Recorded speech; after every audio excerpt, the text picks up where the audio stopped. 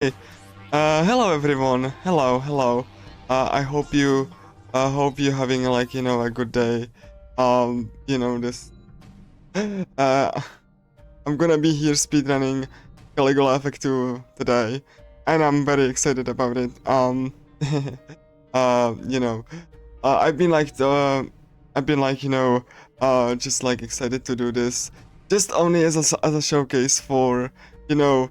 I've been talking about how I love the first game and how the second game is like you know not as good, to put it mildly. In terms of game design, and I'm super excited to show you what I mean by this speedrun on hard difficulty. This game has like 4 difficulties. I will be doing the second to last, the hardest one. So I'm not gonna be doing extreme, because I wanted to do this as a race, but the person I wanted to do the race with just couldn't do it. So like, anyway, so yeah, that's why hard difficulty. It's the most consistent, and the Caligula Effect one was like on normal difficulty. It had only 2 difficulties, normal and normal and even on normal you could see that the game was kind of hard in a speedrun setting. This will not be the case in Caligula Effect 2, which was made by the same developer who made the Caligula Effect 1 remake, Caligula Effect Overdose Historia. And let's just say they had a different idea how to handle things. This game feels much more like a traditional RPG. Basically, they try to fit different shape into different shape object into a different shape, different shape entirely. Fit the ball into the square hole, and the result is it's something alright. It has many of the traditional Japanese RPG game design elements, but it really doesn't work that well together. For that reason, I really consider this game kusoge, personally speaking. Even though it functions and doesn't crash and all that, and it looks okay, on the game design level, it's really about as far as from the first game as you can go. Like, you have certain similarities, yes, but they don't really work well together for a cohesive experience. So hope you are ready, guys. So anyway, I'm gonna be here just before the run starts. I will be just doing the showcasing the config so that you can see what settings I'm on. Everyone can see what settings I'm on. Just to share. This is to ensure a fair competition. This is gonna be done on these settings. So yeah. And new game, and you have like this lovely description. Enjoy the story with easier battles, which means I don't want to play the game, I just want to see the story. Normal is, I want to play the game on some level, but I don't want to die much.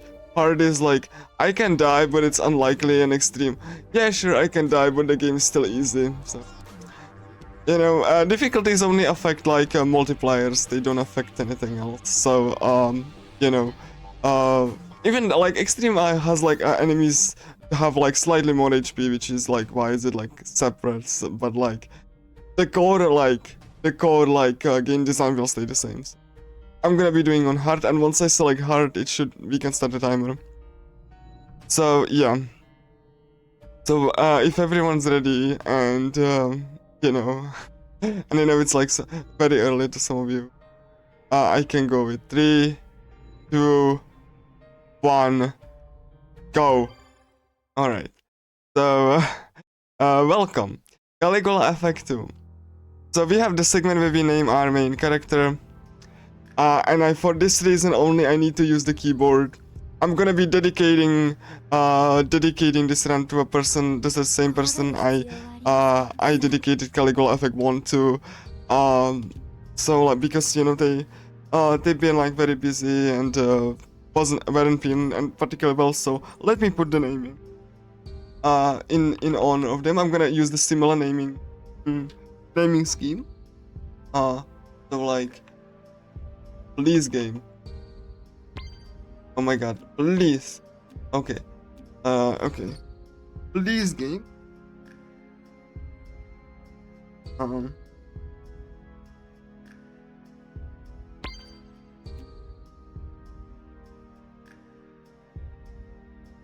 Gonna be using the same and we can choose like, you know, unlike Caligula effect, when we can choose like male or female protagonist, doesn't really affect gameplay in any shape or form. So you know, we can just do that now. Okay, cool. So yeah, the gender doesn't matter. I just like the like the female protagonist model a little bit more, but the modeling is worse than Caligula effect 1. You can see the animation's gonna be really like, you know, kind of funny when they run. So like the animation like looks really funny. Like you cannot even like, you know, boost your speed. So you know, it's gonna be very much like unlike Caligula effect 1 on a core game design level, as I said before. We can skip cutscenes thankfully though, so just like in Caligula effect 1 remake made by the same developers, we lost some quality of life features in Caligula effect 2, including but not limited to menu memory. So every time, every single turn in the game, I have to be selecting it from the first like line. No idea why menu memory is gone, but it's gone. They also broke the turn order setting, but in like Caligula effect 1 you could like have like you know, just like turn order. They broke it so that it doesn't work 90% of the time. The only time it works is when you press the win button. Then the game will show okay, like, yeah, this scene changed depending on what option you choose, but it doesn't affect anything. You know, like other than the character. So like, you know, I mean that's neat, but as you can see, it's not gonna be affecting much. And at least you can skip cutscenes, so there's that. Anyway, the game's problems will start to show immediately after at the game's tutorial, and I will be telling you extensively how bad the game design changes and the balancing actually is, and what does that entail. So yeah, also you cannot run in this game, you run automatically, and like I said, the animations there are pretty like choppy. You know, pretty much a downgrade on like a fundamental level, you know, even on a direction side, at least when it comes to the general model design, they look rather rough, and there's like less like particle effects and all that. It's something there, but it looks okay, but it's clear it's made by different developers. Think of like if, I don't know, like Persona got developed by Bethesda or something, you know, that kind of design. Like you have like similar beats, but like Historia just doesn't have the same you know, just doesn't have the same theme as like the developers that made the original Caligula effect 1. You know, that the Center Foundation that the Historia pulled from, or like copied everything from. So yeah. By the way, so tutorial starts. For some reason, the auto battle starts like already on. So yeah, auto battle. If you forget to turn this on, off at the beginning of the fight, the characters will issue commands automatically, and you will die. Also, you notice we only have one action per turn, so this will lead to various problems where like you know you can just take unavoidable hits, and there's nothing you can do about it.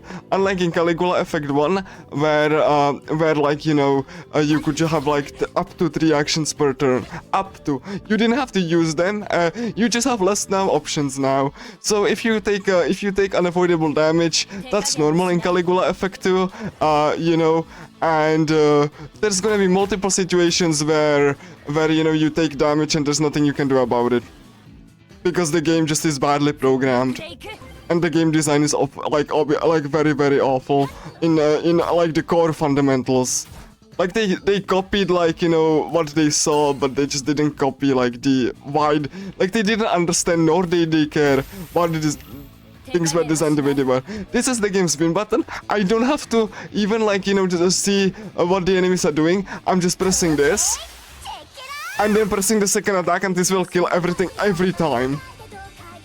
Again, Caligula Effect 2, thanks to its game design incompetence, has like barely any RNG to worry about. Everything there, unlike you know Caligula Effect 1, where it was like reactionary. I didn't know what enemies do. I know exactly what enemies do at all times, and like you know when they use certain attacks. Because the enemy AI is not random in Caligula Effect 2. Like I know what they will do at various thresholds. It's gonna be quite hilarious. Like, again, if people tell that, like, people who tell that Caligula Effect 2 is an improvement from Caligula 1, first of all, I wonder how many people actually played Caligula 1 and not the remake, which changed things. But also, how many people who think Caligula Effect 2 combat is good actually played any other RPGs. Because, you know, I was able to see these issues pretty much right away. As someone who really loves the original, you know, original Caligula from the original devs, then this really hurts my soul. You have autosave now, so that's actually nice. And we have like very awkward translation to English from Nippon Ichi Software, unlike Atlus, who did Caligula Effect 1 on PlayStation Vita, you know, the original game. So yeah, as you saw, like, you know, the game's win button will pretty much dominate the whole combat. The developers are even aware of it. On the Steam description they say, this button will completely turn the tides of battle. You have no idea how right you are. How horribly right you are. Like, it just basically breaks the game's intended, like, gameplay. And I can actually do the speedrun even if you wake me, like, you know, in the middle of the night and like, you know, told me, hey, speedrun Caligula Effect 2. I'm not actually kidding. Like, it is very much scripted, even on extreme, and it's so brain dead, like, you know, that like, oh yeah, you can go through the stairs, but they didn't bother animating the escalator, so you get this thing instead. Because who needs to animate escalators? We can just fade to black. Yeah, basically. I mean, I'm not joking. Like, if you saw the game's tutorial, you will immediately see what I meant. Yeah, basically, yeah, you will see that. It's gonna be dominating the whole combat, and to top it all off, they just like, you know, have you learn skills automatically, and even more hilariously, when the characters join, they suck on the things that they are supposed to do. So you have to grind them one level to actually make them useful when they join, like, you know, from some very specific instances. Yeah, it definitely is. It's about everything else, everything that the first Caligula Effect from the different devs that they established the foundation, like, try to avoid on full display. Because the new developers did not care or did not, like, try to understand why the things were designed. They just saw, oh, shiny, then the battle system looks cool, and they just copied the visuals, but not, like, the core game design. That keep systems in check. So yeah, Gin will be doing here, we have, like, Gin, so yeah, don't get me used to checking the timeline, I won't need to. So, you know, and here we have waiting for the things to go off. Like, look at that, you know, we're just waiting for things to go off. I'm waiting like a dumbass. It is in Caligula Effect 1 I could be up, you know, doing like 3 actions per turn, but this makes things rather slow, and I will be avoiding combat as much as possible. Sadly, I will have to grind stuff, because, again, I need to learn skills to actually, for the characters to be useful. Half of the party members are extremely OP, half of the party members are just completely useless comparatively. So we have geniuses of game design on display. Oh yeah, enemies can chase you in this game. They actually fixed that, because in the remake of Caligula 1 they broke the enemy chasing you, so they finally implemented what the Caligula Effect 1 had from the start. Good job, guys. You finally implemented something that you broke in the remake that you did. I'm proud of you. like, you know, and even then it's gonna be very hilarious. I'm gonna be really just showcasing why this game, like, you know, why this game designs the way, like, kind of really awkward, too bad. Like I said, I consider this game a kusoge, which means shitty game in Japanese, because of the game design, which is not at all supportive what the game wants you to do. So I'm collecting this crystal for refilling the win button here. You know.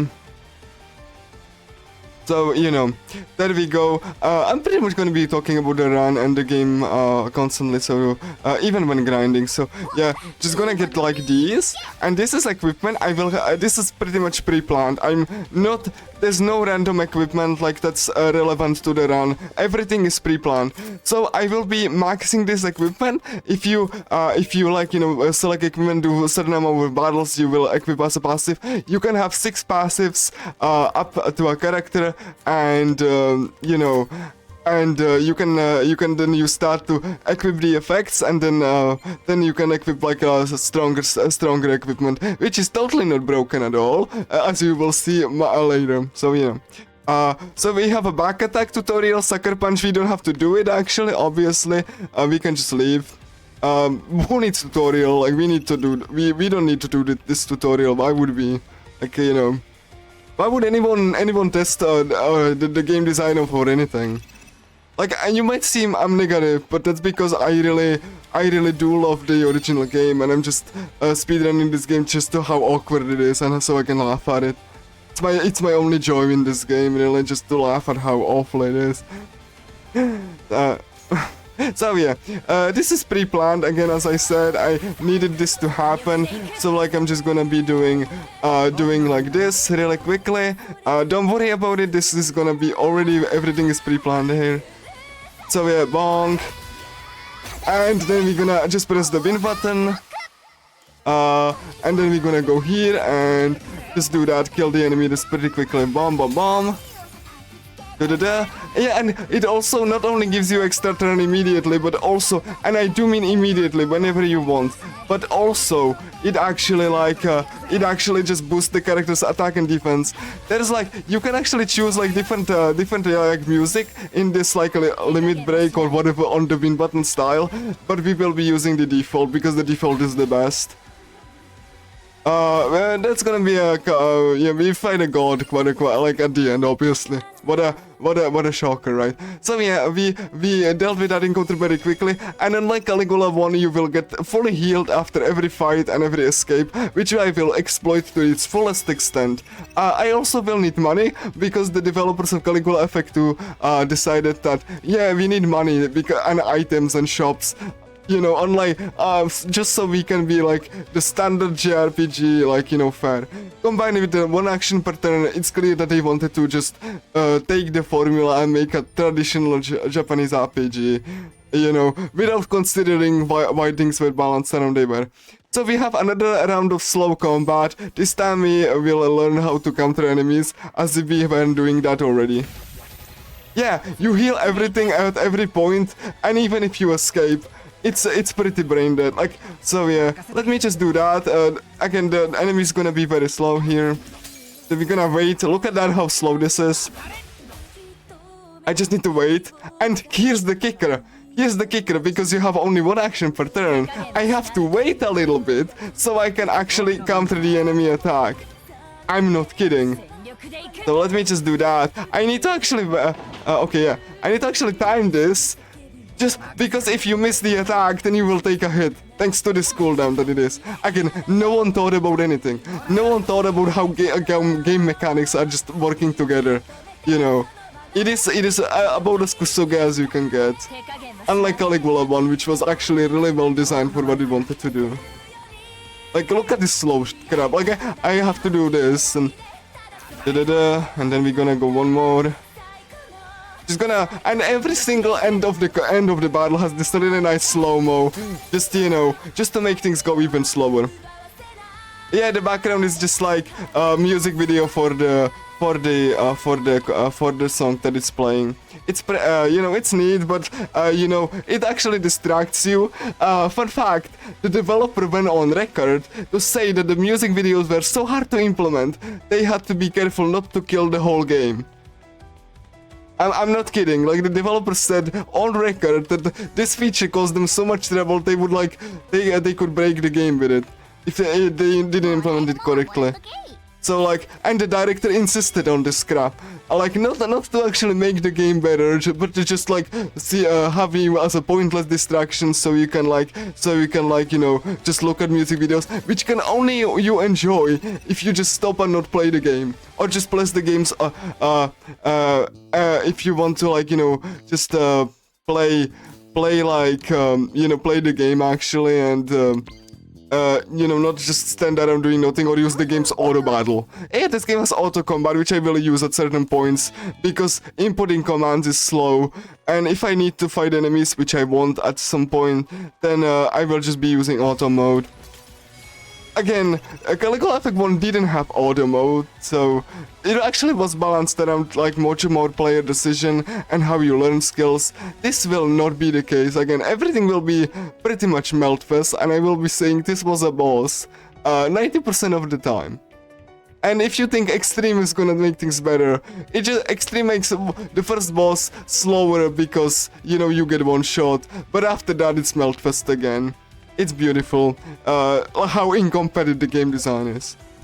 Again, Caligula Effect 2, like, people explain this as a genuine improvement, because from people who don't really play JRPGs, or didn't really play many JRPGs in general, or generally don't care how the game plays. Either of the two group, like, you can just pick your, get your pick. Because, like, you know, the game has so many, like, you know, game design issues that I'm surprised it released in this state. It's awful. It's like again, the things that Caligula 1 wanted to avoid in terms of balancing and all that. This is all not gonna be improved. Just like now, I'm gonna just have you fun in this tutorial. So this is a tutorial, which was supposed to teach us about guarding, right? Guarding. However, have a laugh, guys. Have a laugh. So guarding. Guarding actually just makes the enemy cooldown shorter. So, I will not be guarding actually. I will be just, like, you know, dashing away, because this enemy is using a like, you know, a strong attack, which means that they're gonna have like a bigger cooldown if you don't guard, because if you do guard, then they will reset their cooldown to be shorter. So if you dash the attack, like here, hold on, I need to do that real quick. Okay, I need to really quickly do that, because, like, there we go. Please dash. There we go. If I dash, then the cooldown will be much longer, and I can pummel the enemy faster. So the guard tutorial that teaches you how to guard is better to not guard. Yeah, 10 out of 10 game design, guys. You really up down themselves. Also, you will get punished if you get hit, which, as I said earlier, can happen just, like, you know, at random. So you get punishing for getting hit, even though it's not your fault, by just, you know, having you wait additional time after you get hit. Like, no one thought about anything. Like, no one tested anything. I wonder how Caligula 2 was even tested. Like, pretty much not very extensively. You will see how hilarious everything is, like, at the first boss. Sadly, we will have to do some grinding. Unlike Caligula Effect 1, I sadly, you know, cannot choose the skills that I really need. This includes counter skills that I need to actually beat the rest of the game with, so I have to grind stupid, slow, boring battles just to get, like, basic skills that Caligula 1 gave you at the start, so you can actually play the game. Yeah, and it sounds bad. It is so bad that, like, most people speedrun only the easy difficulty just because they don't want to deal with the combat. I like New Game Plus, because, you know, the combat is so bad that no one wants to play it. Like, I even like speedrunners, and everyone who says that, like I said, Caligula Effect 2 is good if you play on easy. Yeah, if you play on the difficulty that just avoids the combat, or, like, you know, makes you invincible, then sure, yeah. Then it's the best game ever, yeah, sure, whatever. But, like, to me, RPGs, like, RPG combat is really cool. And to see a game fumble this, like, its own, game designed this badly. Even though, like, you know, it probably wasn't the developer's intention, but like, yeah, then it just hurts my soul. Yeah, basically. Like, yeah, yeah. Like, because you are invincible, like, on easy, almost, like, you know, and you have, like, additional damage and all that. Okay, so we have like a tutorial about like countering enemy shields. Because this game is perfect. This enemy is supposed to only spam shields to tell you how you can actually you know counter shields. Sometimes the enemy doesn't do that because bad AI programming, I suppose. So yeah, perfect. Yeah, this is not gonna be shield now. Right, this is a spiral. Oh my god, really? See, this is only supposed to spam shields. Game, please. Again, this is supposed to only spam shields. So that you can see how, hey, I can break shields now. Because it usually, like 90% time it does that. But because this game is like... because this is Caligula effect too. It's just like, it's like, oh my god, this is like, okay, yeah, and now you spam this thing. Couldn't you do that earlier? Like, oh my god. And I had to wait because MC doesn't have like a guard like breaking. And unlike Caligula effect 1, you have to break shields with a skill. You cannot do back attack because every enemy has like this omni barrier. My god. Could you... Oh my god. Anyway, just enjoy this slow combat. Again, can't do anything because, again, you can see the cooldown. It's pretty bad. Come on, please. Die already. Oh my god. Like, do you see the problem? Okay, I need to wait until he's like... Again, in Caligula effect 1 you could do a back attack, you could have like multiple options, like in the Historia just says, you know, screw that in Caligula effect 1, in the Caligula effect 1 remake, you have omni barrier for everyone, and like, deal with that, I suppose. Like, I mean, I don't think I need to say much more, like, you know, the game's like incompetence is self-evident. But I'm gonna be happy to actually tell you all of the game's mechanics as they come up. Don't worry about it. It's one of my joys in speedrunning this game to just like you know showcase how much this game is incompetent. And like the original Caligula effect 1 had some issues, but this is the whole another level of incompetence. Like the game is so incompetent it even fails to enforce its own gameplay. Because like you don't even need to time stuff. I'm gonna telling you right now, this run is so much of a script, even on the hardest difficulty, that I can like, you know, I have it ingrained in my muscle memory. Like, I'm not even kidding, I just know what to do at all times, what the enemies do. So this enemy will buff themselves, and we have like Sasara here. She's a counter character. She will be useful for like before we get the broken characters in the second dungeon, and then she will be only used when the game forces us to. She's pretty bad. She's basically a tank healer in a game when you don't need healer. Like when healers are pretty bad.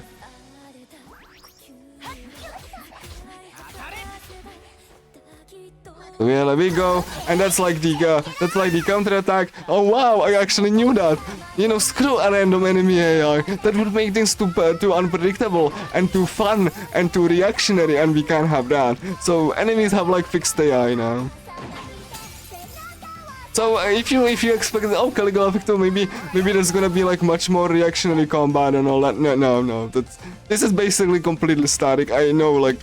I even knew that the Sasara would miss because I know that I would have to time her and I don't have the patience for it. Like usually you just like showcase games like, you know, and celebrate, you know, their favorite, but like no, in here thank you for the good luck. I need it for for the 1% of fights when I actually need to react to anything. But we are going through the script now. There's nothing unexpected that I didn't. The only thing unexpected is like enemy movement. But like even then, it just doesn't really affect much. So you know. So yeah, there's the here. Oh, there we go. And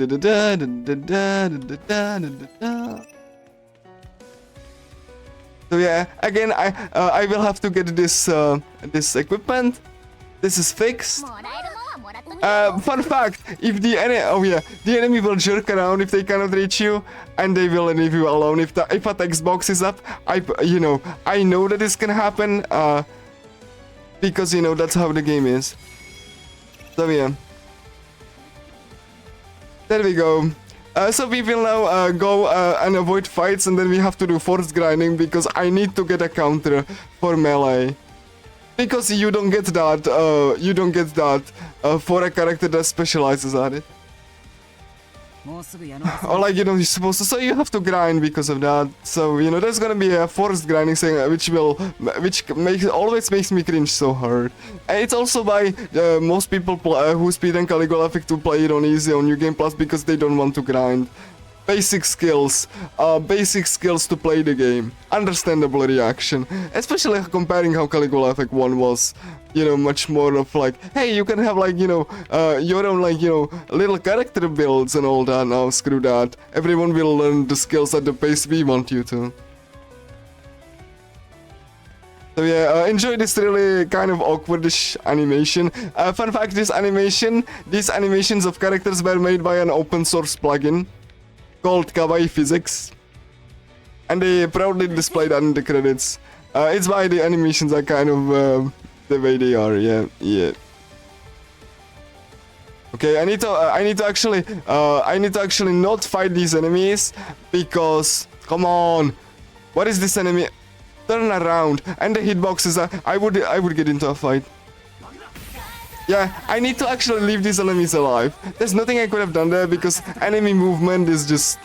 So I need to like... so that the enemies are not deleted off the map. Because the enemies would be deleted off the map, you have to like get back to actually like, So I have to wait the slowest game here. It's guaranteed, so that's nice at least, but it's... Could you please? Okay, cool. Fine. Need to just... Don't worry about it. It's fine if you kill me, that's fine, it doesn't matter. I don't care. I don't care what you do, just do stuff. Sadly, MC cannot select the action automatically. And as you can see, no menu memory at all. So yeah. One nice thing is that the win button is recharging. Oh yeah, and if you forget to unequip auto battle before the battle ends, you will start next battle with auto battle on, which makes automatically input character commands. If that happens in a boss fight, good luck. It happened to me multiple times where like, I forgot to quickly unequip auto battle and then just died in a boss fight because it doesn't get reset after a fight, and there's no way to change this. So yeah, let me just equip the enhancement. This will enhance character stats. Every stigma you find on the way is always better and sometimes has additional skills. So this is like better like, stat wise, and so Sarah will get this one. Yeah, basically. Yeah, so yeah, because I want auto battle, so I don't have to input the commands. But like I have to, repress it before the battle ends, otherwise I'm gonna get screwed. And then we have to grind now. Sadly, Sasera doesn't have counter skill, and this is gonna be important. Don't worry. This is gonna be only like, the quote-unquote longest grind. But as you can see, I'm gonna just use auto, like, mostly just pressing the single attack. Even when offensive, characters just do a random crap, so the auto battle doesn't even work properly. So like I have to just press the first attack. I don't even care what I'm pressing. I just pressing. I don't care. Because like you get fully hit after every battle, and like even if character dies, they get full experience, because why not? Who needs to be having characters be careful to actually like just, so that you actually get the benefit from it like Caligula 1 did. Just like even if you die, you get full XP. So like, why would I care about anything? I just want to, you know, since this combat is very slow, I just really want to be in combat as little as possible.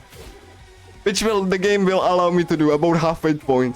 Like about halfway point, the game is basically, like, you know, over. Aside from like 2 bosses, I guess, but that's not like the game just melts itself at the final dungeon and just begs for you to finish it. Just like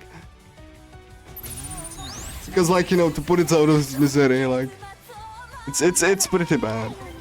So yeah, let's just do that.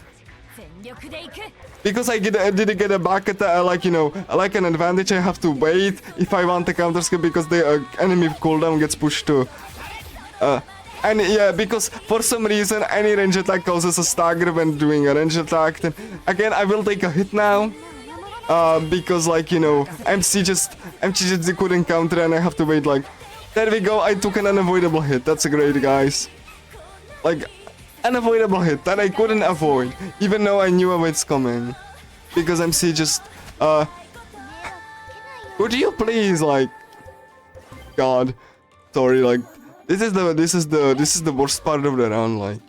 Instead of you seeing like really cool reactionary combat, you have to see me grind like this stupidly slow battle. I apologize.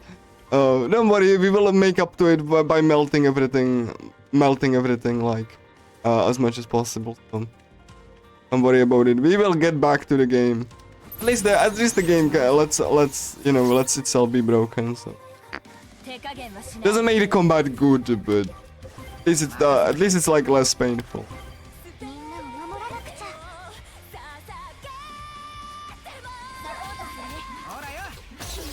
Let me press the win button again, because we will have opportunities to charge it. I hope you like this song. You will be hearing that a lot, because it overrides any dungeon music. So good, have fun.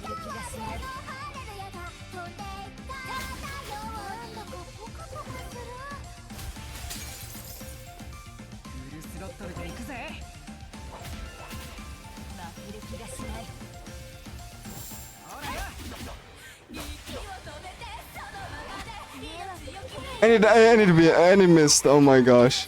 Yeah, I don't really like these enemies too much because they are super bulky, but this one is fine because I had a win button ready. And when an enemy is in this break, every attack staggers them, every single attack, which will lead to bosses not being able to do anything. But it's an addition that the Historia made for Caligula Effect 1 remake. When when enemies like in this break, it's guaranteed stagger.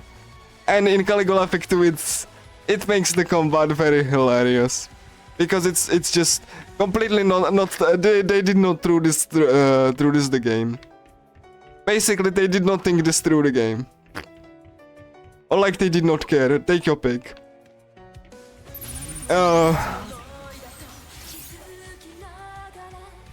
Like I joke around by saying that like I'm fighting the broken game design. Like as much as I'm fighting the enemies.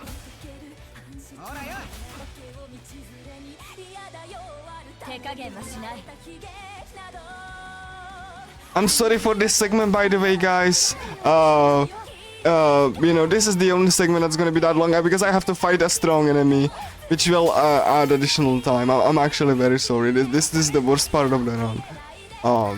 Because it's the most boring. Yeah. And you cannot really speed that up because this game is designed super well.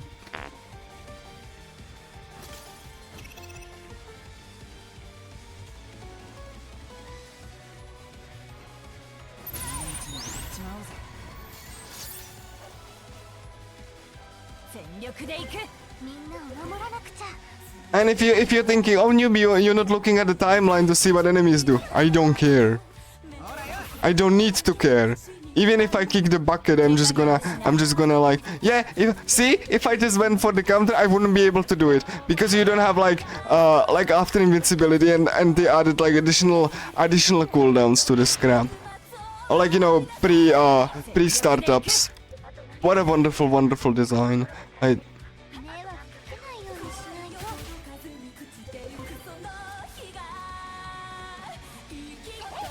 It's beautiful.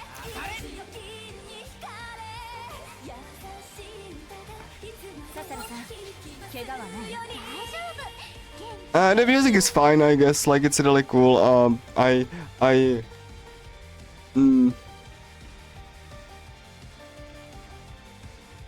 So like, that's. So yeah, we will be fighting these two enemies.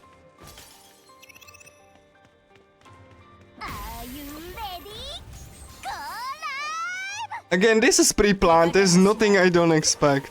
You know, this is like all pre-planned.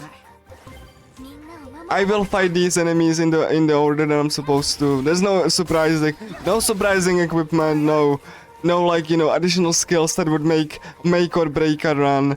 No, like, interesting, like, you know, just like risk reward in a risk assessment game. No interesting risk reward design. Because Historia thinks that his risk reward design is awful, and if player is like, you know, having meaningful risk reward decisions, that's bad game design. Apparently, they did the same thing in Caligula FX1's remake, and they did especially the same in the game that they fully had in control. So.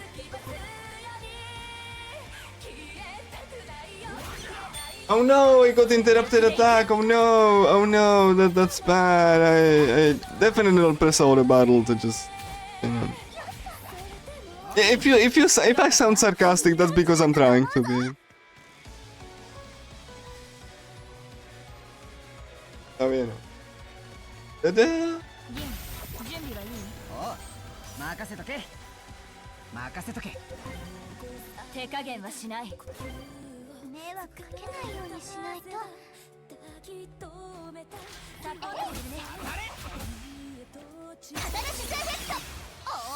But again, we will do the win button. What a wonderful game design, right, guys? I just do the win button because this enemy is bulky as heck, and I have to wait until the enemy like party members finish attacks and like there we go. Beautiful.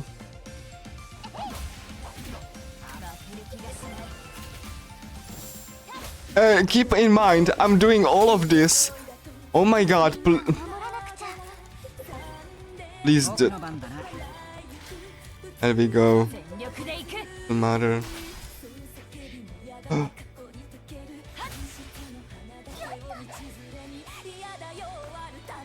Yeah, like they did not.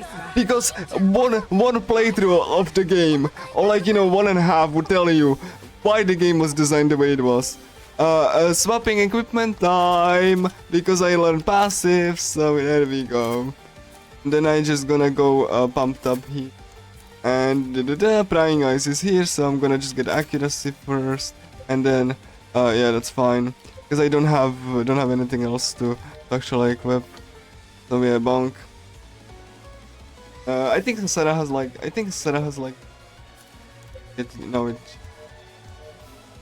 it's fine. Anyway, we grinding some more. Because we still don't have a counter in a game, in an early game where every enemy has melee counter. They don't give you a counter until you grind Sarah 2 levels. Why? I don't know. Because I'm a good game designer, I guess. Like, again, you think I'm joking with this? Like I said during like Caligula FX1, you think I will be joking? I'm not. I'm 100% serious. Like, this game design is really bad. And anyone who says that, I find it funny that like most people who praise Caligula FX2 don't really say anything about the combat much. I wonder why. Like this is like atrocious. This is just basically taking the combat like Caligula FX1 established and taking a piss on it. Because, you know, you wanted to make a traditional RPG combat and you really wanted to do it. So, you know. So, who cares if I have to shove this ball into a square hole, I will do it. And you will like it. Like, there's no unexpected skill, but like, you get like random like, oh yeah, and by the way, do you see the items? Yeah, if you don't know what it is, then you won't know what you get. Need I remind you, Caligula Effect 1 had a dedicated screen for spoils that showed you what you got and what it actually did. It had a dedicated screen for Oh yeah, and this enemy doesn't respawn, like every other enemy in the game respawns when you leave and re-enter the area. There's one enemy that doesn't respawn because... programming. You know. Again, wonderful design. Wonderful attention to detail.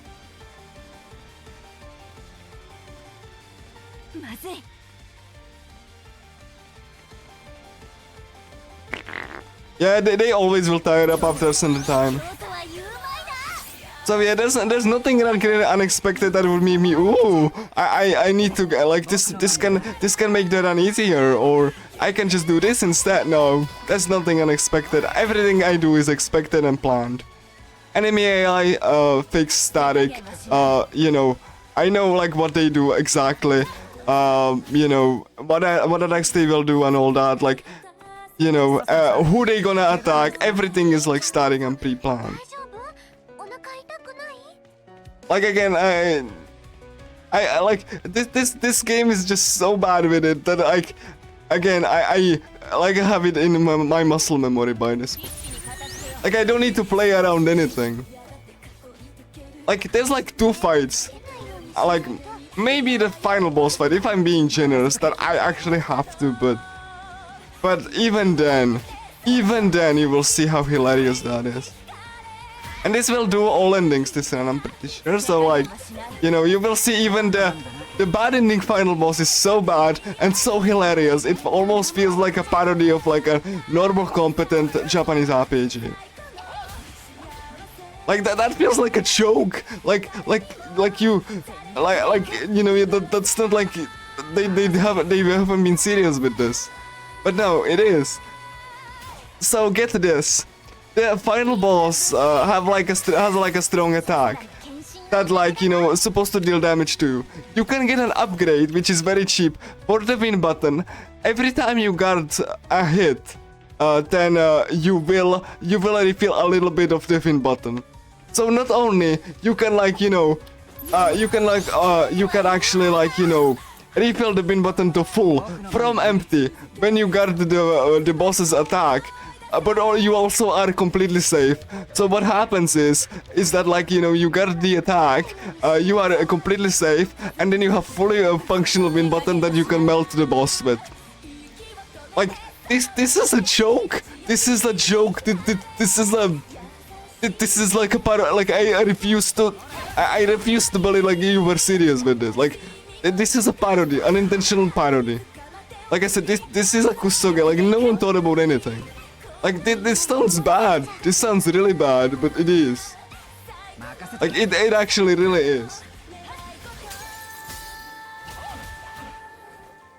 Or you know, refill the win button every time you do a critical hit, when they give you auto crit character essentially. You know, that's always fun, like...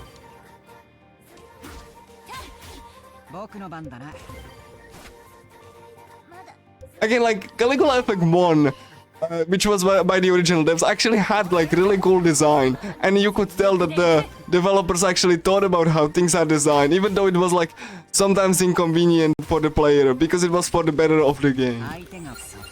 Okay, and then I will have to, then I will get to be the strong enemy. Don't worry, this is also planned. Hold on, so I learn the passive skill. There we go, bonk. And friendly reminder. And there we go, and again gets, I guess, frying eyes, I suppose. And then we're gonna just beat the strong enemy in the back. This is so exciting. I know. Because I need to get levels. Because of the simple fact that I have like levels planned around. Like a skill acquisition. Again, this run is a script.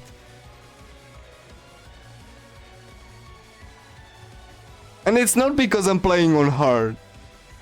Like, only partially. That's how the game actually is, even on the hardest setting. Like, some fights are different, I guess, but... Because, yeah, they just starve you of resources, but after that it's just the same melt fest as everything else.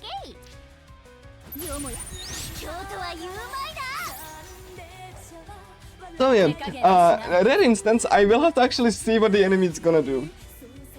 Because I need to see if the enemy is gonna do a range attack or a melee attack. If they're gonna do a range attack, I need to do. Okay, that's a melee attack, so I can do here. Gonna spam poison and then do melee. Let's see. I need to time this so because I only have one like action per turn. I have to and see. You see how long the cooldown is. Is that I have to make sure that I actually hit that. Because if you miss that, you will take a guaranteed hit. Even though you get screwed by RNG. What a wonderful, wonderful game. This is why Caligula 1 had like up to 3 actions per turn. So you can plan around attacks missing. Again, like people who designed this game never played the original or try to understood the original. So you get crap like this. Yeah, a lot of waiting around here. I'm sorry, really, it's stupid. There's no wait button, so I have to spam dash there. Very exciting, I know. Because if I mistime the attack, then Sasara will get hit and she will get one shot here. Okay, spam poison. Debuffs and buffs are up to 3, which will be hilarious later. So I have to wait here like a dumbass. So that because I don't want to wait around too much so that I can actually have time to actually counter the attack. So I have to do this spam bullcrap. Again, people who like Caligula Effect 2 or like speedrun Caligula Effect 2 do this on easy so that they don't have to deal with this crap. Also, it's a range attack, so you know, I don't want to hit the enemy while it's doing that so I can do the counter. Because range attacks are easily to be staggered with for some reason. Only range attacks? Right, so like... It's like absolute... Okay, cool, Geen. At least you are poison spamming, that's great. Yeah, it's also just waiting around because like I cannot do anything with her. I need her to be ready.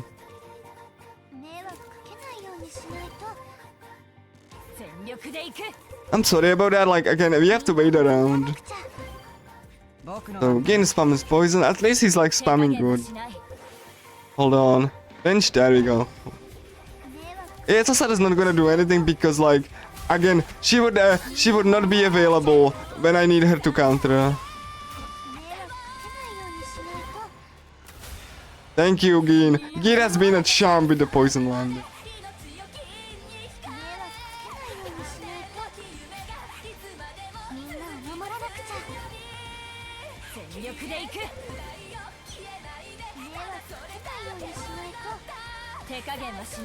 I cannot do anything. I cannot even do a single attack because the instant I would do, then the cooldown would screw me over. Hold on. Is it melee fine? Yeah, it's melee time. Yeah. Finally, oh my god. Like very cool. Yeah, and she gets like additional. Did you see how she missed that? Yeah, she will probably get hit. What a wonderful thing.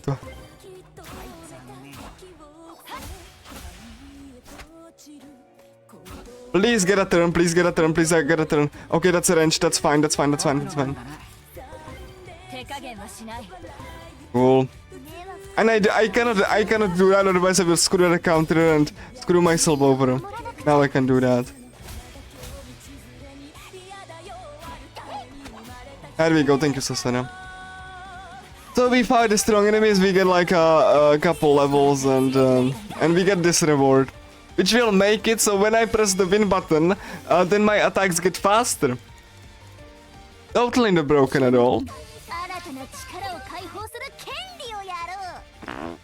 And then we just gonna, if we get time at the end of the run, I will show you how extreme difficulty, how some of the bosses actually are. So I will be saving before every boss. That's just so I can showcase if I get time. But you know, yeah. But yeah, like I said, I'm taking this a little bit slow because I want to explain to you the mechanics and everything, and we will be fighting the first boss. Don't worry, the first boss is a script as well. Every single boss is a script, so I know what they will do at all times. Oh, like besides the first turn, that is, yeah. The first turn can be random on some bosses, but some bosses even have fixed first turn, so beautiful, stunning, 10 out of 10.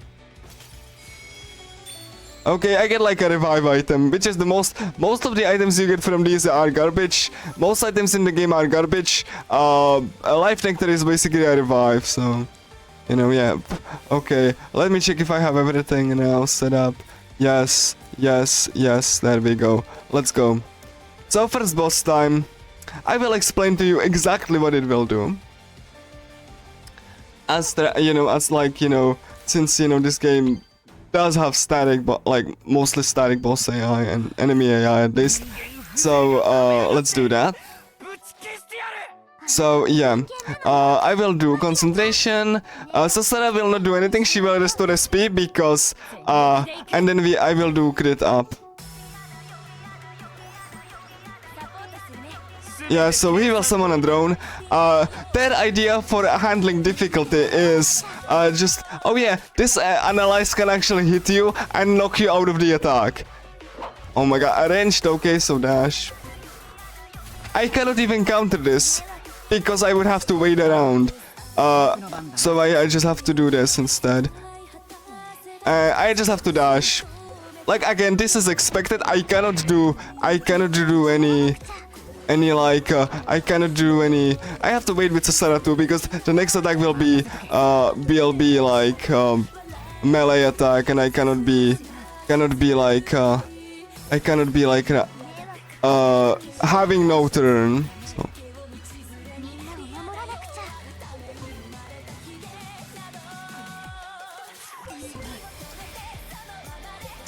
Come on, do the action, please. So I can. Thank you. Okay, hold on.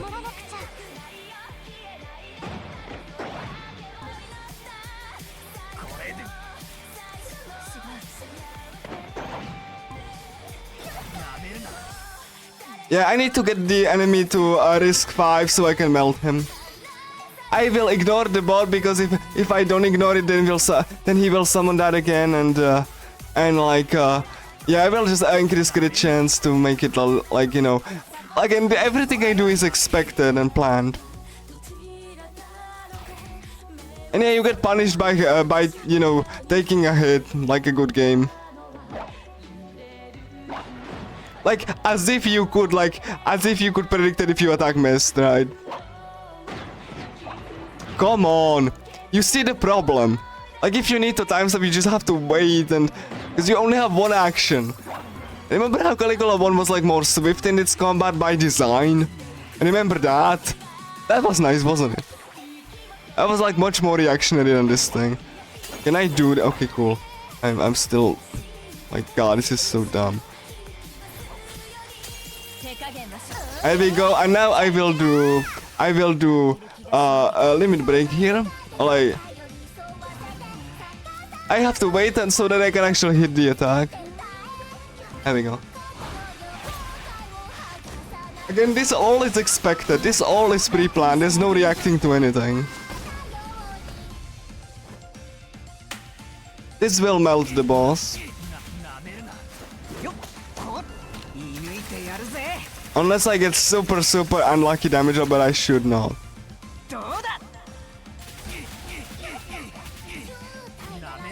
I really get the damage roll, huh? It's fine. It's fine, that's why I have overclock, so that I can plan around this. Again, even if this happens, it's not unexpected and boss is melted. And the bosses will get melted even better from now on. So... So that was the first boss, Machina. Again, everything was pre-planned. I planned for everything that, you know, that actually occurred here. So, like, I knew what you know can happen, even in a quote-unquote unluckiest scenario. Like, if I get just like slightly less damage rolls and stuff, it's fine. Like, it's still the same fight. Just break it to 5 and then just unleash that. Again, and now I will be buying like, you know, new equipment for Gin because I need the bleed effect and more attack. That's why I need money for it. Again, everything is pre-planned, pre-loaded. in this run. There's nothing unexpected here. I'm gonna unequip this, equip that, do that, and and do prying eyes. There we go. And here, I suppose. And yeah, that's fine. And Sasara, yeah, Sasara has that, yes. And Gina gets unequipped, right? Yeah. So shopping time. We're gonna trade like equipment, sell like a normal RPG, right? Like items. Just enough money, fine. And again, I planned even around this scenario if I don't get somehow, you know, the cash required. So again, pre-planned everything.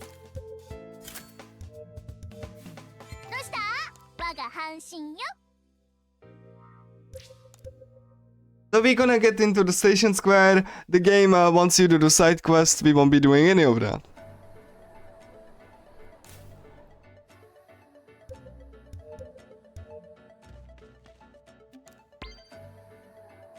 We just leave. And progress the story. So the story of this game is basically the same as the first game. They just copy-pasted it. Like, aside from random musicians and all. Basically, people realize the world is not real. And they try to go home. And they get this, like, you know, screaming loudly, like, you know, Deus Ex walking Deus Ex Machina, who will get new powers just as the plot demands that she has them. And if you think that's bad, no, that's actually how the plot is. She will actually learn new powers which she will never use the... Well, it's similar story. It's just like there's some different variables, like again the Deus Ex Machina progression, where the vocal character gets powers where she will, only use in that specific instance and never again. And but yeah, it's the same story, just trying to go home with some differences. But yeah, it's the same story. Like people got pulled into the virtual world, realize the world is not real, and try to go home. But more hilariously, the bad guys don't work together, so they just do their own things, and that's your differences. Like it's like the same stuff with a different kind of paint, honestly. I mean, I speedrunning it just because I find this hilarious, and to be fair, this is like a very static. This is a very static run. Nothing unexpected can happen. I think like there's some hilarity with that, like when you can actually speedrun a game that everything will go. Yeah, see, one has like one problem, as that no cutscene skip. If C1 had the cutscene skip, it would be much better, so that I can actually, it would not take us long.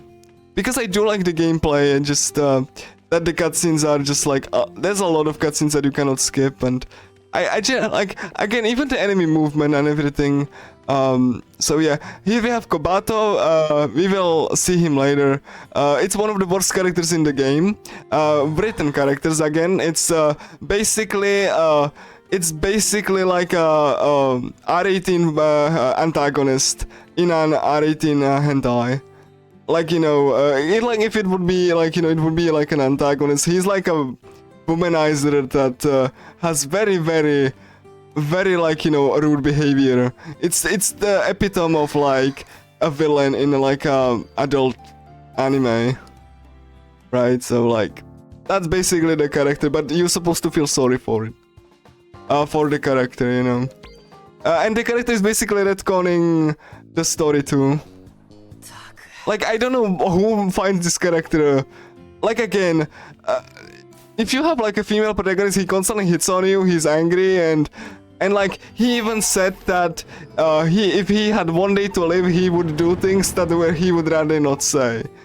And considering he constantly wants to be around women, I think you can say what he would actually do if he had only one day to live, And I don't want, and that's why like he would be a villain in another story, but Like he actually says that like you know, in an optional event, if you text him, what would you do if you had like, 1 day to live, and he replies, I would do things I'd rather not say. Constantly throughout the whole game, he wants to sleep around women. I think you get the picture what he would actually do. I don't think it's not explicitly said, but yeah. Also, as a character, he's so bad, he doesn't even need an introductory battle, and he has a very terrible set of attacks. Anyway, next dungeon, a garden. I will, aside from the enemy movement, like I said, yeah, here the enemy movement just screw me over, so we have to escape from this combat. I need to get the stigma there, so that can happen even with my best efforts, like the enemy just... And since I unequip Sasera, like, I have to just endure this. You know. I don't need to fight this, I just... yeah.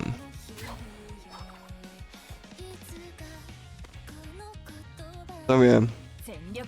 Again, slow combat on display, I'm sorry.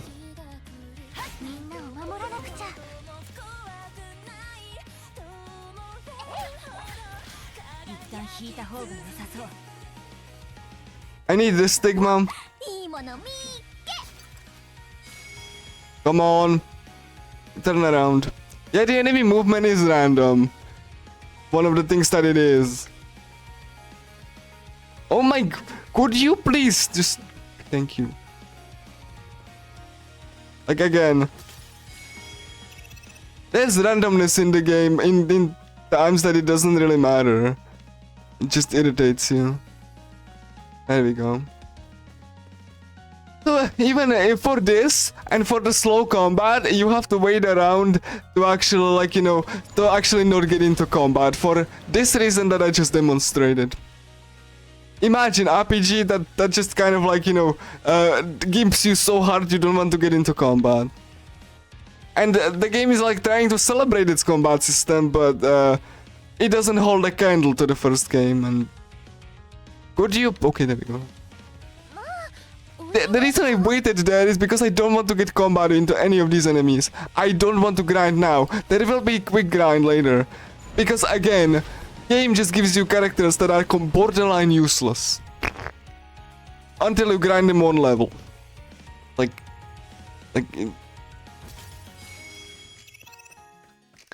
Could you please... Okay. We have to wait around. Like, let's see if I can... Okay, I can do this now. Because the hitboxes are still completely like ass. You will get hit in like close corridors. They didn't improve on that at all. So, you know. Wonderful video game. Anyway. Again, I'm just getting through progression so I can actually get the new characters. We will get the most broken characters in the game in this dungeon.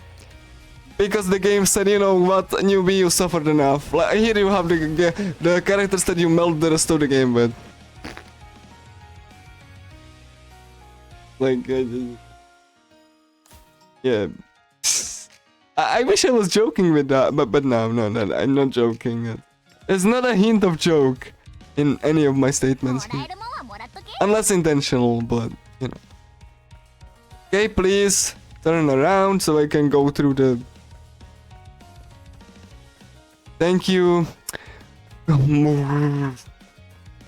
So stupid.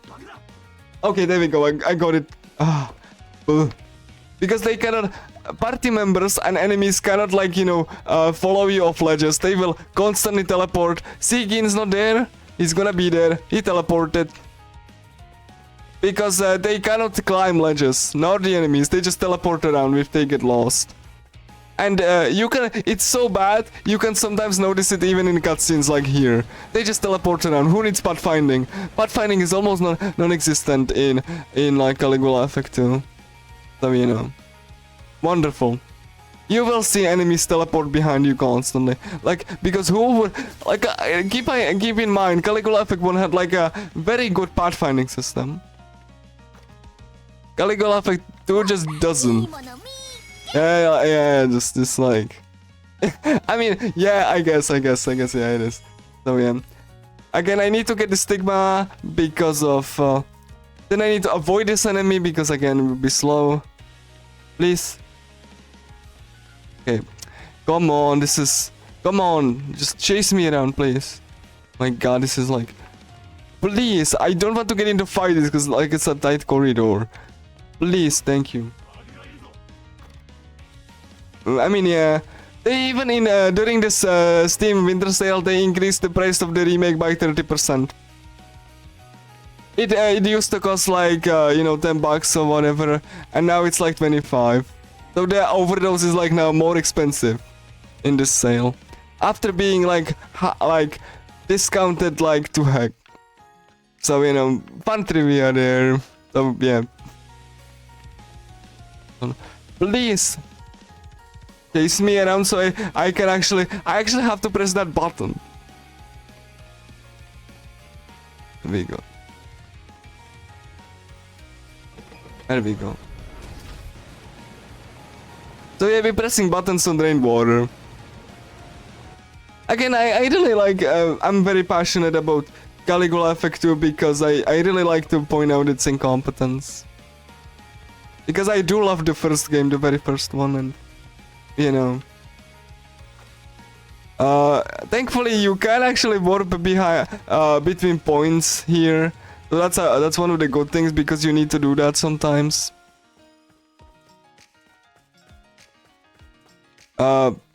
Thankfully no. Hopefully there never will be. I don't want more cringe. Like even this like tilts me. Like I don't, you know, I wouldn't want to. Like obviously fans of Caligula Effect 2 just telling you that, oh my god, we want the third one. No, please guys. This crap is enough. Like there's only so much crap I can take. Of, you know, desecrating the combat and all that. Okay, fine. And then we yeah, Sasara got equipped. Yeah, sure. And yeah, that's here.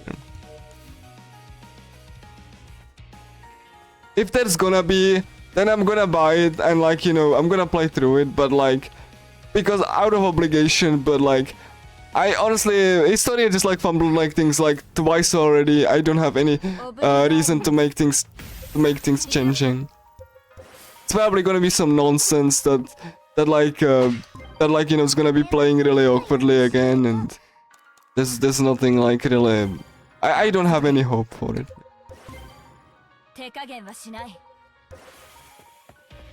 The only like, you know, hope would be that the original development team actually worked on it, but no. Again, this game really likes like 4-on-4 combat when it doesn't really work that well. Like so.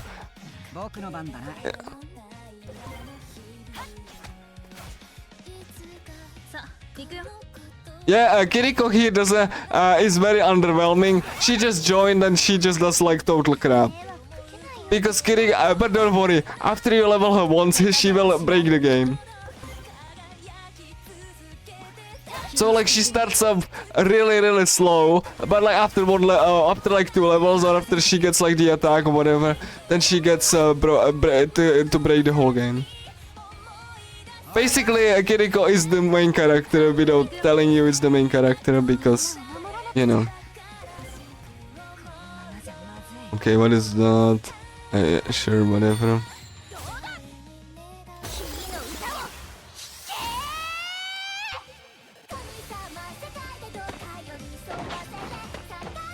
Oh my god, really? This is tilting. Absolute tilt. Really. We have to press the win button here. Do I actually like... Do I need to care about the protagonist alive? I mean, I don't technically, but I have the life nectar for this, so maybe I can? So like, yeah, I'm gonna use like one of the nectars too. Cause like... There we go, bonk. Again, the win button is the only thing you have against this slow combat. Hold on, okay, cool, fine, whatever. Gonna do barriers so that I will actually make the enemies go bonk and again a lot of waiting around.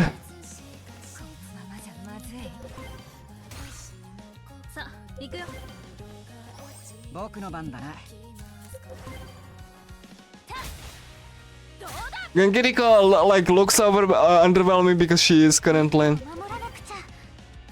切り捨てごめん。このままじゃまずい。任せとけ。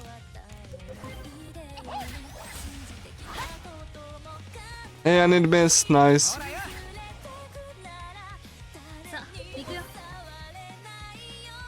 Character Kiriko and Nico second. 僕の番だな。 切り捨てごめん。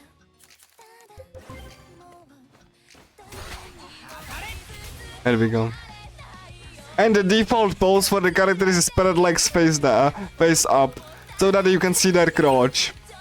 Unlike in Caligula 1, when a character went down, they were like face down. This game has like crotch seeing characters thanks to how the camera is positioned. Because priorities. Keep in mind this game wants to be taken seriously. And then you have combat, which when character gets down, they will get spread legs like face down, like you playing like an adult game. And yeah, how the camera is positioned, then you will see their crotch. Like constantly. If they get down.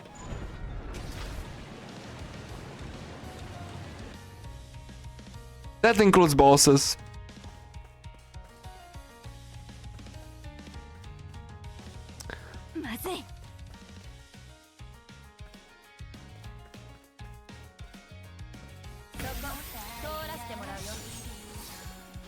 Like, 任せとけ。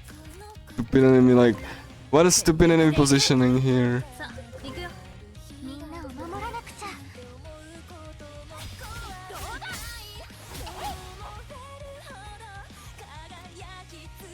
切り捨てごめん。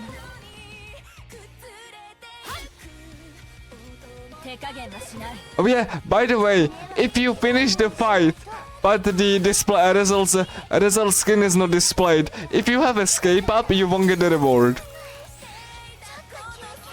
So like, if the result screen is not up, the battle is not over, and if you escape, you can defeat the last enemy, and instead of the game disabling,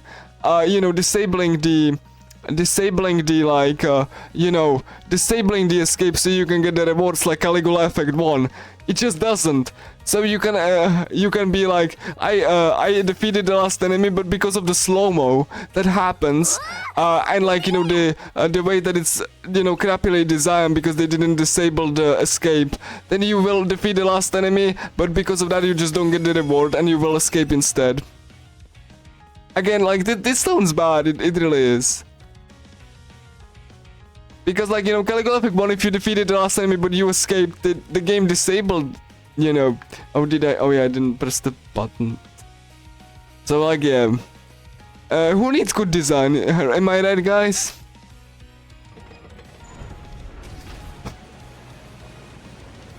Yeah, basically. Like, Caligula Effect 1 on Vita actually knew to disable the escape when you defeated the last enemy, even if you did escape. Caligula Effect 2 doesn't do that. So anyone who says a Caligula Effect 2 is improved sequel, it's not. Especially not on a gameplay level. And the people who say that, they haven't played many JRPGs or like just care about game design. Which, it's valid, some people don't care about, gameplay in an RPG, and, that's fine, I suppose, but, for me, RPGs are, like, intertwined with combat and characters and story, and, like, that's the reason I play RPGs, really, for, like, the customization and, freeform things, like, again, even in its linear nature, Caligula Effect 1 had, like, a level of player freedom and the degree of choosing your character builds, and Caligula Effect 2, nah. Like,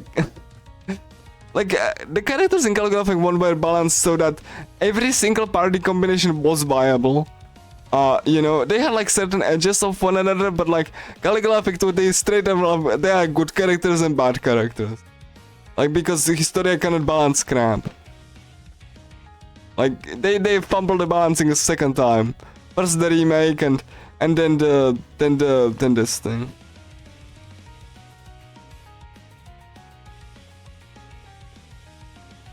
Could you please? Alright, there we go.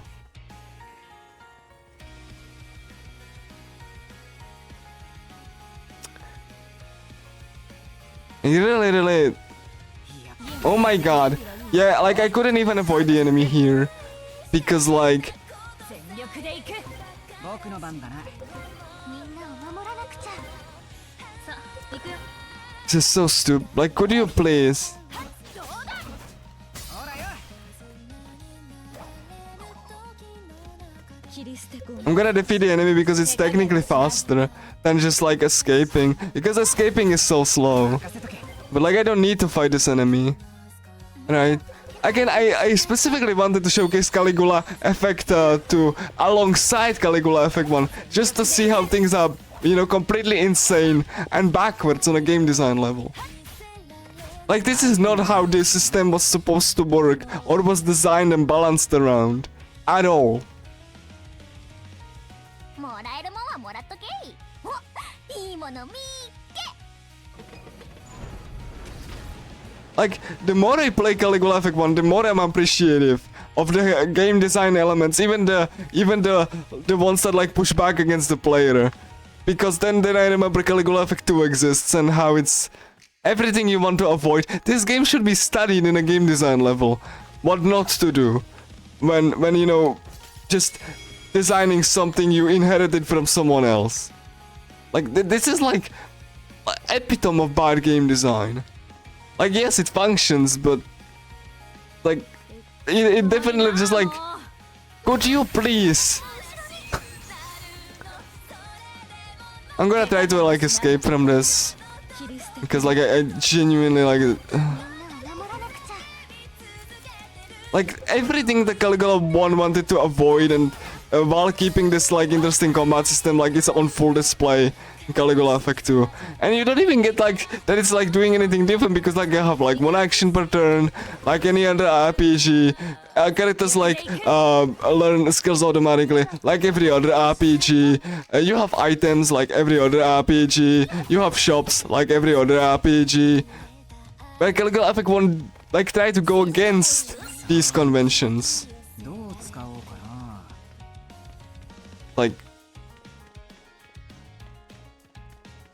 Like, you know, it's like, okay, cool. Another 4-on-4 fight. Are you guys excited? Yay! 4-on-4 fight. Yay! Slow fight. Yay! Oh god. Like, yeah, we won't be even using the new character yet because we need the counter for this. So Sasara will stay. This is like, hey, you can swap characters. He doesn't come with counters. You don't have melee counter. He doesn't come with melee counter. So Sasara stays. Swapping the characters tutorial, by the way. And the best point is not to swap characters. Like, again, if you thought about the design for 1 second, then like, you would think how backwards it is. Oof. So dumb. So dumb. 手加減はしない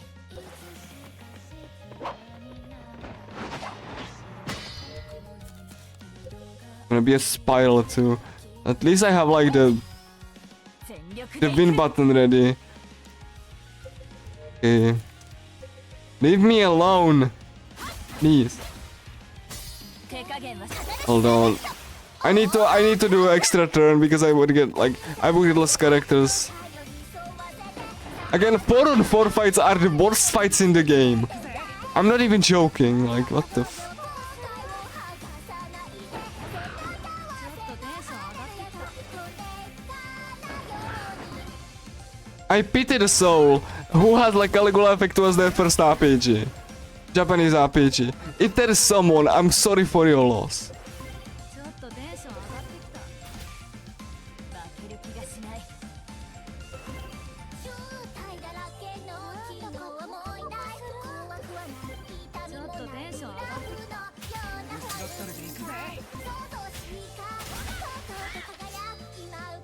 So Sasara will get temporary invincibility, which is only useful here. You know, if I just don't want to. I just don't want. You know, I just don't want anyone design RPG ever like this again. You know, and if there's gonna be another game, then I hope it's just gonna not use this battle system. If not, if the original developers are not involved, because like this just doesn't really work at all. Yeah, probably. Yeah, that's like bonk. This is like completely like, again, the game design here is supposed to be, you know, the game design is supposed to serve the gameplay. But here, the game design is fighting the game itself. It got so bad that a new player shelved this game because it was too easy, because they accidentally overleveled. Because this game has even issue with accidentally overleveling.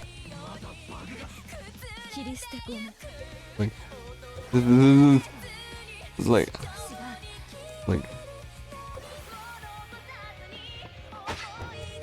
okay, you know what? I'm gonna guard this here so that I don't lose character needlessly. Bonk. My god, like this is. My god, like, why do you do spiral again? Like, what the heck, dude? Bleh. Okay. Nice! GG, like, what the heck? Okay, this one. Can I actually avoid this, man? Like, I'm completely trapped here. And I... No, I'm just barriering this. A little bit later. Because I will get hit and there's nothing I could do about it. I could not do a counter or... And like, you know, dash away and counter. Because Caligula effect 2, baby.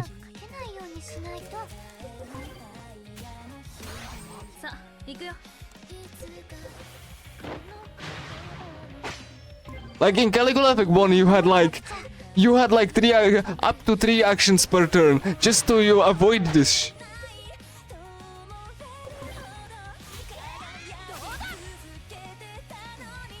Everything that Caligula effect 1 tried to avoid happening is here on full display, as I said.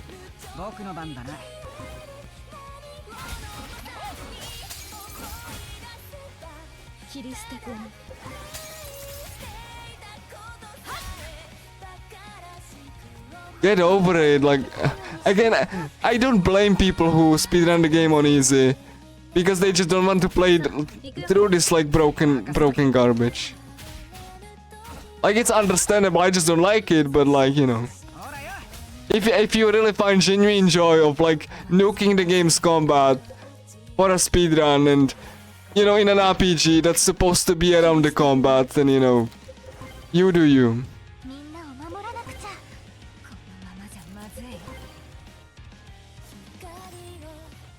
Like, you can tell I was genuinely very excited and like, you know, very excited to talk about mechanics in Caligula Effect 1. And yet they summon other enemies, you know, because enemies summon other enemies is the main gimmick of the whole game. Because who needs dynamic difficulty? They just overflow you with enemies so that you get like a hit for no reason again. That's basically their idea of difficulty. It's not, but you know. Don't give me that. Hey, another useless item restores HP and increases attack, I guess. Don't worry, MC gets like a skill that increases both attack and accuracy at once. Beautiful.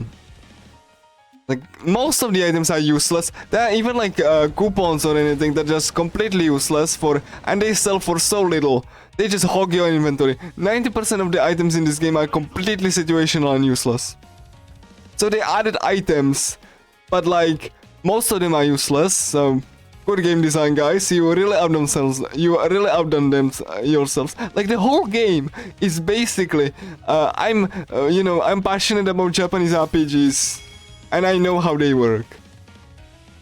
Like, again, like, I wish I was joking with half of this that I'm saying, but I'm not. This is like how the game actually is. Not a useless guy.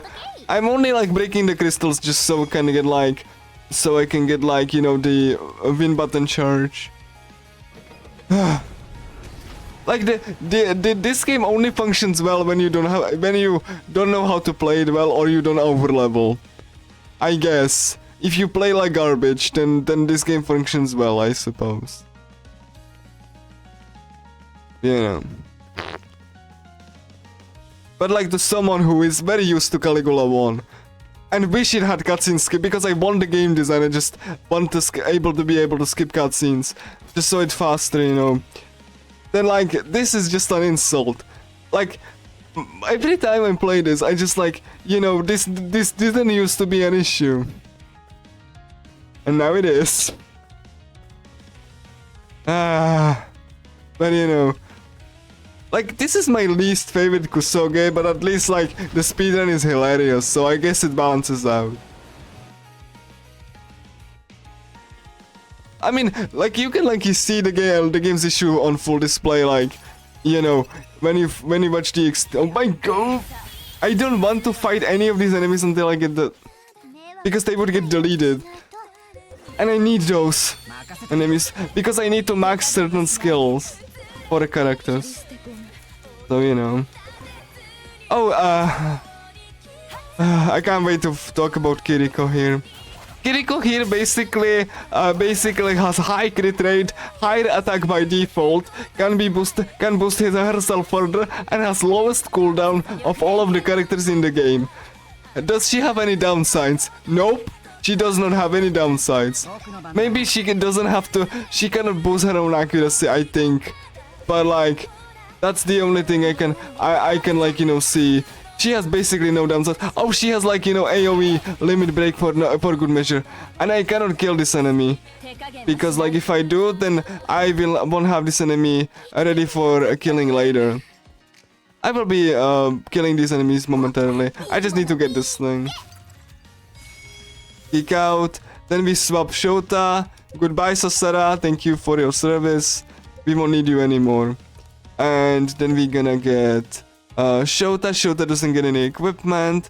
You get here. Kiriko's gonna get I get, yeah, friendly reminder, reach for the stars, and Kin's gonna get oh yeah, Sunday afternoon. Forgot to equip that. It's fine, and he's gonna learn that a bit later. Enhancement is fine. Oh yeah, geek out. Make sure I get the passives there, because obviously fine. Shota doesn't, and Kiriko doesn't have anything, and that's actually, hold on, it's just something. Praying eyes on MC. Yeah, MC has like praying. Nah, she. Okay, cool, fine. So we oh yeah, Kiriko needs fanaticism. My mistake. Her weapon sucks, so panorama here. She gets boosted, you know, the crit rate even further. So we just do another round of grinding, you know. Oh my god. You know what? I'm pressing the win button again.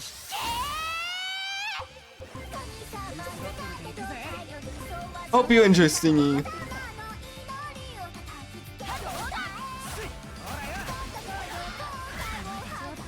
Oh boy, MC died. Okay. As long as I thin the enemies, it's fine. MC is kind of important, but...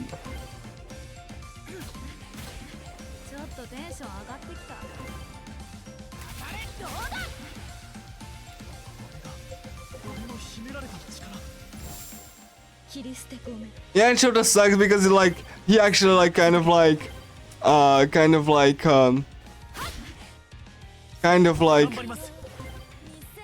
you know, kind of miss when attacking because his attack takes so low.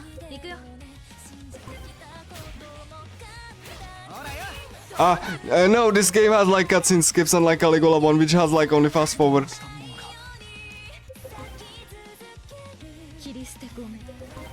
So, this game has double the cutscenes of Caligula 1, but it's like, you know, shorter because you don't have, because everything is pre-planned and like there's cutscene skip, so.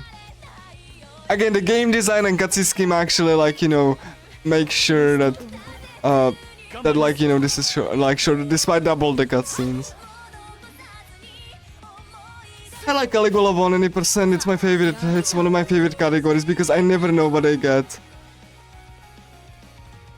世も卑怯とは言うまいな。手加減はしない。どうしたものか。さあ、行くよ。 Yeah, Kiriko sucks now, like, you know, so that we need to grind her to actually, like, 切り捨て込む。 oh my god, call for backup again. So we can do, oh yeah, MC has Dreadnought now, and Dreadnought is like, there are skills in Caligula Effect 2 which ignore accuracy. Yes, you heard that right, and those skills are one of the most broken skills in the game. I repeat that again. In a game with an accuracy stat, there are skills that 100% work that ignore accuracy. This will get even more hilarious later.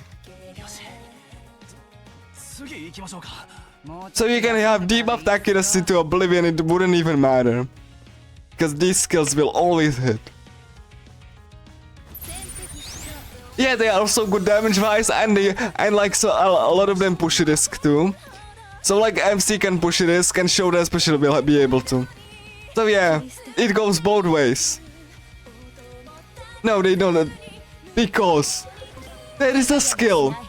I'm gonna tell you, Flutter Dark, if you want to be hilarious. You know how Naruko had like a skill which pushes to risk, but it was like very risky because she had to get close and she was a glass cannon and she had a low accuracy on that attack because it was powerful as heck. Well, in a Caligula Effect 2, this skill is guaranteed 100%. You can make it push risk too without like any impunity. It does good damage too.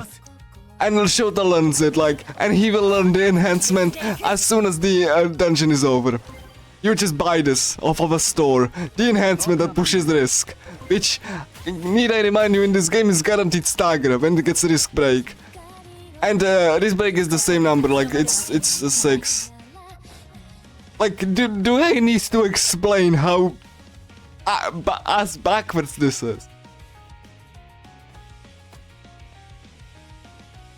Like, I'm basically grinding just so Shoda like Kiriko gets like the unavoidable, and Kiriko learns a skill. That's why I'm grinding, because Kiriko will learns a skill that's unavoidable, and it deals more damage the closer the enemy is in risk break. So the higher the enemy risk, the higher damage it does, and it has like low cooldown. And like it has like you know, low cooldown, and it has like 100% accuracy. Have fun. There is no downside to that attack. 切り捨て込む。 At all. That's why we grinding. So that Kiriko can get from useless to broken as fuck. 任せとけ。どうしたものか。手加減はしない。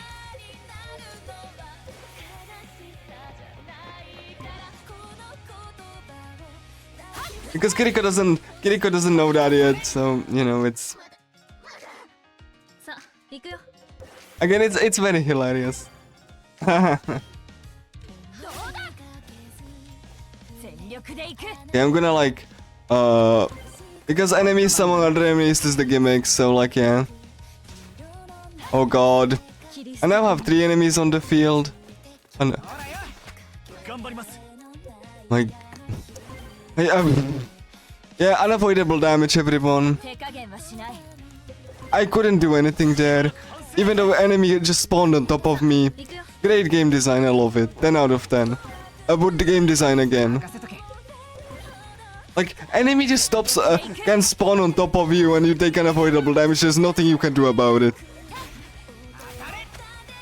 In a game with like 1 action per turn and giant cooldowns. Yeah. どうしたものか。 Like, this is like, again, 僕の番だ。 this game just like, you know, every time I like talk about the mechanics, they just drive me insane. さあ、行くよ。 Cause like, My god, it's gonna go slow. Let's gonna go for the win button. So I can just recharge faster. ちょっとテンション上がっ Cause like the enemy got just spawned on top of me and you know. Okay. ちょっとテンション上がってきた And yeah, she gets like AoE limit break too. Just Kiriko. Just if she wasn't broken enough. フルスロットルで行くぜ AoE limit break. テンション上がってきた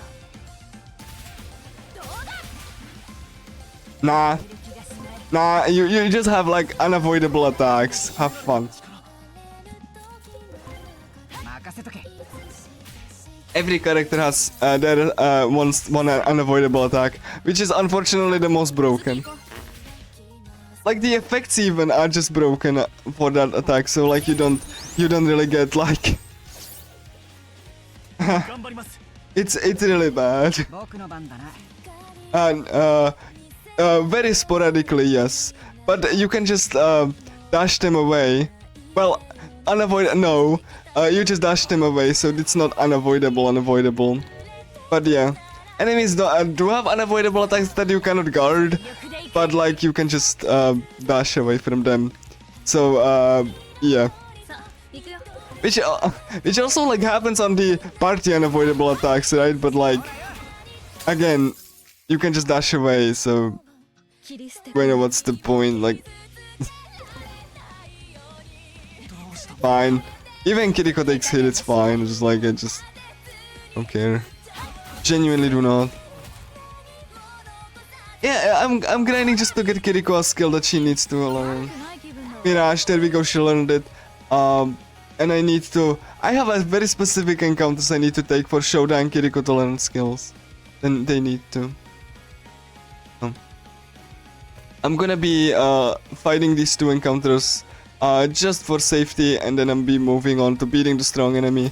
The strong enemy will make the boss one shot and cakewalk, and you will find it hilarious. Don't worry about it, I will talk about the boss, we will be fighting it shortly. Also, the strong enemy has very specific attack pattern. Oh, nice, revive, cool, thank you game. You can also grab this cash from behind, because I just... You know, you can just like stick your like hand into it. So yeah. 空気の乱れ許すわけにはいきません So there we go. Let's just do Mirage there. Oh, it's melee. Oh my god, really? Why? 任せとけ Why you do melee? 全力で Again, like, 頑張ります why is melee? It's like, 切り捨て込む僕の番だな like I really don't like the combat because like fighting enemies is legitimately annoying for this reason alone. Like, you know, multi-enemy fights suck balls. And I really don't like them. Because like, you know, they just really... They just really suck. Because like the attack stick... Shoda will get dead. And call for backup, thank you game. 任せとけ Would you please stop being... Wait, this is like... 切り捨て込む And I cannot do anything with that. Thank you. And now it's 3 on 4 まじゃまずい in this stupid ass combat system. And Kiriko can do anything, by the way. She gets take a hit like a champ. Okay, she doesn't. Accuracy saved me. It's beautiful, isn't it? 行く I よ love it. I love it, I want some more of it. Okay, like 2 my revives just poofed. 切り捨て込む Maybe I won't. Where is gonna be? Shota? Shota will take an avoidable hit. Goodbye. 任せとけ This is wonderful. My 2 revives are... okay. And I don't even know where... Okay, where's James? I want to counter that. Please. Please. まじゃまずいさあ行くよ Absolute. 僕の番 This is wonderful. MC is dead again. 切り捨て込む And there's nothing I can do about it.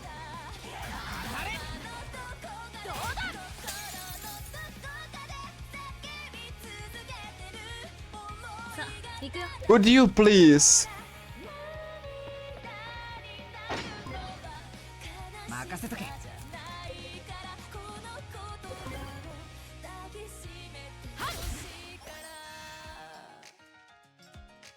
のままじゃまずい。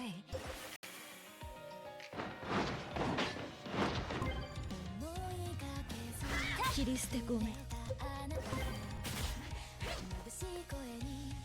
僕の番だな。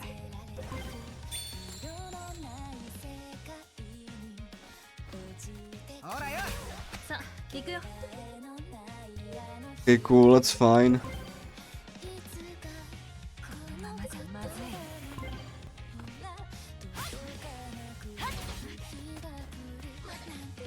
任せとけ。切り捨てごめん。 You see why I don't like fighting enemies in Caligula effect too.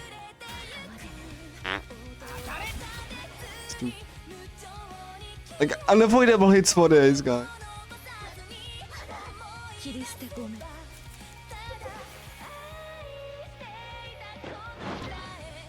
僕の番だな。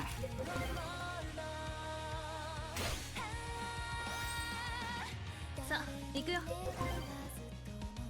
Imagine, like combat in an RPG where you avoid like fighting enemies because fighting normal like enemies just sucks so much, and you get barely anything for it. ほらよ。 I just need like for that skill, but like 相手がわ。 lost like 2 revive items. 迷ってしまう。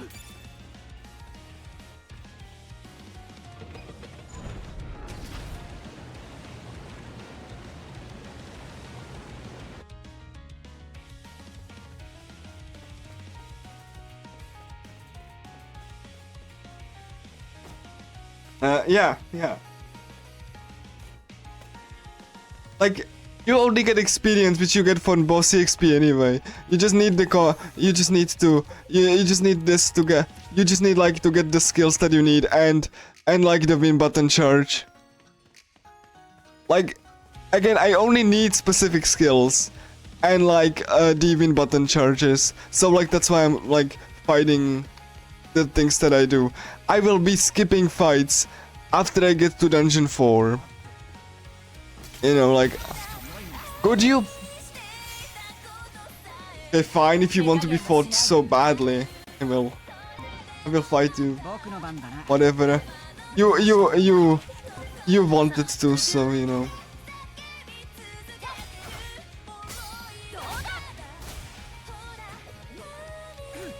Like, and look at how like long it takes. Just I get barely money on it.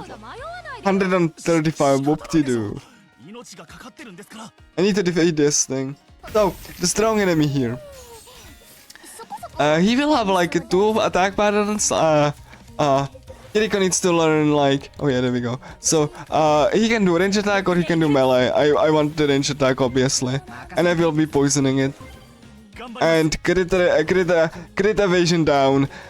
Basically, everyone is just like... In this speedrun, everyone is just like an idle fan for Kiriko. And Kiriko is the real star. Like, every single, including MC, like, they are just support party members for Kiriko who does the melting. So, like, you know.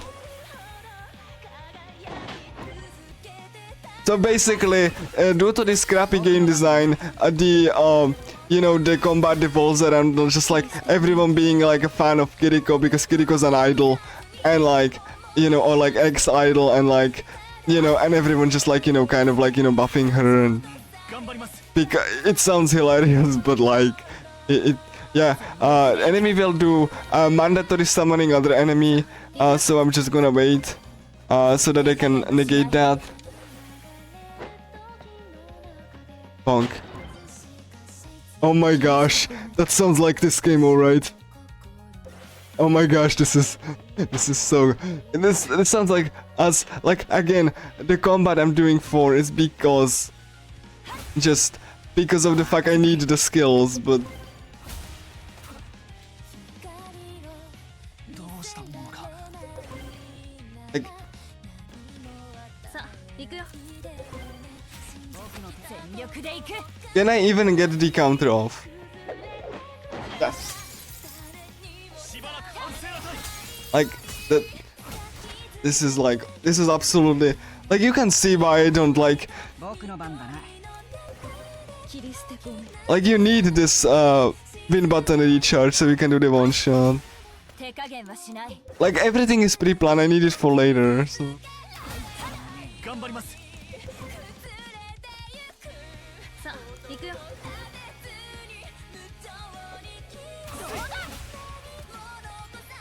I've been called like a crazy person by some obsessive Caligula effect like two fan who called me like a nut because I've played this game so many times that I know its flaws. And he actually went. Well, if you find Caligula effect too easy to the casual player who shelved it, then just increase the difficulty. Dude, difficulty, which only adjusts damage numbers, doesn't change the core game design. Like, it doesn't change the fact that you still do this crap, like, what I'm about to do. So, now that I get, like, you know, the strong enemy, I will be just melting a boss. So, I hope you're ready.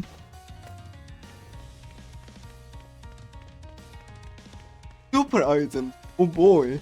And if you don't bring the and you should be hey, you played like oh my god. This is like so this is so bad. I oh boy. That sounds like a fun time.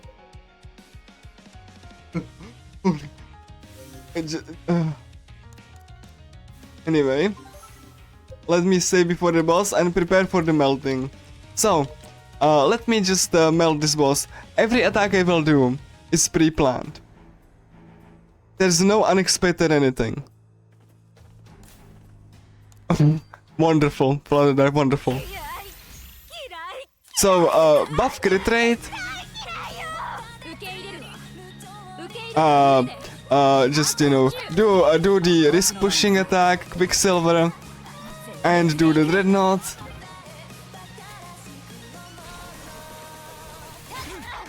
Then we press the button, pin the game button, and you know, then we just do dreadnought, Quicksilver, blindside, and mirage, so that we can just push enemy into the risk break. And then we do Mirage again. 負ける気がしない Limit break on MC. これで終わり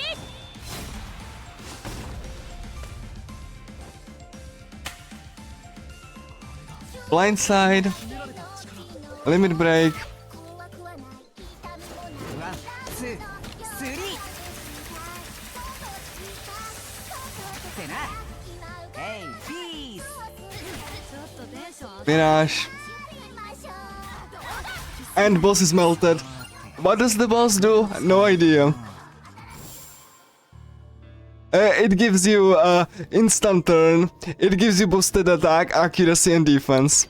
And you can hello Dragon Sage. And you know, again, and you can upgrade it further. やっ And you know, I will upgrade it further to be even more broken. Yeah, but I'm going to eventually to win the game button. It gives you an instant turn and all of the other buffs, and it's easy to refill. And you can even use guard and yeah, it's like yeah, like again that's like again this is like this win button is from the start of the game. It's even worse than like Turgy than in real life, I think. And yeah, you bring that from fight to fight. Again, Caligula Epic 1 didn't have anything like this. It had random enemy AI. I didn't know what the bosses do. Like, I gladly submit Caligula 1 to the marathon again because it's always interesting how you play any given fight. There's no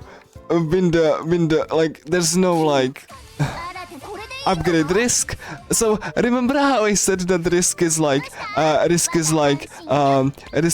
you know very good because Kiriko can actually deal more damage, do more damage. Simple actually. Well how to put it, how to say that, I need Shota doesn't need anything, but like, he needs Control Freak. Shota doesn't need anything in per se, he just needs, oh yeah, he needs the Stigma. Geek Out will get, Panorama, you will get Geek Out from MC. MC doesn't, hold on, I need a fight, there's gonna be one fight, right? Like, okay, I need to get the Panorama first. You know, because like, get anything, yeah, you will learn everything. Just make sure that you learn, like, everything. Yeah, just get, like, this instead, and, oh yeah, she's mastered that, and, so pumped up, I suppose. Because, like, MC can get that, but, like, let me just do that real quick. Minus Maths Game, Disclosure, Apprehender, and then we buy the Stigma that we need. Oh yeah, and remember how this game has items. Bonk. Buy. Engagement for Shoda. And remember how this game has items, right? Well, there's an item that fully refills your SP. And it's only for a cheap. Dirt cheap. So like, there's Soul Jelly, so 4 items for 20, like, you know, and it fully restores HP, and everyone can throw items. Everyone. So, the character that melts bosses, she doesn't even have to stop refill SP. It is that stupid. She doesn't even have to stop attacking. Just have a character just toss an item on her, and we will have that character on the 4th dungeon, and she doesn't even have to stop and refill SP with Soul Search anymore. Just toss a cheap item that the game can give you at random when you break the crystal, which you break for the win button to recharge.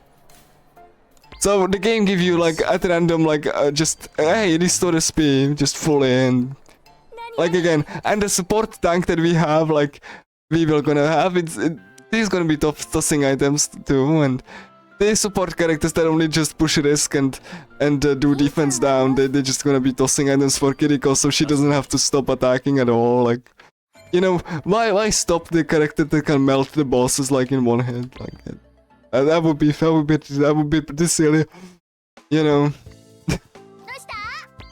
Imagine just having a downside to a character, like couldn't be me. Like, it's not like Caligula Effect 1 had downsides to very powerful abilities, and you know, characters were balanced around one another, and yeah, basically, like that's exactly what it is. Yes, Flutter Dark, like 3 supports and 1 DPS. Like, okay, and did I tell you, Flutter Dark? So this game has buffs. If you have 3 accuracy buffs, you can make any attack 100% hit rate, even the low hit rate ones. So you can make attack that melts bosses but has low accuracy. Well, you just cast like 3 buffs in a single cast from MC, and that attack that has like 70k damage but low hit rate suddenly is 100%. Have fun. So yeah, you get like 70k damage, nothing survives that, like, aside from the final boss, I suppose, like, it survives like 3 hits from that, but it's like 70k damage just out of your butt, like, yeah, that, once we hit the final dungeon, the game just folds in on itself and just, please kill me, I don't want to exist anymore. Kill me, just finish me already, it's fine. Yeah, and the game just gives Kiriko more and more broken shit as she goes on. But you only need like the 3 skills or so that she already will have, so, you know. Don't worry, it's that hilarious. I'm not gonna be even grinding in this dungeon, and we'll be beating the strong enemy, and that's it. And that's gonna be the boss. I'm just gonna go through I'm not even gonna fight any enemies except like the strong one. And like the first fight coming up, but... Oh yeah, and you remember that the unavoidable attack that MC has that pushes risk, that can cancel any action in the game. Any enemy action if it hits. And remember, that MC action, oh yeah. Oh yeah, text bar disappeared. Because game. Yeah, it can cancel enemy actions, so it not only like pushes risk, but also it can cancel any enemy action that they are about to do. It has like a low, it has like big cooldown, but it can cancel enemy action for free, basically. And there is like an equipment right now that will enhance this button to have even more risk pushing and cancelling abilities. Feel as hard. Will enhance this already broken attack with even more broken. I'm gonna just swap like pumped up for this fight from Kiriko, and yeah, that's what we get it on the way. We don't have to go out of the way to get it. We just get it. The game just gives you. Yeah, exactly. Like, yeah, this is. Again, and here I can actually get a hit because enemy just like, you know, it gets attacked before I even get a turn. Thankfully they chose good actions, but you can get unavoidable attack here. And the reason I'm leveling up so that I can get Tile Spark, and I can just do counter for gain now. The reason that I have like 15 level is because that I can actually set up this thing. But again, get Tile Spark for this fight in particular. So see, unavoidable attack. And read that Flutter Dark. I'm gonna read that. Unenhanced Dreadnought has increased hit critical rate and hit count, and it can cancel enemy actions. It's unavoidable. It has 0 accuracy checks. 0 accuracy checks, increase critical hit rate, increase hit count, increase damage, and it can cancel enemy actions. It has 5 properties, and you can just cast it. Beautiful, isn't it?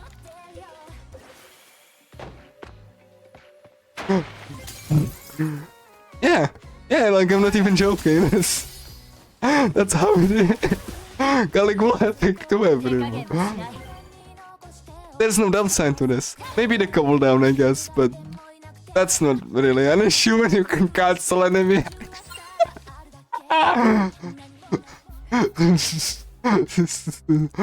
Yeah.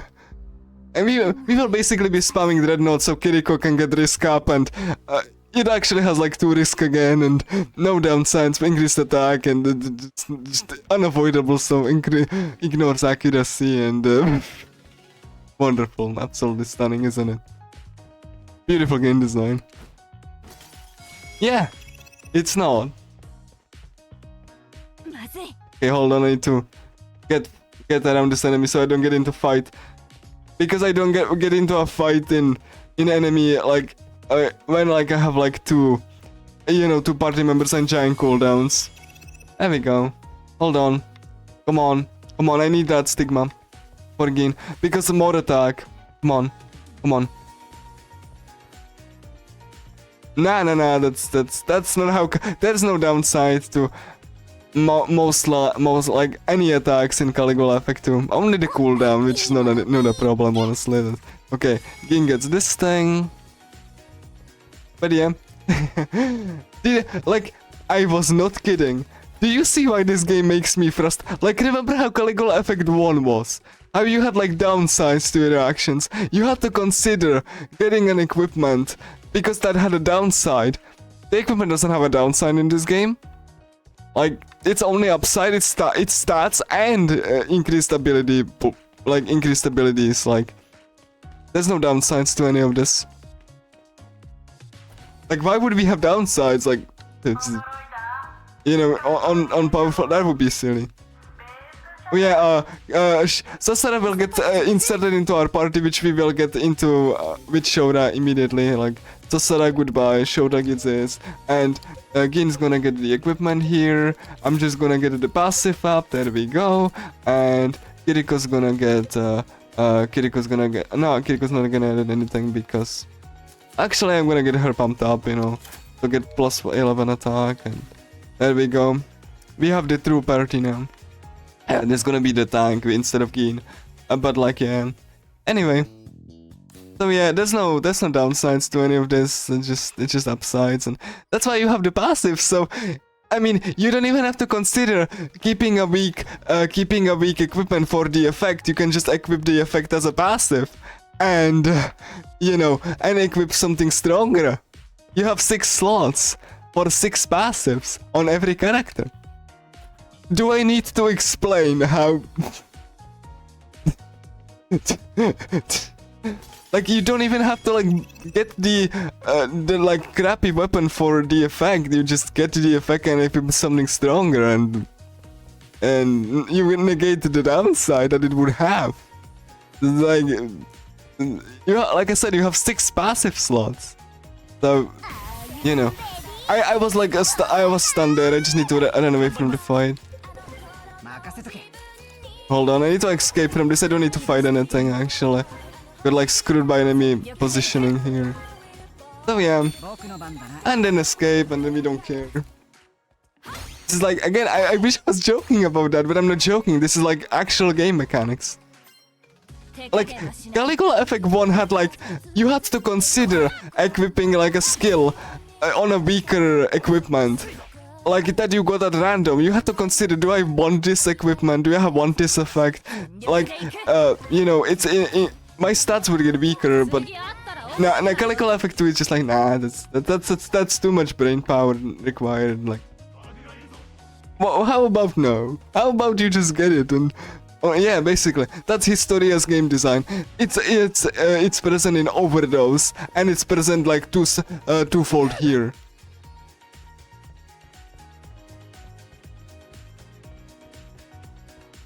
Come on! Like, the enemy positioning has been like awful. I'm sorry. The enemy positioning is like the only RNG, and it pisses you off because you don't want enemy fights. Like, again, the only RNG that matters is like enemy positioning in dungeons, like when they wander around and like, you know, and it's the most irritating thing ever when you don't need to fight enemies and all.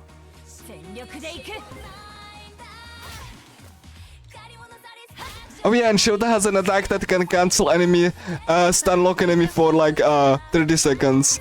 As I shown here. Shota has an unavoidable attack, like, or like, not unavoidable, like Binding Seal. This one is unavoidable, the broken crap, but this one that can make enemy not attack for like 30 seconds. Also, we need this money. So yeah, if it hits, obviously. But like, I guess there's something that's not as broken, but like, come on, the enemy. Oh my god, the enemies were like so.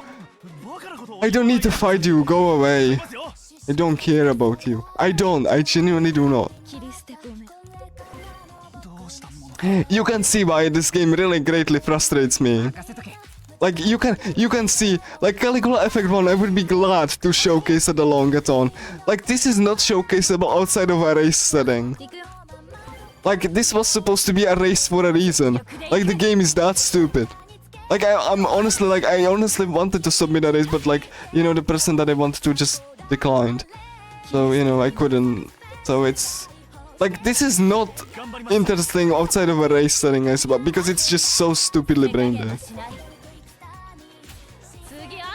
Like, Caligula Effect 1 is, like, interesting because I have to think about what I'm doing, think about what I'm equipping, think about, like, what actions I will do any given turn. It's exciting, like All in Abyss, like with the poker thing. Like, it's exciting to react to RNG, and, like, again, Caligula Effect 1, even it's longer, it can screw you over, like, oh yeah, and I just go through the door without opening the door because they placed the loading zone slightly before the door could be opened, because programming.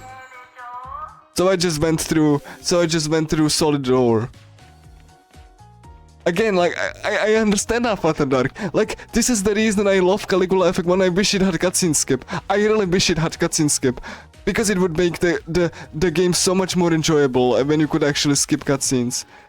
Like, actual skip it, you know, like CSR from Final Fantasy X, right? Like, you would cut the game's playtime like in like half, when you could, even with the low frame rate and all that, you know, which could be fixed with like a PC port, which will never happen. For Caligula 1, you know, you have the stupid remake instead. Anyway, do I have anything equipped, please? I do, don't need it, and there we go, yeah. I have everything equipped. Yeah, feel, okay, I can get like Kiriko, the geek out. Oh, I don't even, okay, cool. I don't even need to go with the geek out actually sucks on her. Gotcha. Oh yeah. Okay, so another mini boss, blink and you miss it. So, this is actually very pre-planned as well. Just do a cross formation. He will always target MC, because MC is gonna be closer. Unless you get screwed by random RNG when the party members randomly just like wander around. They can attack someone else, but okay, Shota gets, that's not great, but like fine. Don't know why he chose Shota this time, but it's fine. I'm just gonna go here. He will have a hissy fit, and then I will get the turn,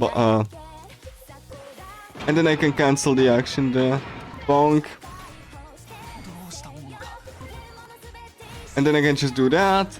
Look at this cooldown go away. Bonk. We have extra turn button and an extra attack, and we just do the unavoidable attacks, and he will be melting soon. And because Risk Break cancels enemy actions as well, then he will get stun locked, and there we go. That was a boss. しばらく反省なさい やるじゃん部長 And he will join us, and he's so good that the first thing I do is unequip his equipment. I never use him ever. Maybe we're gonna just unequip his equipment, never use him ever, because he sucks. Thanks for the equipment. That will be sold for money. Also, speaking of money, here's the cash. I need that for a weapon for Kiriko to make her even more broken.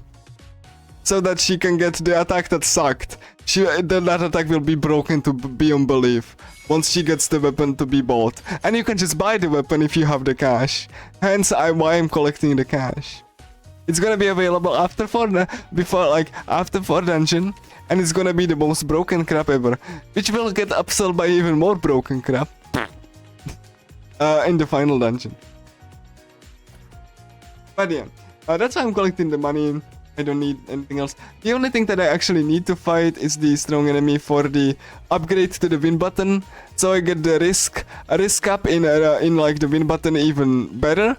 So like when I press the win button and have the win button state, then the risk will get like, you know, accumulated on enemy faster, which will pair up well with Kiriko, which deals more damage the more risk enemy has.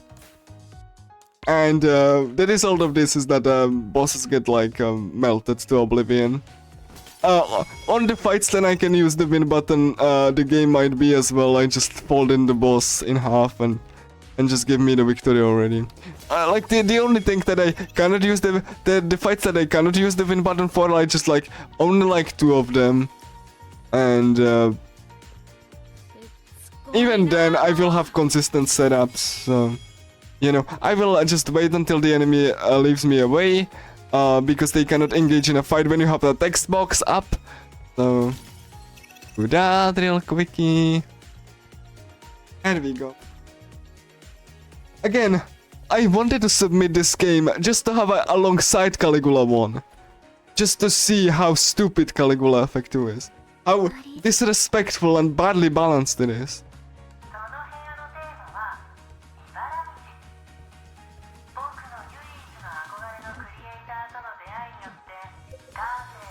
And the dialogue, oh my god.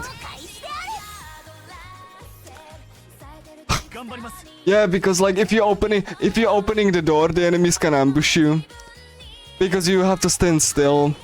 That's something the game screwed me over. Because game design, am I right? 全力で行く So like you can get ambushed while opening a door, and I don't need to fight these, by the way. Like I'm fighting bad game design as much as I'm fighting the enemies actually. Like, Caligula Epic 1, you can understand why things were designed the way it was. Like, you understand and appreciate the game little by little every time you play it. And every time you play Caligula Epic 2, you're reminded how stupidly broken ass and badly balanced it is.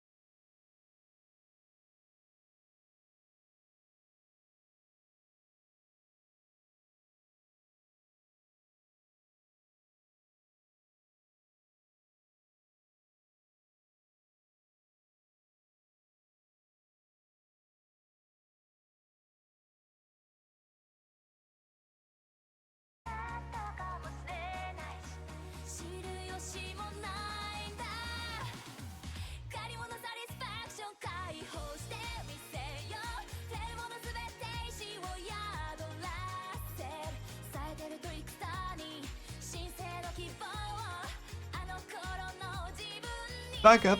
Back? Alright. I need to restart the fight 1 second. I got distracted, I will restart the fight. I will do auto battle and I will be dead and then I will start the fight. Don't worry. We will like fine, it's fine. Right. Let me just restart the fight real quick. I saved for these reasons. So let me just I could like quit the game, but it's fine. Let me just do that. I'm gonna because I got distracted from just restart the fight. Bonk. It's very easy to die here. Like it's a strong enemy. Enjoy the crotch, come on Kiriko. Enjoy Kiriko having spread legs face up. She's even breathing. So. You know, the jokes are writing themselves.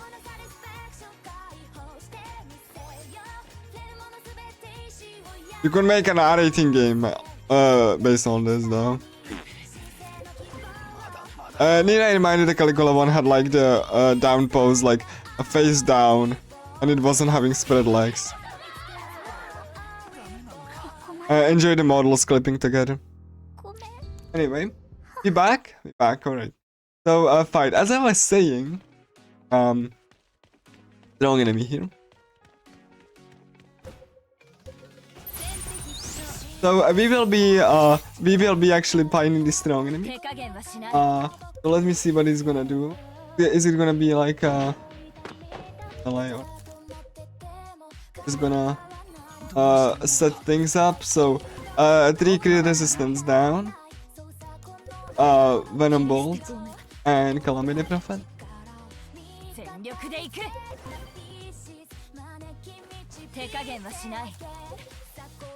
Gonna go here and there we go.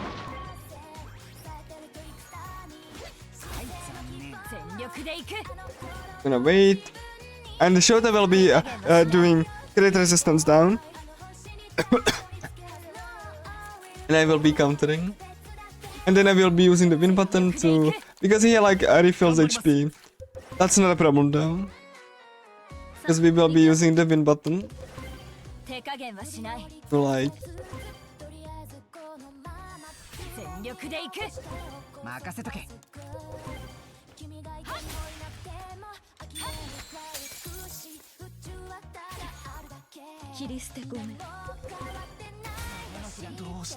In fairness, and then we will be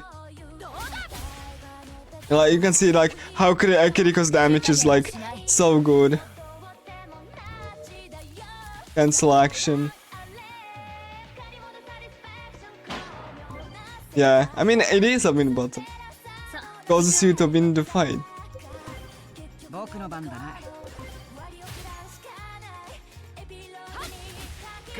And then Shota will be using an item to restore Kiriko's SP. Oh yeah, enjoy the ass. Please take a moment to enjoy Kiriko's ass. And panties. She has like pink panties.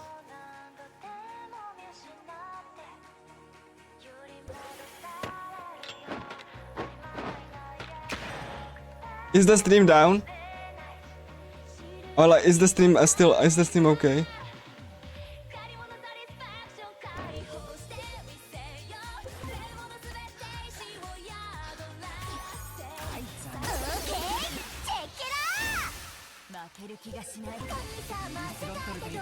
Okay, cool.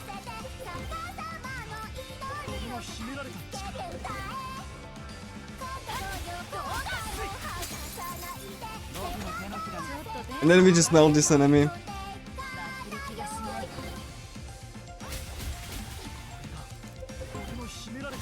There we go. So yeah, that's the strong enemy, everyone. Power of win button wins all. I will get bunch of levels. Look at how many levels I get. And for this reward, I get this. And then I will get risk factor. And then we're just gonna move. and beat the boss.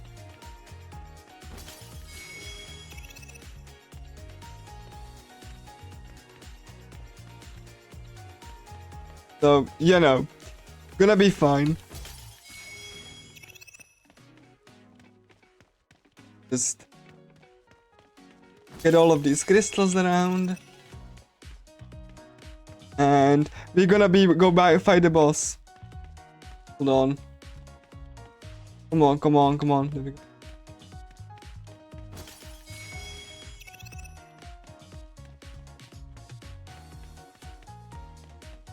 So yeah. Gonna get this key so we can progress.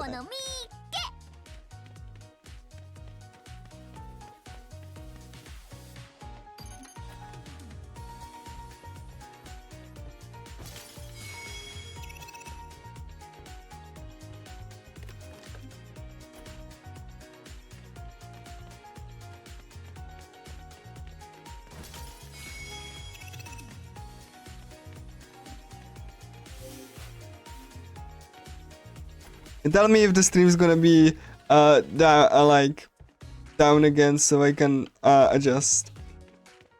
I want you to see the bosses, obviously. So we're gonna get this guaranteed life nectar.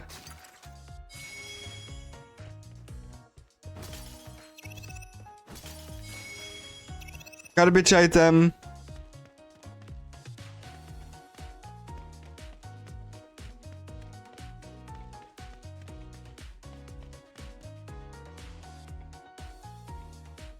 Okay, cool.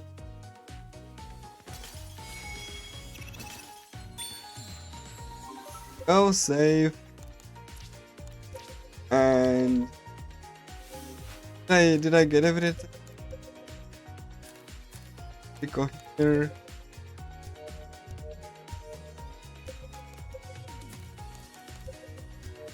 Did equip it? Did we go? Yeah. Okay, cool. Anyway, let's go. Third boss. I hope you're ready. It's gonna be also another like. Is it gonna be another like? It's gonna be another like. So this is gonna be fixed. So we have a dash. A rapture for more damage. This boss has ads on the field, that's not a problem. Let's just have... the first attack he's gonna do is like counter, so... Buff Kiriko, obviously. Debuff him.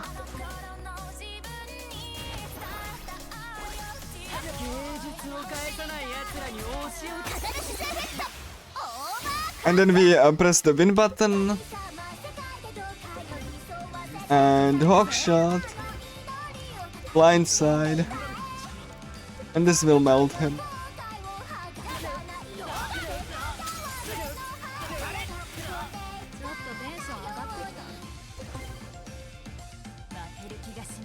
Chain raid.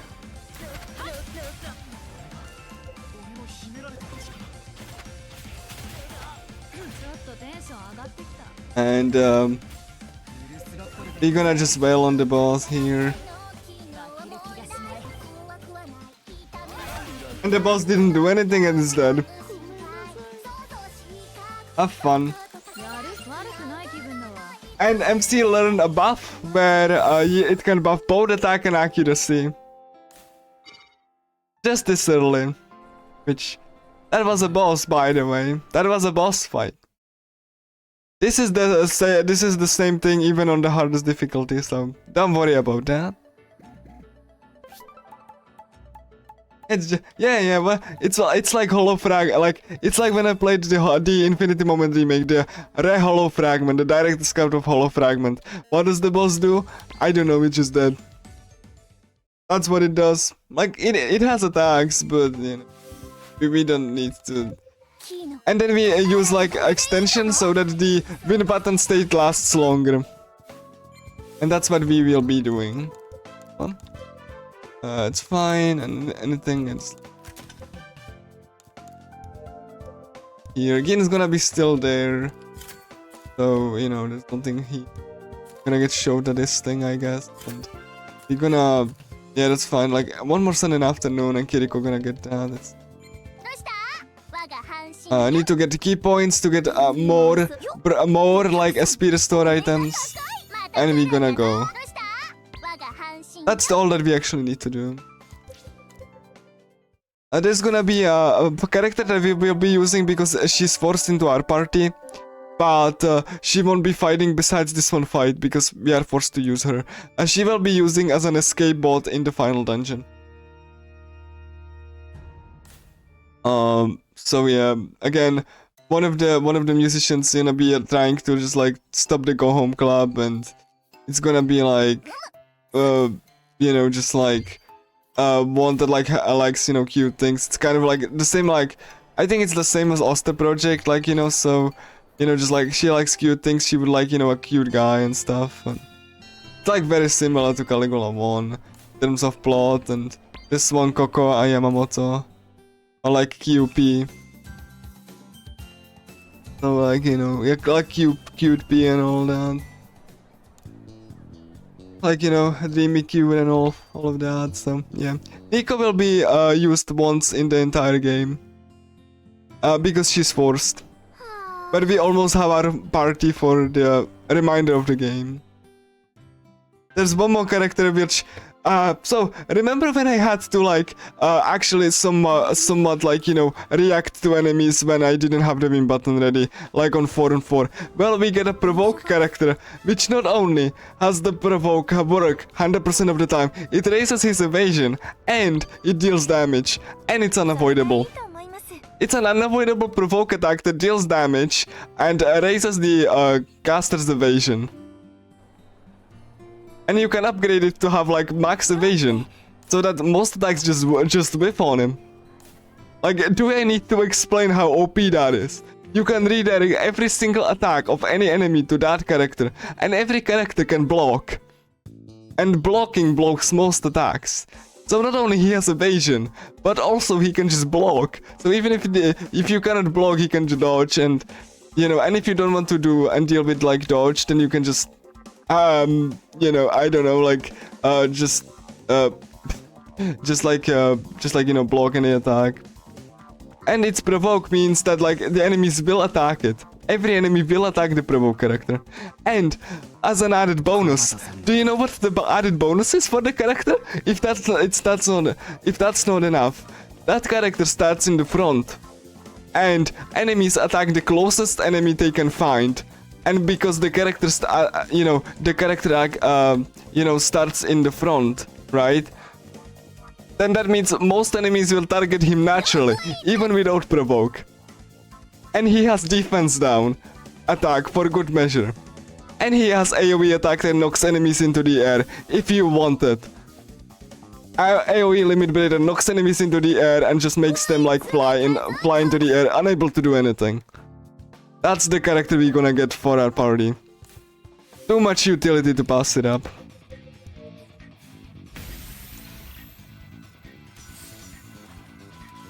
Like, Broken doesn't even begin to describe this.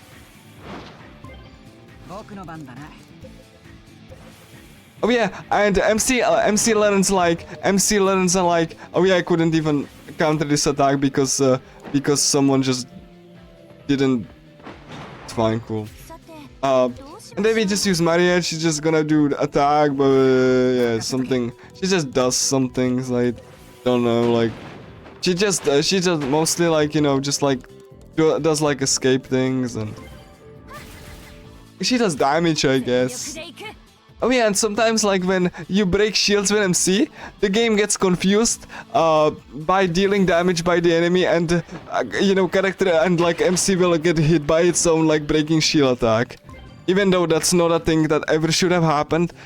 But like Broken, like, because the game gets confused whenever it's damage and whenever it's like enemy damage and whenever it's your damage, and it kind of confuses the two, and it means that like MC gets hit by its own attack because of miscalculation of like on the game's part.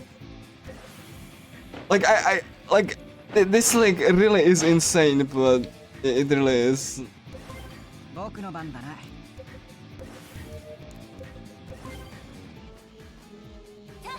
Like I can't even begin to explain that どうしましょう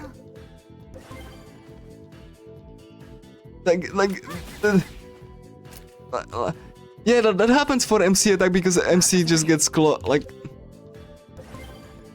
I wish I was joking with half of this shit I'm saying, but 頑張ります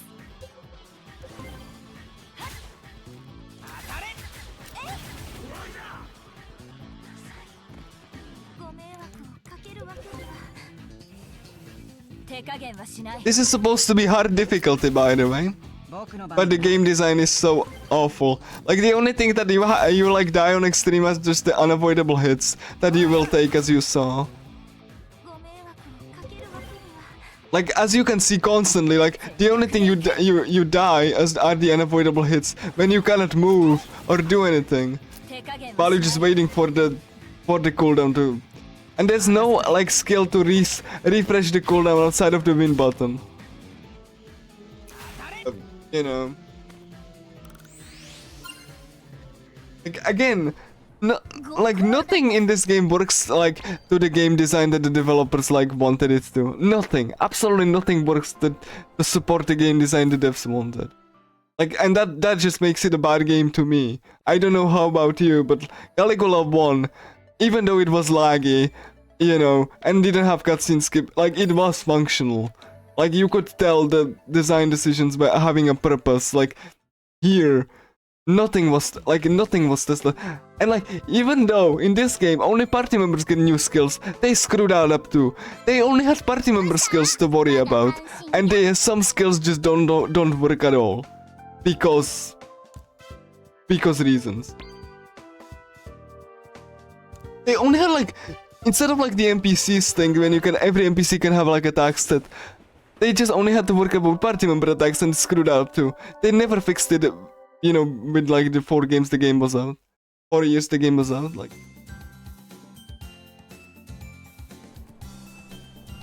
They had like, you know, delayed, like, you know, the high level skills too on some characters. You know, just goes to show that how well they tested it.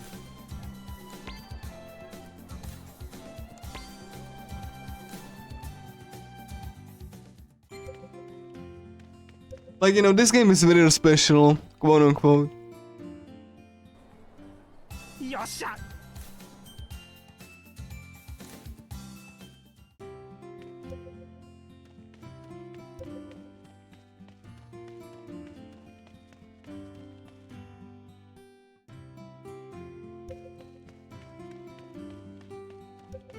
And we do like this night straight walk to the cafeteria.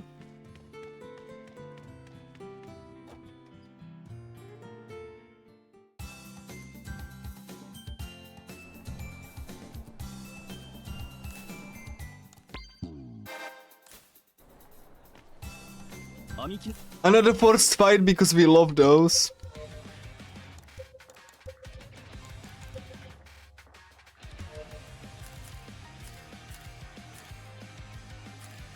Kiriko will be a bit later, that's fine.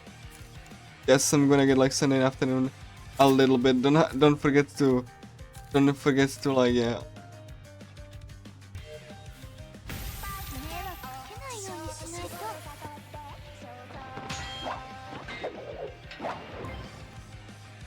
全力で行く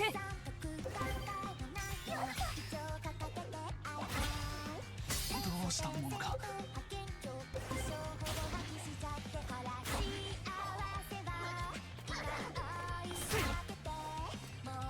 手加減はしない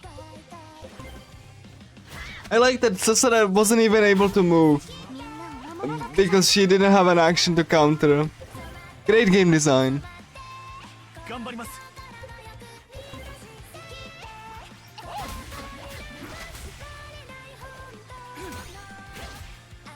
Great, man. Great just having me wait 全力で行く because I got hit. Because he got hit by 2 enemies. Like I said, this game is ど special. うしたものか like Caligula 1 had problems, but it wasn't this dysfunction. 迷惑かけないようにしないと。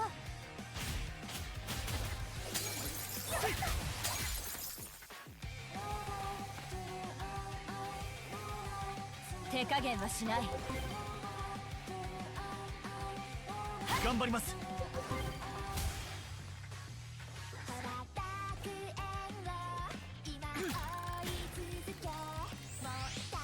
Like, so, like, alright, cool. Can I get Ryuto, which has the provoke skill? Let me read that skill for you. Once I get, like, you know, I just want to, you know, I just want you to read it for you. So, like, so, unavoidable attack, 170 power. Grant yourself increased evasion and provoke effect, which means enemies will target you before like hitting the enemy for 60 SP. Just 60 SP provoke with damage and evasion up. Sign me up. Well, like game balance just left the game. Like. That's it. Like the only downside is the cooldown, but as you can imagine, when you have like refreshable null cooldown button, that's not a problem. And now I know what enemies will only target Ryuto, which means I'm free to counter them or you know, focus on them, and it's funny. It's funny, and by funny I mean tragic. Oh no, Ryuto got hit. Oh no, whatever shall we do? Oh no!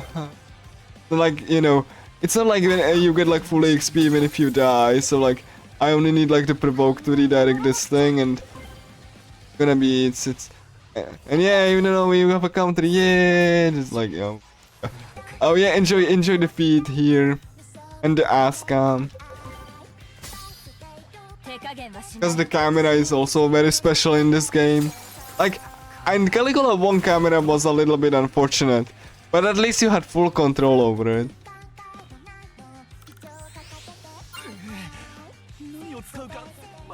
You could avoid these situations, but what do I know? What do I know? Again, if like Caligula 1 got like a cutscene skip or like cutscene remover, I would honestly run Caligula 1 a lot more, because it's just a better design game, and what a good party members. Sure, I want to sell up like my party to party members that don't have counters or anything. What a good choice. Why would I?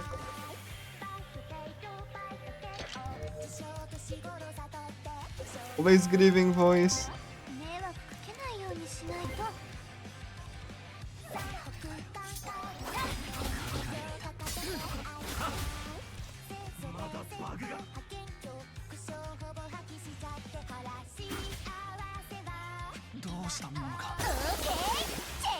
You know, I'm bored. Let's use the win button. I'm bored.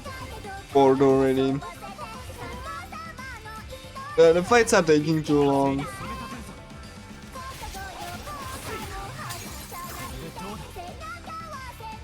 Oh no, it whiffed attack! And provoke on Ryuto. What a wonderful game design. And it does damage.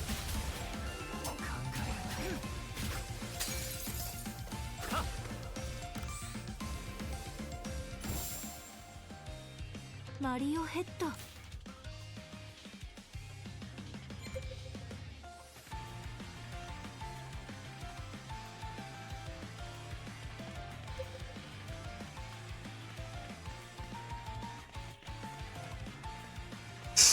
Like, I have nothing else to say at this point. Because, like, the game has been self-evident.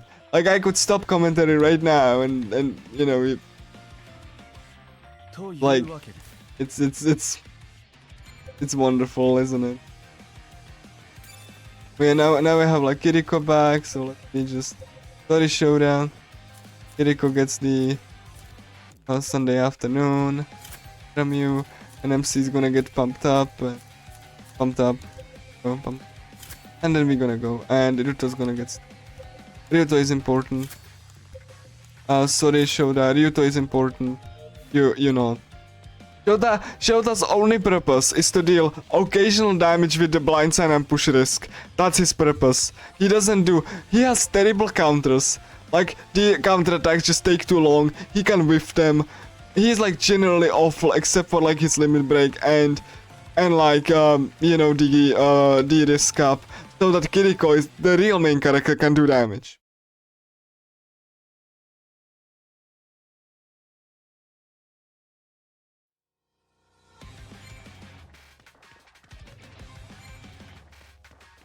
So like, yeah.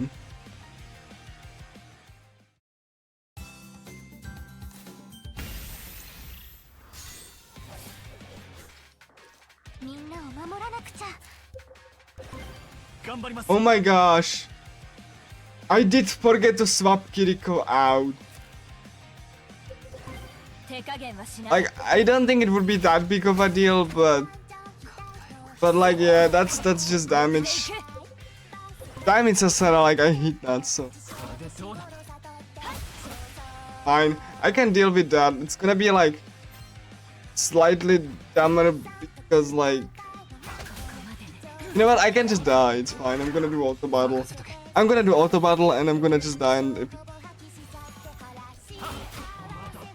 maybe I win though. Fine. It would be hilarious. You know what, let's do auto battle. I need to like reposition my... I will probably die because the auto battling is just bad, but...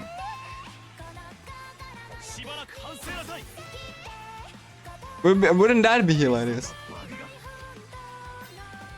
But yeah, I forgot to swap Kiriko into... Like, I don't need Sasara. Sasara kind of sucks. Enjoy the crotch cam on MC and Naruto and me.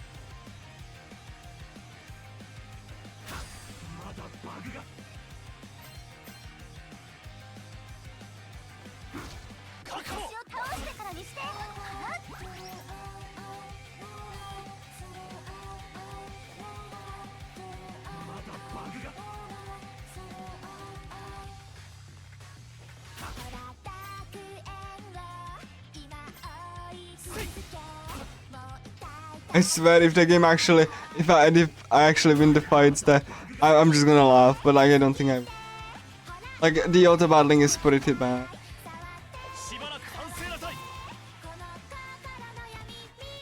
Yeah, like even when you have like, you know, 2-1, it's just so bad. Like, at least case in point.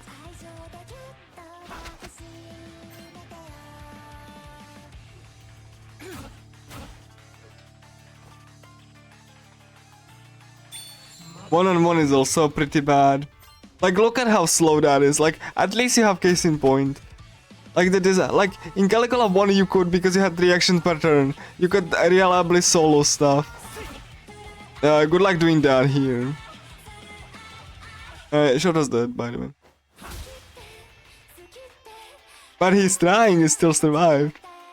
Now he's dead. Like, if you wanted more case in point, just watch here. There we go.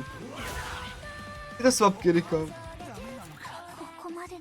And yeah, at least you have like, you know, the crouch cam there. Yeah, swap Kiriko.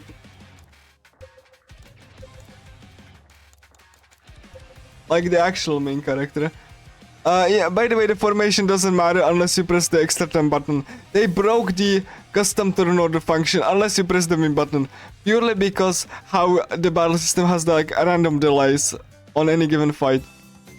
So the starting turn order is broken. They broke it. It functioned in Caligula 1 and it doesn't function here. Beautiful, isn't it?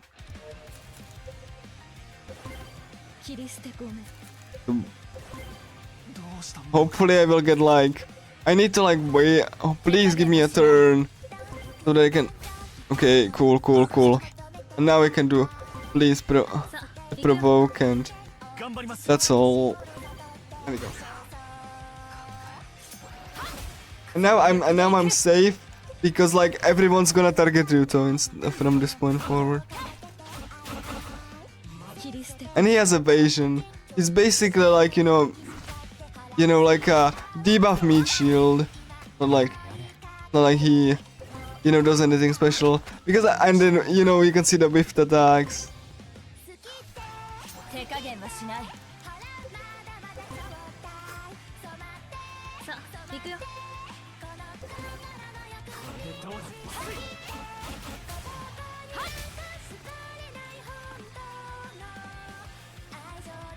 切り捨てゴム。任せとけ。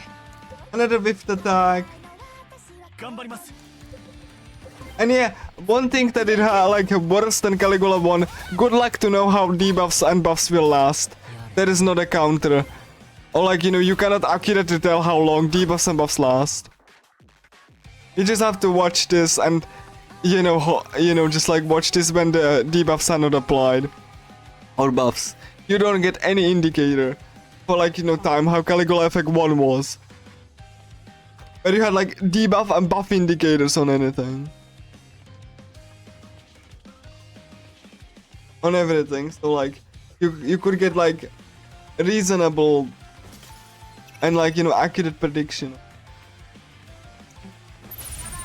Again, this game is really special, quote unquote, and I forgot to equip Sunday afternoon. Okay, cool. MCS, that's not a problem. I already have the skill. I just forgot to equip. Be passive. Like I can deal with that. Like it's just doing like the random fight here. Again, like, this game is special, and I just wanted to showcase it for this reason, alongside Caligula 1, because Caligula 1 is definitely, I would say, much interesting speedrun-wise game than the... I beat this game like endless of times, like in a, in this context, and every time it's just like, every time I'm wondering like, why do I bother? When I could just be playing 1 instead. I mean, again, the lack of cutscene skip kind of sucks, but in 1, but if that like was like, like available, it would be perfect. But it is what it is. Also, YOLO swag. So yeah, when they localize this game in 2021, YOLO swag, everyone. Because funny. I call these guys YOLO swaggers. Because they say YOLO swag. Yeah, Nisa went very creative with the translation. Son of a flubbering flubber in the beginning. I don't know what that means, it's just something. In the Japanese it was what the hell is that, which was much more understandable. Like in Japanese, the son of a flubbering flubber was what the hell is that. Also, haunted house, it doesn't matter, but I'm gonna bring Maria. Or Marie. Maria or Marie, whatever. And then, and she like is very scared to go into the haunted house. You are forced to go very slowly. You cannot like increase your speed, the game will randomly speed you up and speed you down. So, you enjoy the dialogue on the bottom left corner, I suppose. Just like, yeah, I cannot do anything. This is like game just forcing its speed onto me. Wow, ooh, spooky. Like, again, I hope you all can explain why I just wanted this game alongside Caligula 1. I have way too much issues just like, complaining about.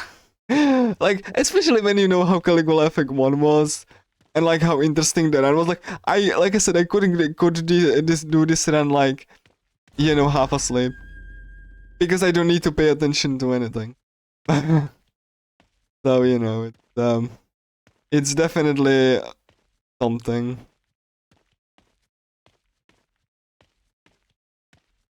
Yeah, I cannot walk faster because game forces me to. I cannot like walk faster even like in. Did I press the? I didn't equip Sunfleck right now.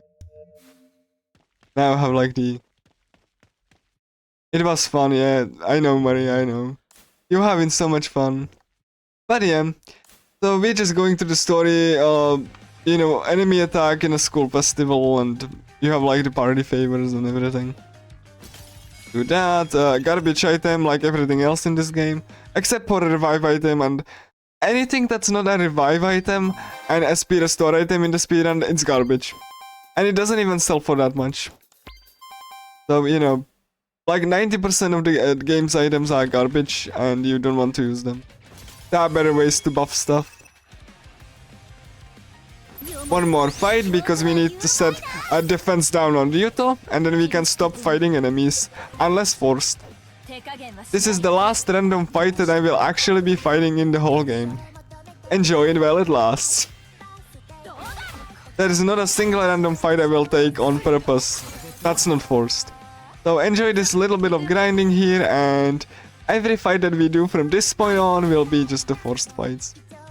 And anything that's not forced will be skipped. So hopefully you enjoyed this random fight, and you know, and then we just gonna go proceed to the YOLO swaggers that we go like do the... Like, I wish I was more enthusiastic about the game's plot and, you know, the game's design, but like, I mean, you saw how quality the game design is, and the plot is basically a copy of the first. With some like new characters and new situations thrown in. But like, they even reused like one of the puzzles in the dungeon. They actually reused the same puzzle.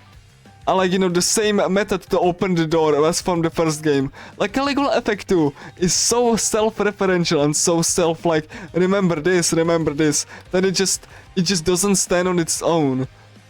Like, I mean, so, like, people were able to enjoy it, but like, to me, it's just like, kind of like, you know, just like patting itself on the back when you haven't done anything good. Like, look at how I'm important. Like, no, like, because a lot of things are just there because the first game had them. And that's like the whole game. I don't need to fight this fight, I'm just escaping, by the way. I just hope that Kiriko doesn't get blasted while she does the escape. Because the escape is guaranteed when you can, but it takes a while, as you can see. It takes like super long to escape fights. And it's often like, if you want to escape fights, it's often better to not have the enemy advantage. First, you can't, because there's like the you know, hitbox on the front. And second of all, you really want to be set yourself on position for the escape, so because you have a brief, you know, so I'm face planting into enemies there to actually trigger this fight on purpose, so I can actually, you know, like escape. And again, the turn order doesn't work. You can see Showtime was supposed to be third. Turn order just doesn't work in the random fights at all. Like the game design is completely bad. Like I wish you could like I wish I could explain how like insane this sounds when I'm explaining it, but like it really does. Like I just like every single mechanic, I cannot think of every single mechanic that would make the gameplay work as intended. Because like, everything is just like either completely breaks itself, or again, one casual player shelved this game because casually because it was just too broken. Like, you know, because like he was so overpowered, he just one-shot the second boss, and he actually asked, does this game get any harder? Well, no, actually, it doesn't. It only gets easier, so, you know. He shelved the game after, like, the 4th dungeon, and I don't think he plans to return to the game. You know, that's what you get when you have, like, a crappy game design. It really does. It's, like, again, it's just so... Like, you can smell from the mile away the new developers just hated the first game, like everything, and just wanted to make a traditional RPG. But they just wanted to keep the same combat system. Like I said, fitting a ball into a square hole, and this is the result. Another one of our 4-on-4 fights, our favorite. So we're gonna just do Ryuto, buffing Kiriko, the real main character. Buffing Kiriko, the real main character. And then Shota's doing whatever. I think you can do soul search, because I will be doing extra turn button. And Ryuto will actually like, you know, do the like blocking so that so that he can actually like block every enemy attack. They will always all attack him. And then I just beat the enemies. Like nothing real special really here. I just need to thin the enemy numbers and be like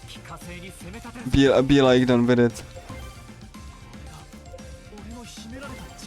Like I will revive characters if they will, because like you know, because the game's combat is so slow, like there are unavoidable hits. I might just revive characters, you know, because there's only so much I can do. But like yeah, that's why I have like evasion up, so I can actually evade some of these attacks. That's why I'm spamming this attack with Ruto, so I get like 3 evasion and stuff. Because like again, I'm just like using the unavoidable attacks and like you know, so that I can actually with Kiriko and all that, so that I can actually beat the fight quicker. I mean Kiriko getting the Soul Surge and show the blind side. Again, nothing really special. I don't need to react to enemies much, if at all. Really bonk. That's another break. There we go. I do this. Kiriko is gonna be done soon. Maybe Ruto will finish that up.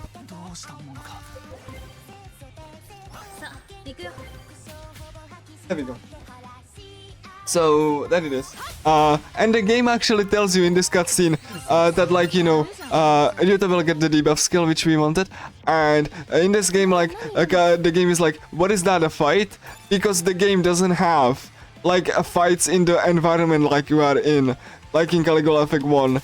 So people, so they have to explain you in a cutscene that when people see the fights, they see them as a normal scuffle. You could see that in Caligula 1, you know, when people actually watched you during the fights, like they watched you during the fights, but because you have this pocket dimension thing, which they implemented even in the remake, then like they have to explain this to you in a cutscene, because they couldn't show you through gameplay, which is very baffling, I know, but...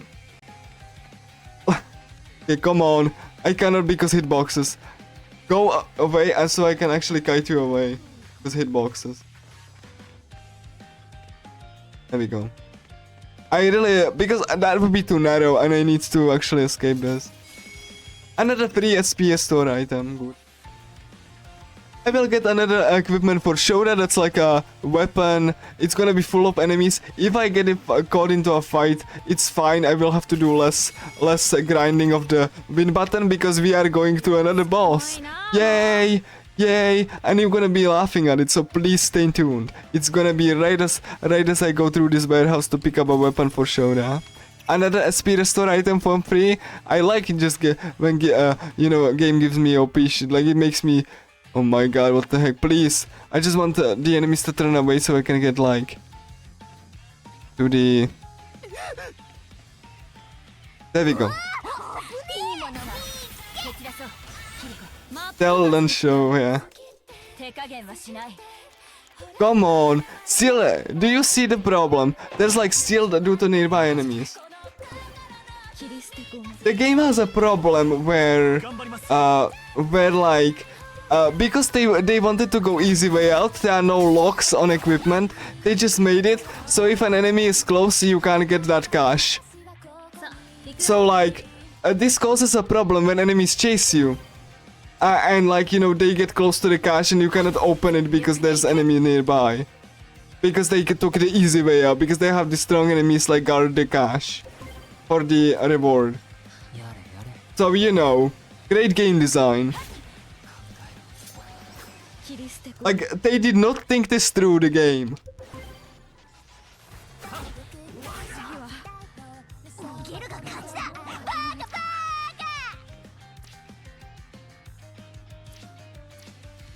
Like, look at this. I would be able to open it. Not for this crap. But because they see me... Oh, okay, cool. Please go away, thank you. Look at, like... I hope you, like... so, why... My god, like, what is this? Right, cool. And now for a promised boss fight. He will be supposedly stronger than last time. We'll see about that. It just refresh this button. And don't worry, the crystals will spawn like every time you leave the screen. Don't worry about it. Gonna go another round. And then we're gonna get to the boss fight. Don't worry, it's gonna be stronger than last time. The game tells you that the boss is stronger than last time. You have to trust the game on that. I would like to remind you this is hard difficulty, but it's harder, at least according to the game. So let me just show you this boss strat. You just say if I have like everything. Fine, let me do that so I get here, and there we go. Everything is on. We're just gonna go to do the strong mini boss with Machina. That was so difficult the last time. So that's Machina. Do you keep this party? Kiriko will buff. You do blind stuff. You do black channel. And you buff Kiriko.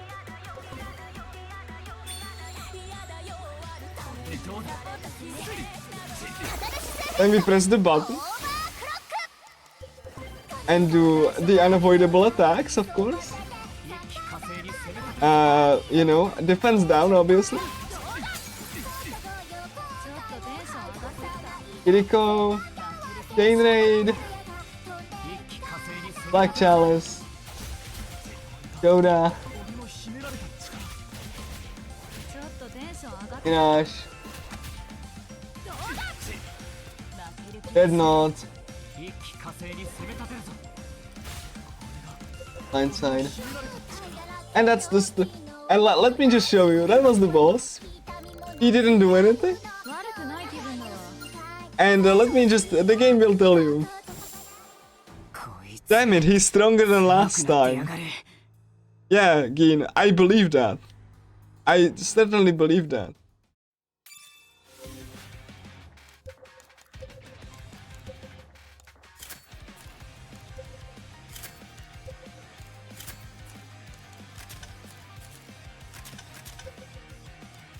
Hang on.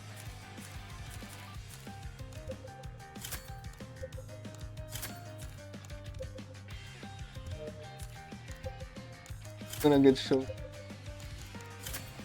And we're gonna go. You know, stronger than last time, everybody. We will have the recycle of the same puzzle from the first game. We have to beat 2 enemies to open a door to the boss. And you will be laughing at the strat of the boss. Like, so I hope you're ready. I will be laughing too, while I will explain you the strat. So, you know, another SPS store item. Why thank you, game? Thank you kindly. You're so kind. So, I will need a lot of those, but for the fights that I cannot sadly use the min button. Imagine we will be having an actual fight soon, but not now. So, we're gonna just do this. We're gonna do a safety save, just in case disaster happens. We're gonna go safety save. We're gonna go to the right first. Right, we're gonna go to the right. And, yeah, we're gonna be fighting one enemy here. Yeah, let's see if the enemy formation, how it is. Yeah, I mean, okay, cool, fine. I'm just gonna do this instead. So, escape from the fight. Go from the fight, so... Whatever I do, Ryuto will get... yeah, you will get escaping. Yeah, Ryuto will do provoke, and... you will do escape. The reason you want to... You cannot do auto battle, because the, like, the characters would pick up the skill before you do. And you need to actually have the escape. And because the turn order is broken, then you cannot like just set Shoda to be first and escape, because they broke the turn order. So you have to like wait until Shoda gets a turn, get escape, and then you can do auto battle if you want.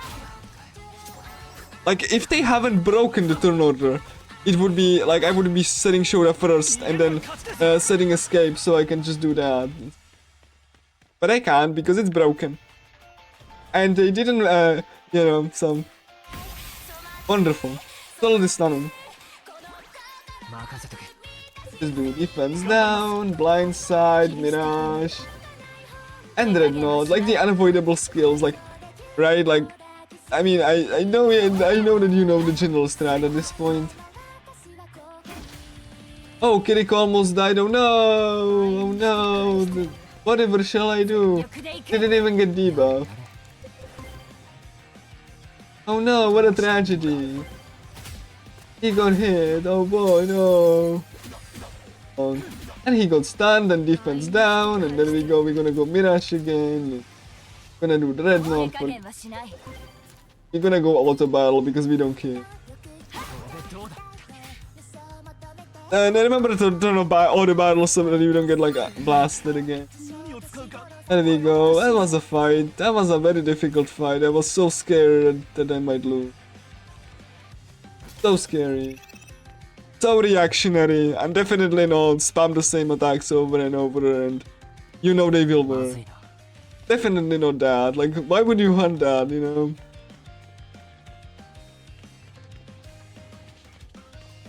Okay. This is why I like, really think that like killing this enemy is like kind of okay because you don't have to like escape again. でいく It has like 頑張ります low combat and like, you know, the fact that I have to wait for Shoda to get a turn to get like escape and like tuck him away so that he doesn't get blasted. Whatever. That would be another cool strat, like on the second fight we need to do to open the door, and then it's gonna be, some people consider QP to be the hardest boss in the game. I consider her to be the biggest joke of the game. 次あったら The biggest point of contention of why this combat system is broken and doesn't work properly. At least according to what the developers wanted to. I played, you know, crappy games that work better than this. Like one of them I actually showcased on this marathon, it's called Lupate Summer of Gods. My favorite bad game. Has like some mechanics that didn't really pan out to an interesting like combat, but at least they tried, and it's interesting because of the amount of RNG. This though, this piece of crap, 問題ない it's like it doesn't have even the RNG to and the game would benefit from RNG to be had. 手加減はしない Like Lupate, I do know that it's a bad video game, a bad RPG, but it's like it's nice looking, and you know the RNG makes things interesting a little, even though it's repetitive. You know, さあ行くよ like I need to escape from this. I don't need anything. So yeah, waiting here, like. Enjoy the crotch cam on Muto if the camera will show. And then we have another fight here.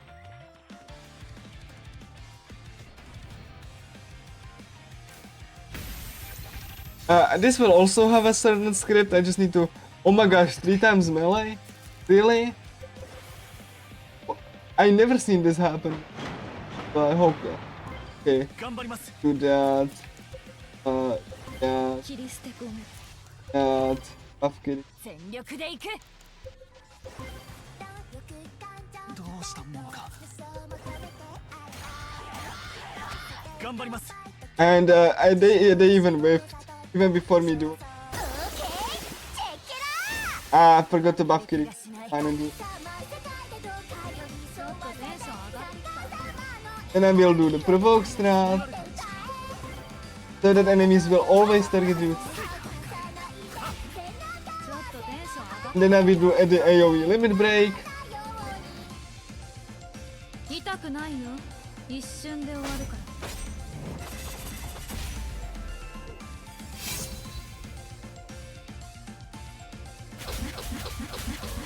And like most of the enemies are dead anyway. Like look at this crap.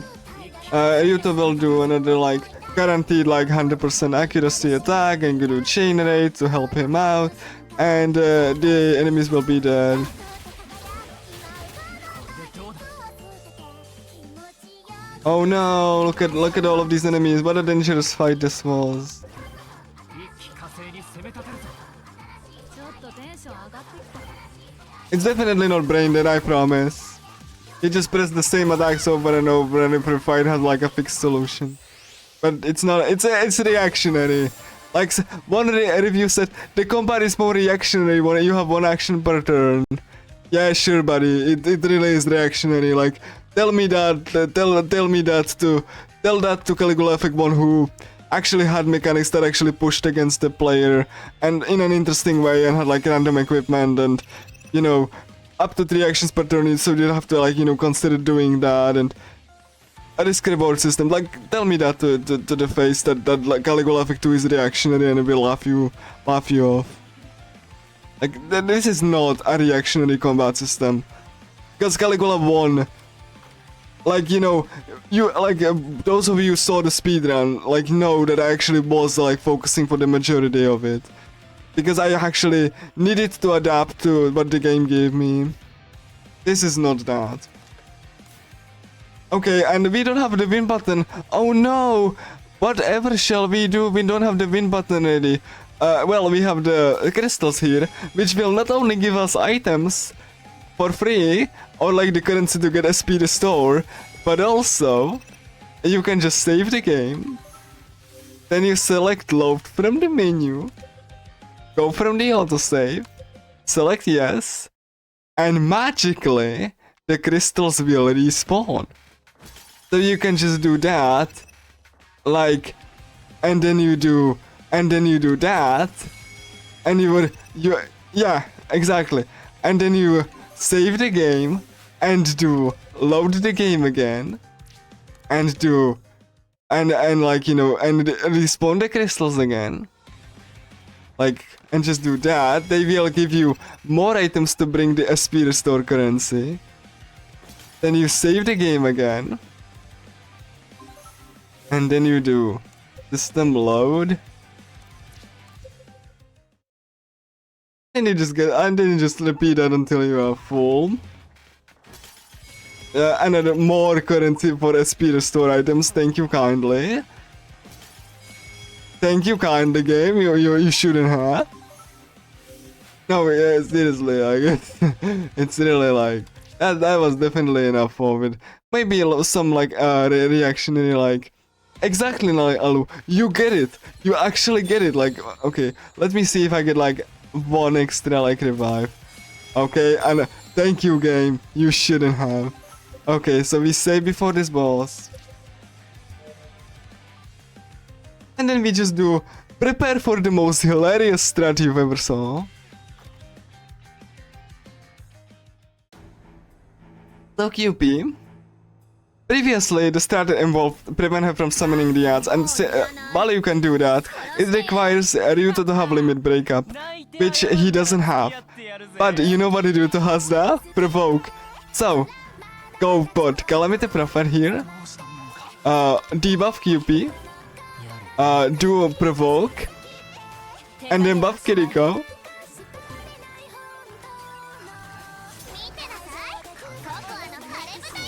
And press the button. The ads are summoned, that's okay. But like Ryuto has Provoke now. So you do Mirage, Blindside, and Dash. And then because everyone can block, just block the attack. And Ryuto will be completely safe. And everyone will be target him. Everyone because they have like Provoke, so I can just like melt QP down. 一気火星に攻め立てるぞ俺の秘められた力ちょっとテンション上がってきた一気火星に攻め立てるぞ And as soon as QP dies, the enemies die with her. Completely dangerous fight. That was a boss fight, by the way.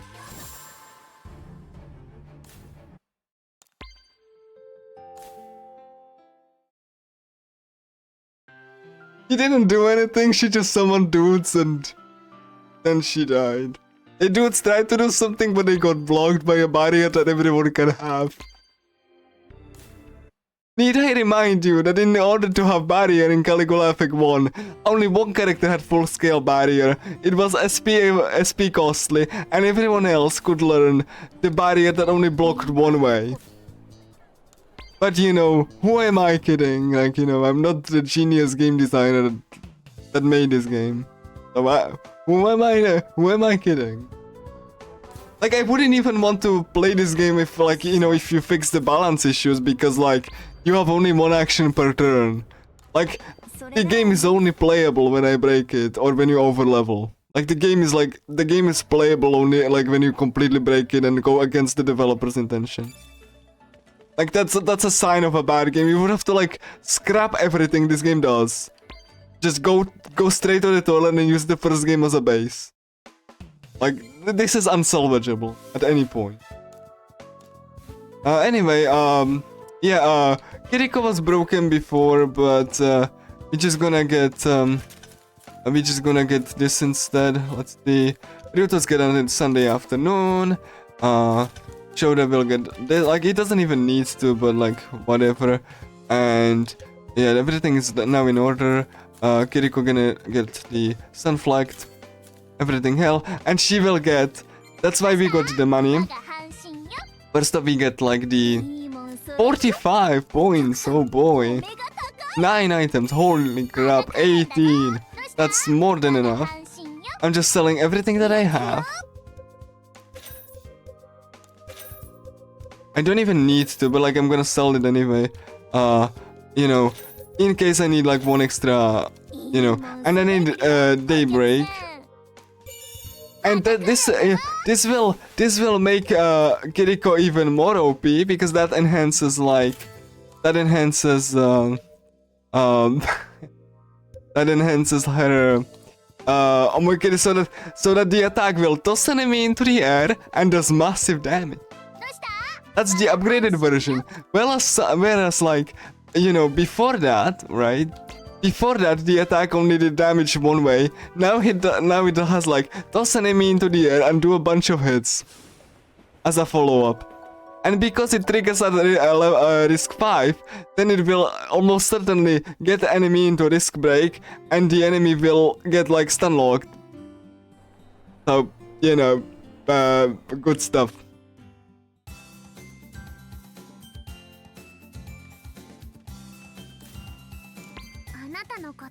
So yeah, we're gonna go, again, we won't be fighting anything. In fact, this is a little bit of tiny little bit of breaking the RAM, because there's gonna be unwinnable battle. So we're just gonna be spamming escape, so that, you know, because escape takes a while and you cannot damage that enemy that's gonna come up, so you just waste time. You know, so that you can, you know, so before the fight actually kills you. So I will have a like tiny bit break. Because like there's gonna be a slight like, you know, when I don't have to do absolutely anything. I just have to wait for it. Because escape won't work, obviously. Because it's a forced fight. But it has the largest cooldown. So I'm just wasting, like, I don't have to like press the menu for anything. Until the cooldown ends, or if until I get the you know, until I get the enemy to kill me. Also, you know, that's so like in this there's gonna be an unwinnable fight against Regret, the game's main antagonist. And she has 2 attacks. Attacks that does nothing, and she constantly regenerates, and attack that does unbelievable amount of damage. I'm just using escape and waiting for her to kill me. This is RNG. She can waste turns doing that or not, like depends. Even B3 W chains does nothing. I'm waiting for it.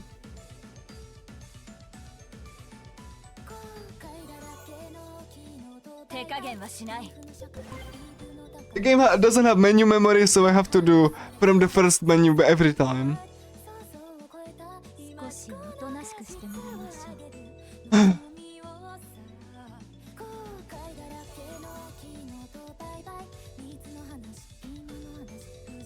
I mean, at least one good thing is that like my win button meter regenerates.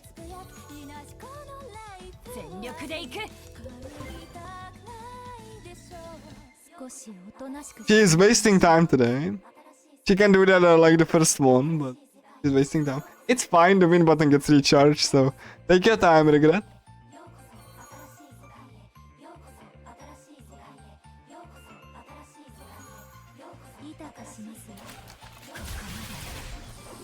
Like it does like so much damage and it pierces and everything.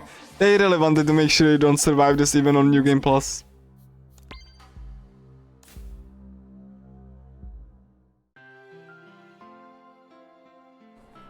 So gonna be another fight with forced party members. So you know we will be having fixed party. This is the thing that this game loves a lot. So you know we gonna have to like there's gonna be like Sosera, Gin, Ryuto, and I just need to wait for this doctor here.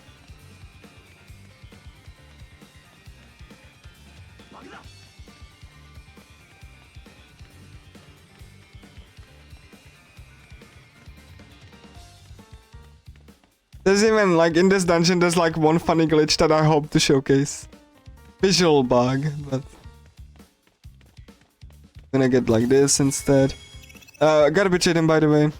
And we're gonna do the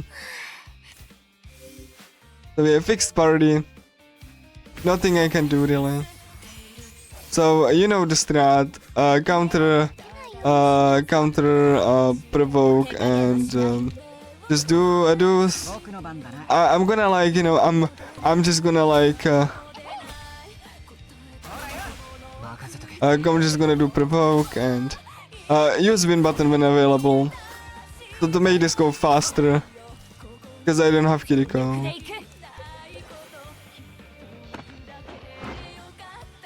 Don't worry, Ryuto will get in this dungeon. He will get like you know equipment which will actually like make it so that he gets max evasion with single cast of the provoke. Yes, so not only will it does damage, but it also gets him increased damage, but also gets him like more of the evasion. So perfectly balanced as everything else in this game. So yeah, we're gonna just spam barrier. I cannot really do anything, but I'm just gonna pummel that with all the party members. And again, this is yeah, just like barrier there. Hopefully. Do the win button. And just do chain raid and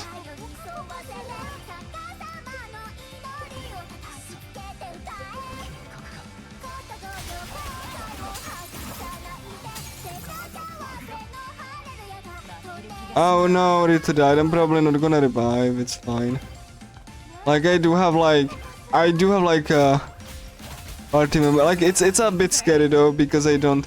But like they get staggered, so it's okay. Enjoy Ryuto Krochka.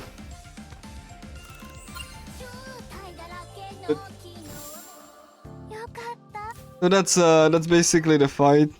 I'm gonna try to do like one little bit of a faster strat here in a moment where I will try to. The gimmick of this dungeon is that security guards, which are gonna like when they spot you, they send you back a little. So I'm gonna be doing just that. And like I said, like this speedrun it's hilarious how bad the game is. Yeah, we get like Nico, but I don't need Nico, so Nico is not gonna be a factor. So formation, Kiriko, showdown. And there we go. Easy mode speedruns use Nico because she has like full party buffs, and because on easy you kinda die anyway. Nico is better than Provoke Rito, but like yeah. See if I can do. Yeah, I did the good strat. Did the fastest strat for the security guard. So Keen now suddenly got the power to open doors just in time for this dungeon to happen. Again, like this game's plot is basically the Vocaloid gets like powers as the plot demands her to get the powers, and that's like oh yeah, and I'm gonna do like yeah, I'm gonna get up the Ataraxia and just go like the other way, so we can like avoid the security guard, showcase the strats. So I'm gonna try to showcase the funny glitch, but if I don't get it, it's fine. It's just a visual bug that don't know what happens, but it does. So yeah, don't need to collect crystals. I mean, I probably will though. Oh god, should have collected like a little bit. Fine, I'm just gonna escape. This will get me the. Will get me the. This will get me at least like the button for the next fight, like the next boss fight.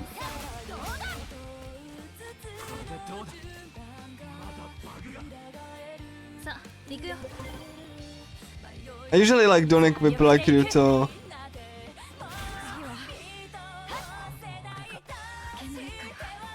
Enjoy the crotch cam on Kiriko and Ryuto. While it lasts.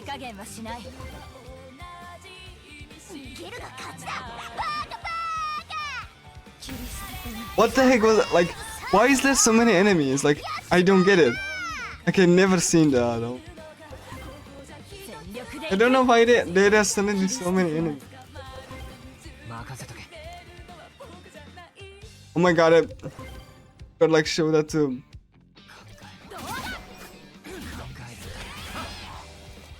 Fine.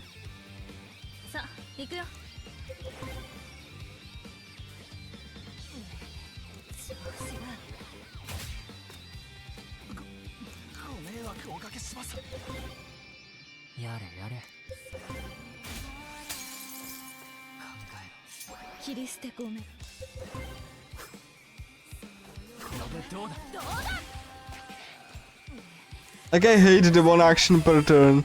It's so bad.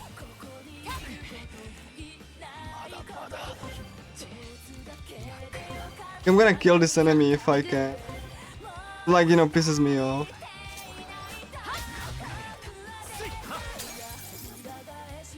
There's like so many enemies.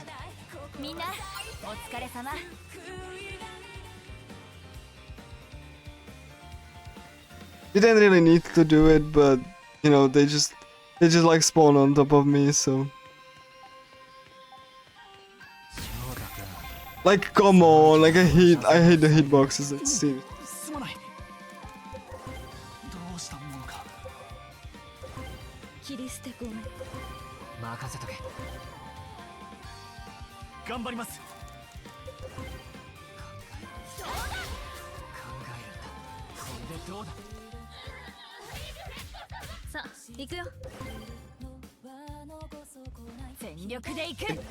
You can tell why I just really don't enjoy this combat system, because like, even when you try to fight the enemies normally, just another crotch cam for you too.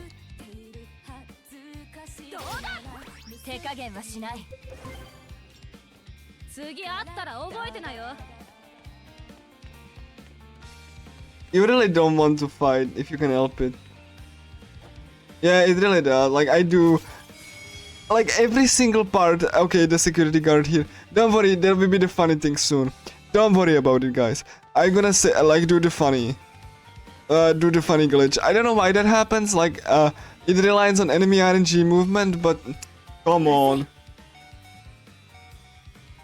Oh yeah, that's like that.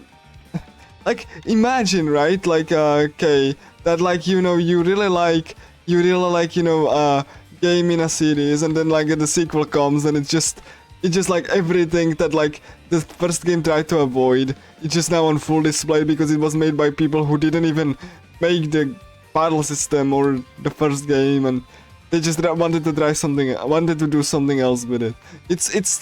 Like the game's issues are purely because of this fact. Like that, there's no like, again, because like the new developers did not care or did not care to understand like why the battle system was even made in the first place. Like it's like asking Bethesda to just make a Persona game, and like, you know, they don't understand like how the combat is supposed to function or something.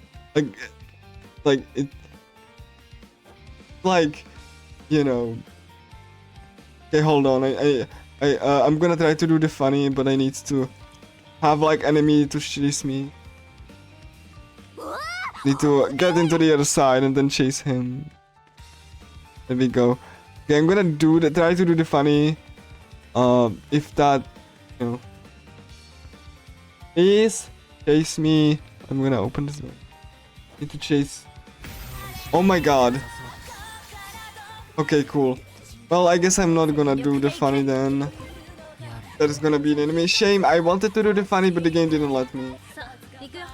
There's basically a glitch where, yeah, I mean, kind of. Alright, sure. You got me there, though. You got me there. Again, like, I was just trying to get an example, right? But like, yeah, I do understand. Even Reload feels that way, especially with Turgy, right? But still, like, I really wish I knew like better example of this. But it just really. Please escape. Yeah, like I think the Velvet Room thing, even in portable, personally portable, you can just make like stupidly, like. Okay, can I do the funny? No, I have to basically have the enemy chase me as soon as I get to. Can I do the funny, please? Maybe? Oh my god, no, please let me. Please let me do the funny. Come on. Please. I don't think that will work though. I need a guard to catch me while the enemy is like ready for a fight. Like, I'm gonna try to do the funny at least once. Please. Please. Like you need to trigger a fight at the same time as like the guard will like. You need like enemy aggro. I'm gonna try a couple times, but it. Again.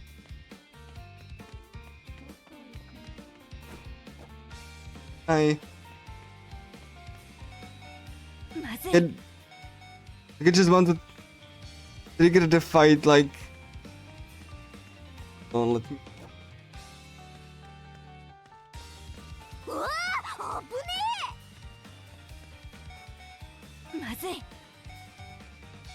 But like, yeah, if I can't get it like in the couple, then yeah, like you need to trigger a fight like in the same time as like. It's fine, I'm not gonna do it then. I wanted to showcase the funny, but it would just waste time. So, you know, no funny for us. Basically what happens is that MC gets stuck in this, in their A pose, and like, you know, they will just slide around us in the A pose, like the animations don't get reset properly. So that's like, that's like, the funny is that like if you get caught by a guard immediately trigger a fight, then MC will just not get animations like properly, and you get like really cool when they slide around like it's really funny, but no, I'm not gonna do it. What is important though is that this is gentlemen, Remember how Kiriko is like broken, she has lower cooldown? You can get that to her to have even less cooldown. Or like, you know, for attacks. まずい Come on. Play. Okay, I'm not... Unless it's the enemy there, I'm gonna... Yeah. So like, but like, we will get that Shota, because Shota will get escape faster. That's pretty much it. And he gets like faster attacks, because his attacks take a while. Not now though, we need to go through the dungeon still. That's yeah, like that's that was a little bit of an, like again, I wanted to showcase the funny, but the game didn't let me. まずいな Screw you, game.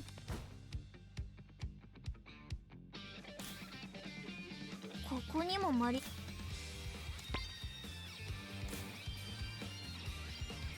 Like I just don't even know why that happens. It just does. Like I discovered this at random when I was racing the game years ago. That was how I discovered it. It was really funny. So yeah.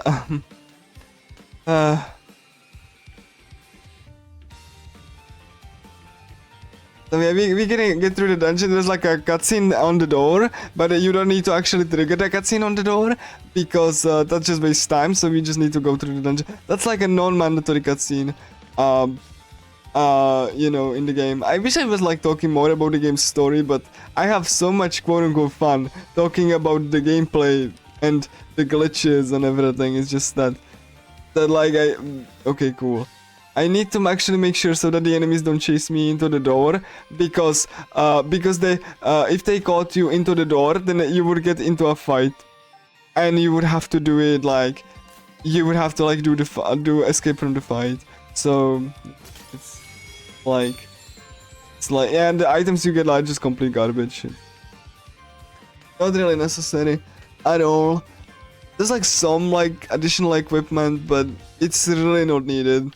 The only equipment that like you really need are just some specific ones you get on the way. No need to go like out of the way for anything. It's gonna go here. There's like some equipment, but I don't need it. Gonna go here to avoid the enemy clusters. Ah, come on. そうだそうだ天罰を食 I had like encounter less this thing in my practice now. 手加減はしない So, you know, 任せとけ again, the enemy RNG movement is like kind of like the only RNG that really 頑張 matters. ります Because like nothing else though. Maybe on the fights you don't have the win button, then yes. Like that, like if like 2 fights like, or like 3 fights out of like 9 are like, you know, remotely challenging because you cannot use one game mechanic, or like you don't have to because you need to save it for later, then like that's not a good game design actually. Like that's just like, and even then it really sucks because you have only one action per turn. So like good luck react to anything. Like even if you want to react, the fuck you get punished when like enemy like, you know, just like you know, attacks you. And you get like your cooldown reset a little. Hold on. Make sure that I don't get into a fight. Then like, that just makes it so bad. Even when you want to react, you can't. Because you have only one action and cooldown in it. So like, even if you want to react, you just really cannot. Because like, you know, you have your hands now. So like, they inadvertently like, created a problem that Caligula 1 didn't have, and the problem that most like turn-based RPGs have, where there's like times when you cannot do anything before you get a turn. Like that's not like better, that's just like worse, もらえる like in every conceivable way. And the only thing that you can make to make this bearable is to either overlevel or break the combat in half. Which is not at all like how a good game should be designed, or like a good RPG should be designed at all. Because like I don't have to, like, you know, I have to try to actually break Caligula 1 by overleveling too hard.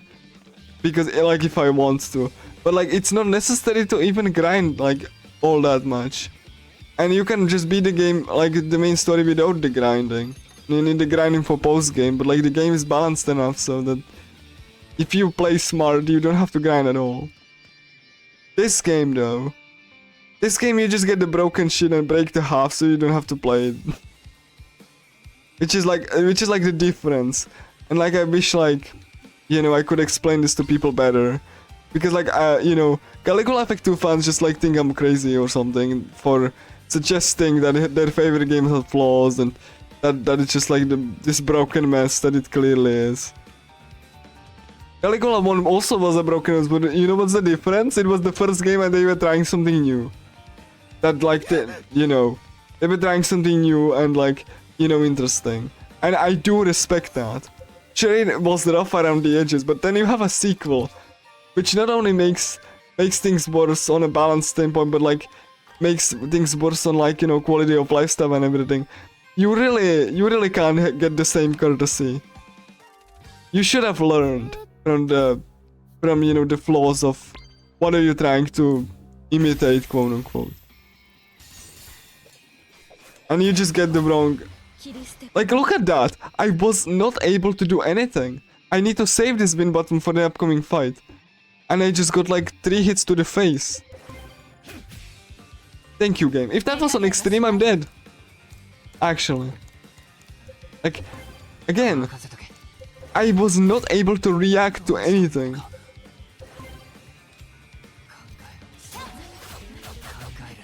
Like, I cannot use the button because I need to save it for later, so like...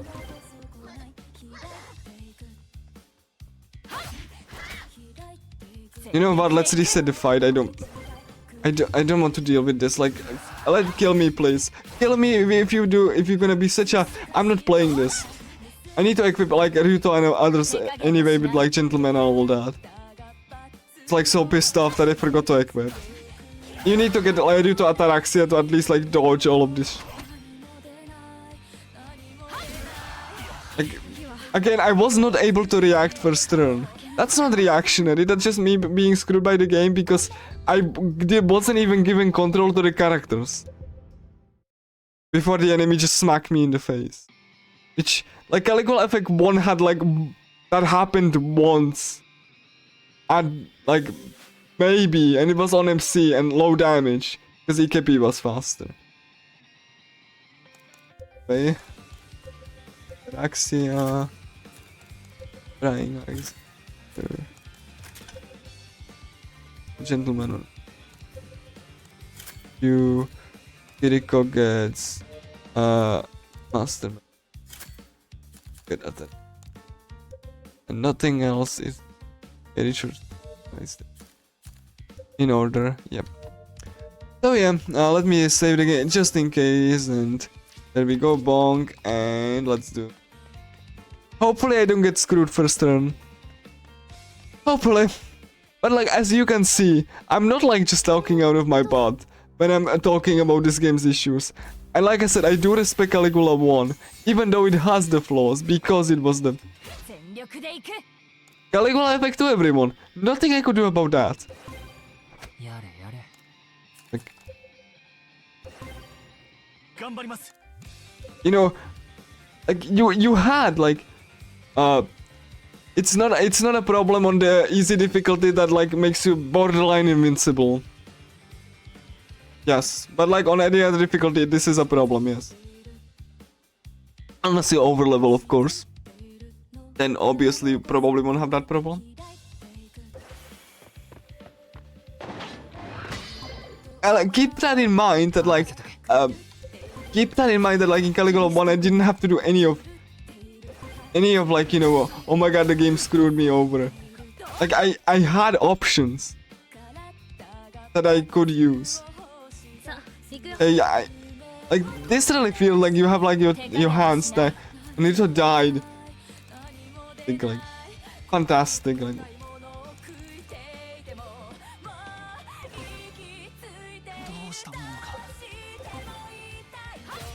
I cannot use the button because I need to use the button on the upcoming fight.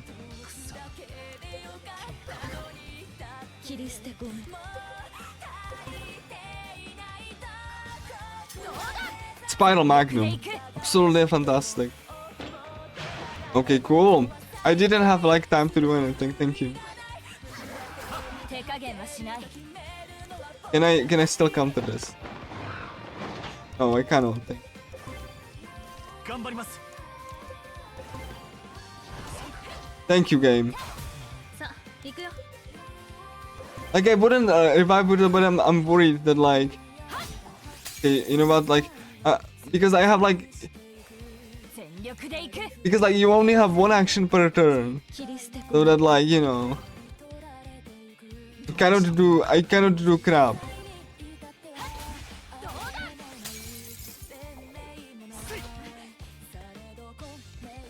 さあ行くよ手加減は Give me a turn.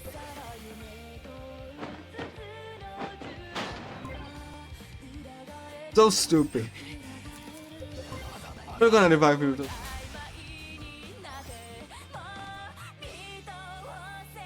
切り捨て I need to rely on RNG to actually knock Doctor down, because then I cannot set up for the で fight. 行く Because then he summons Zats and the fight is unwinnable. The fight is actually unwinnable if the Doctor summons Zats. So I'm gonna try to roll RNG to prevent that. さあ行くよ And I like how MC took the Shota took damage because the game like mistook its own damage calculations, always quality. 手加減はしない切り捨てごめん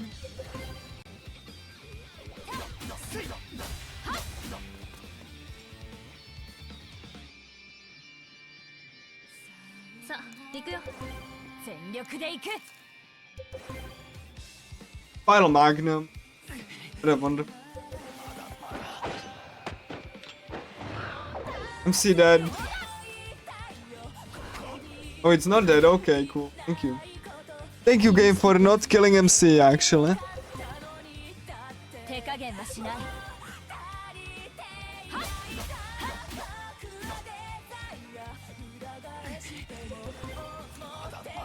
I genuinely from, like, you know, like, if I could say something to the game, would be Caligula effective from the bottom of my heart. Go screw yourself, genuinely. 作戦 Your broken design that wasn't an issue before in the Caligula 1. Anyway, Doctor. どう開始ださっさと来いよ So, やぶ医者 we will do the provoke. さあ We will do buff. 頑張ります We will do. Hopefully, Doctor will get keyed down. I'm buffing Kiriko. 全力で行く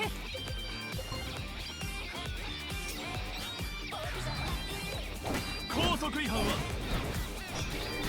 厳罰です出直しなさい Cool. We actually won the roll. Cool. ちょっとテンション上がってきた And then we can melt. 一気火星に攻め立てるぞ ちょっとテンション上がってきた And then Kiriko will do the super attack I told you before. 一気火星に攻め立てるぞ Yeah. Like Chalice. Which will actually stun Log as well. And Doctor has almost has like, you know, a sliver now. 火星に攻め立てるぞ Then Kiriko will do the attack again, ちょっとテンション and Doctor's done.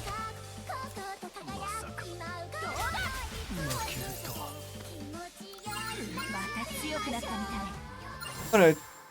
And if you thought that the things are gonna get like better from now on, well, there's 2 fights upcoming that won't be. I cannot use the win button, but it's also the reason why I submitted hard as a race, because it's much more consistent than on extreme.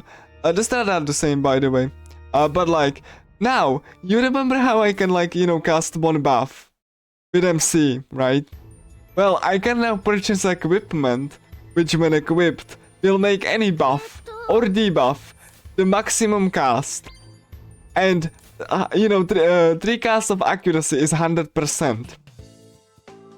So every attack that can hit will hit. Even the most broken, most damaging, and not to mention, I will get like most like attack up with that one cast as well. Because like MC has like the buff that boasts both attack and accuracy. Which pairs well with, you know, Kiriko's high crit chance and high attack by default. So, you know. So you don't even need the unavoidable attacks anymore. You can just use the more damaging crap. Which, yeah, basically. And I will be getting full set for the whole party. I will have just enough points to get me the full set, and I will need to upgrade the win button even further. Again, everything is precisely engineered in this. To break the game as much as possible so that it doesn't even have a chance to cry. So that I can play the game less. So now we're gonna get to the point that like full buff and debuff cast, one supremacy for Yuto, which means like one cast, one defense down is gonna be full defense down, and for MC a full attack and full accuracy up. Kiriko gets Master Mentor, which is only 2, so she gets more increased crit chance, only more increased crit chance. Like, you know, 2 instead of 3, but she will get the full set eventually. You know, it's really cool. It's very special, and hold on, and Shota will get Ryuto will get the debuff later. There we go. And we're gonna do the subordination, which means that like one single cast will get full defense when it hits. Full defense down, and yeah. Ataraxia has natural max evasion for the provoke attack too. So the weapon that we pick up, not only Ryuto has more damage, but also has like full evasion, addition with the provoke, and more attack with it. And you know, that attack cannot miss. So, you know, the game just gave it to me. Say thank you. Like, the game just begs you to just please end my suffering. Like, I'm broken this time, please help. And I will gladly oblige. If you so desire. And to be clear, you could also do some broken crap in Caligula 1. The ultimates would be the one. But the difference there is that you had to time it correctly. You had to pay attention to what you're doing. You had to make sure you have like buffs up. And you had like you had to, you know, account for that if you got into a fight like debuffed or buffed. You had like things to consider. There's nothing to consider, just equip and forget it. The game doesn't give me party for some reason, I'm just gonna use it, just doesn't matter, the tornado is broken anyway, so like it doesn't matter what I do.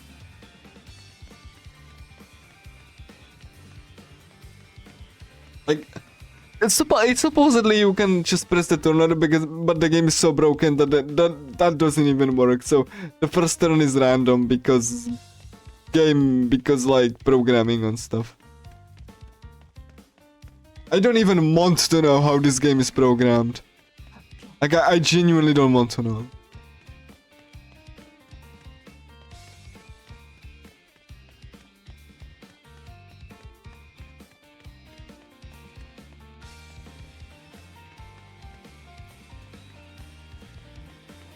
We don't fight anything, and the characters like are talking about how they fighting the Digiheads, and like, yeah, I know, like you don't get the story explanation. Just trust me that, like, you know, the magical Vocaloid thing will get like magical powers to just actually like get into this like suddenly created like alternative version of the hospital.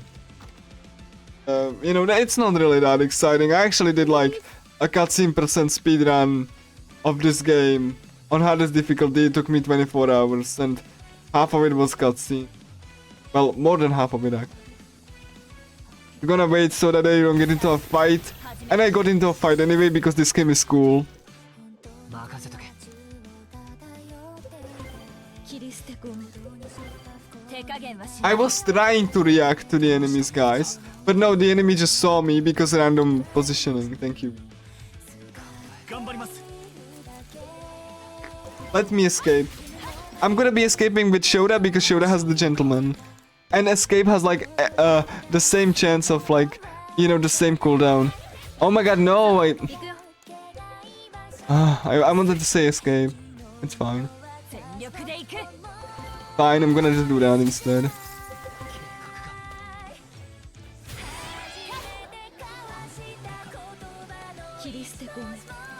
Okay, it's fine, it's fine. I'm gonna just like dash away and escape. It's gonna target MC because of course, because enemies always try to target the closest target, regardless of. Naruto Krochkan, by the way. さあ行くよ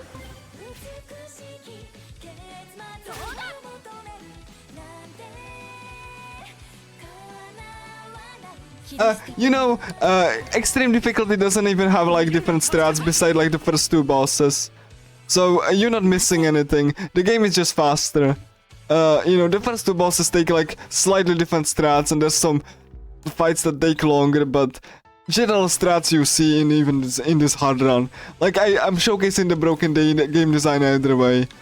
You know, like you know, extreme doesn't makes things less consistent, but it's not like more interesting or anything, because it's just damage numbers increase and you do have to do slightly different things, but like the ultimate result is the same.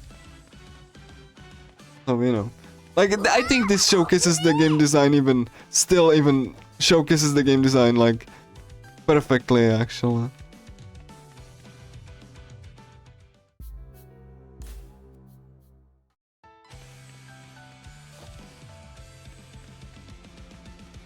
I will have to like, you know, smash into these enemies to actually escape. Because like a narrow corridor and I cannot avoid it because hitboxes.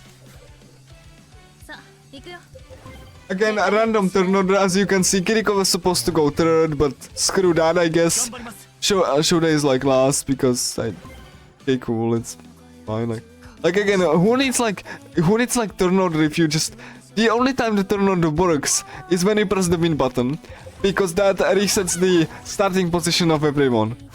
Yes, the turn order is broken on a technicality, a very crappy technicality that they didn't address. 全力で行く I reiterate again, anyone who tells you that like you know Caligula 2 is a giant improvement over Caligula 1 on like a gameplay level, they just didn't know what they're talking about, or they haven't played it, 次あったら you 怒る know, なよ or they don't like RPG combat. One of the two. Like you cannot tell me this is like improvement in any single way.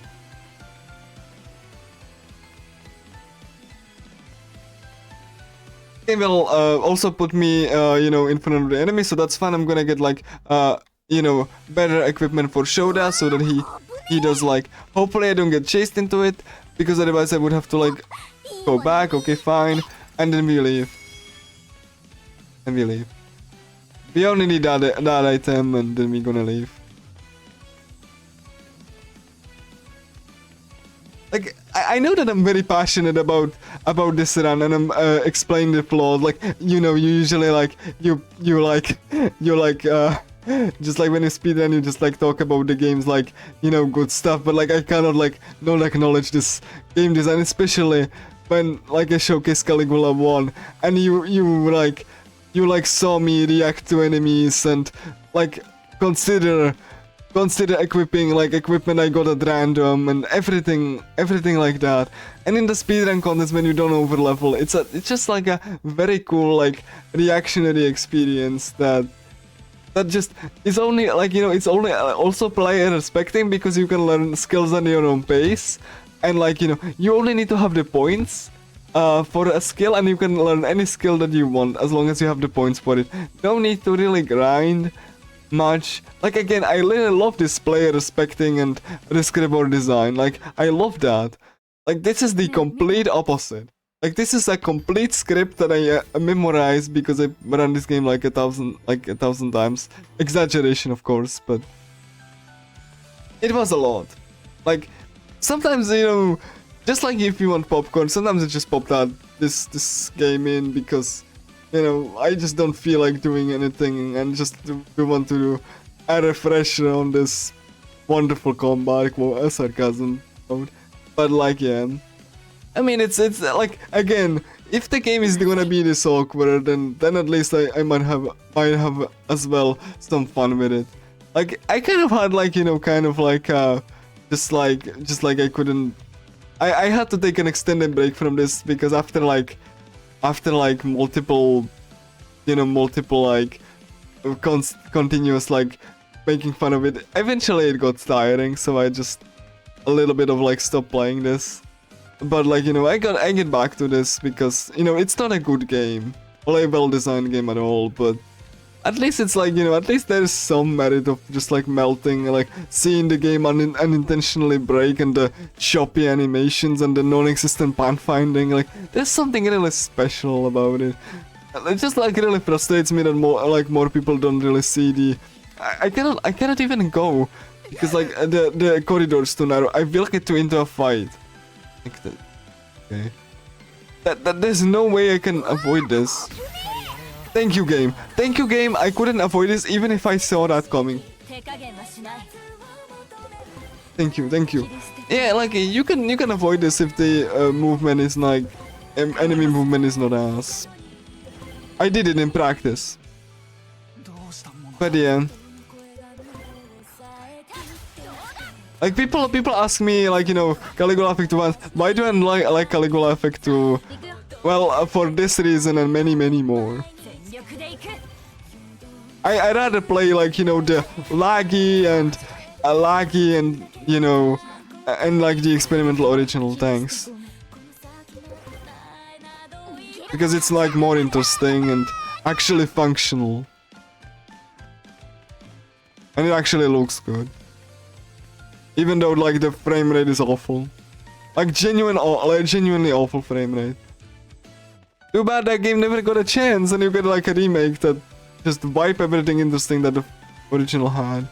And then you got this thing.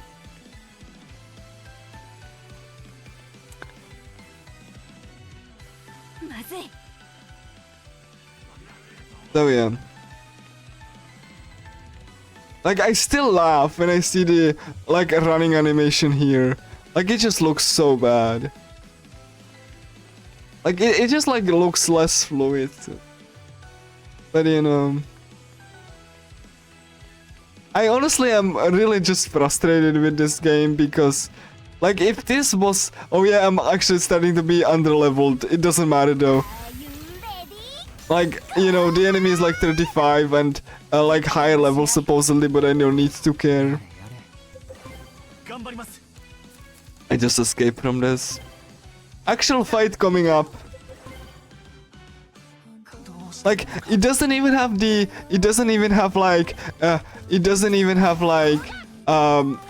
like I said, the animations were made by open source plugin Kawaii Physics. So they didn't really make the animations like from scratch. So like it really does look awkward. Especially considering Caligula 1 had like really good animations. It's just the game ran like at 20 frames per second or less. Like the game ran absolutely awful, but it actually was beautiful and looked better. Like I don't want to see any game, any additional game from these guys, from Historia. Like if they had, this game was in their full control, and you can see how awkward it is, and you know how the animations look, and this was their full control game. They didn't reuse anything, and they made this. I have no actually. Like again, and the lack of balancing was even in the Caligula 1's remake. So like, you know, I don't even have like faith that they would make able to make an interesting, you know, interesting game in this style of combat. Like I just don't, because, you know, they had this game under their full control and they just did this. So you know, oh my god, really? Oh my god, I might like, oh my god, because Rito died. I just want to escape from this fight. Well, please distract them. Please, Kiriko, distract them. Kiriko, please. Thank you. Yeah, I am exploding the enemy AI to actually target Kiriko so I can actually escape here. Thank you. Because I don't need to fight anything. So yeah, actual fight coming up, guys. Actual fight. Can you believe it? Actual fight. I will have to, you know, I will have to actually do stuff other than to melt the boss first time because I cannot use the win button. Can you believe that? Because like I need to use the win button next time because of stupidity that's gonna be there. So anyway, Doctor fights us again. We beat him already, but he just think that he can beat us all alone without anyone. He doesn't even summon anyone. He just beats. I can beat you now. So okay, buddy. Sure, whatever. Like this, like the musicians are just so dumb in this game too. Like okay, cool, fine. I need, yeah, good thing that the enemies always target the closest target. So I don't have to even cast provoke. I'm gonna do this instead.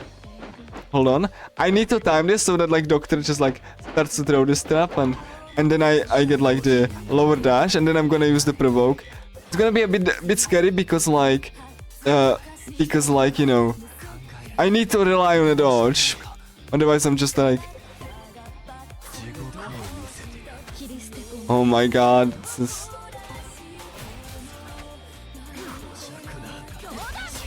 Oh my god, I have to revive Ruto. Like actually, like it's important. Okay, that's fine. This is fine. Like MC just like getting smacked. It's fine. I just need like Ruto to be revived and because like he needs to cast provoke and then we're gonna do the super attack. So that Ryuto can set up this thing. And yeah, what do I need to do? Yeah, MC needs to, okay, do I throw some items there? I guess I can. I don't think I have anything else to do. I mean, I can actually, and I actually have to push a risk so Kiriko can do the super melting move again. Sadly, I don't have time. Okay, cool. Now it's actually fixed. Now it's actually a fixed like. Now it's actually a fixed a turn when Doctor will cleanse buffs and buff himself. So you know. I'm gonna use like SP in on Kiriko so that she doesn't have to stop an attack.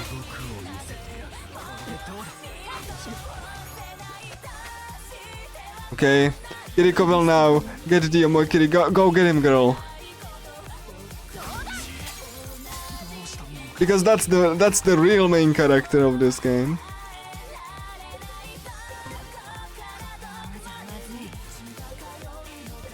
I'm gonna buff Kiriko first. She might run out.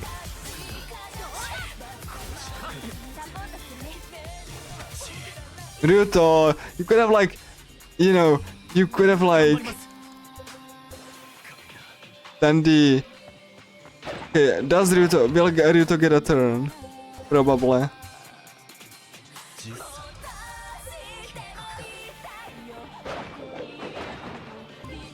Ah, sure that doesn't get the... It's fine. There you go. No, I'm actually so sad. He didn't get the...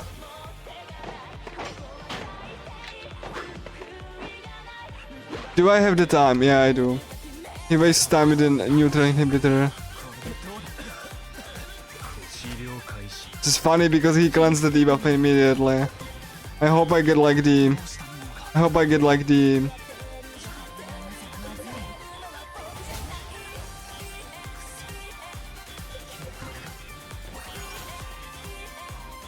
Yeah, like I've seen like, you know, people mentioning that game.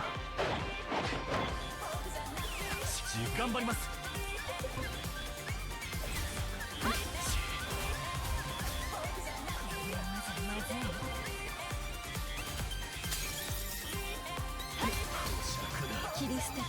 Kiriko, go get him. There we go. Alright. And this is why we need a win button. And this is why I don't really like this game either, because of character who is in a wheelchair. For those who don't know, I'm disabled. And this game portrays the disabled character really, really badly. So... Anyway, so this will always work, so I will block the wheelchair attack, the wheelchair will always attack Ruto. And I block Ranka as well. And then I just do debuff on you. This will be completely safe because like, he doesn't go through the shield. And I buff Kiriko. And I buff Kiriko.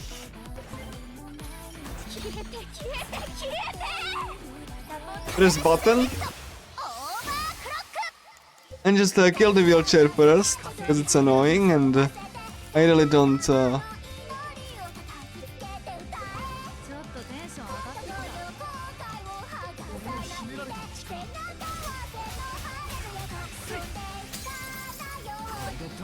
ちょっとテンション上がってきた。負ける気がしない。 See if I can actually get the attack off. There we go, I did. And Yuta will get a turn, so that means I can like dash him away and...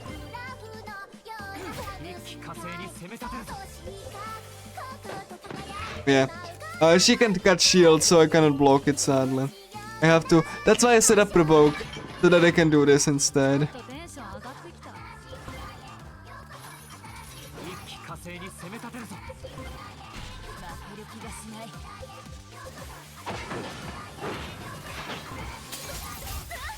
一気火星に攻め立てるぞ。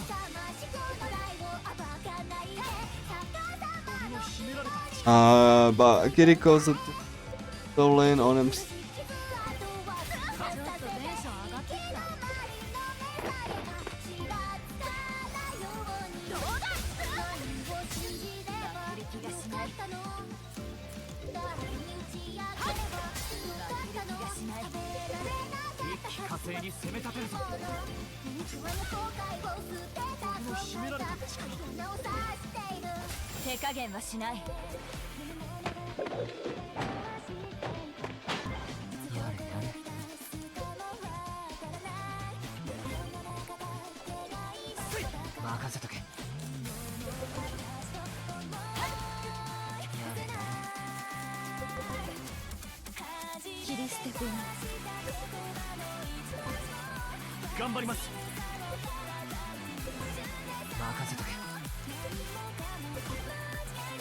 Oh yeah, she will use an attack which will try to cleanse her debuffs. But like if you block that attack, she won't cleanse the debuffs. Brilliant game design. Yeah. So if you do, like she cleanses the buffs, but like she won't cleanses the debuffs if you block it. So her debuffs won't get cleansed if you block it for whatever reason.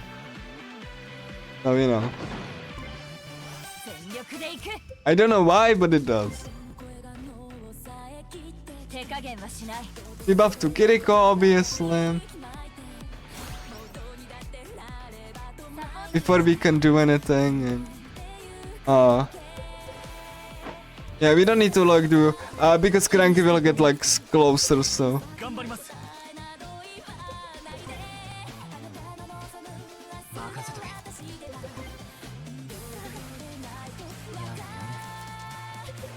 Hold on.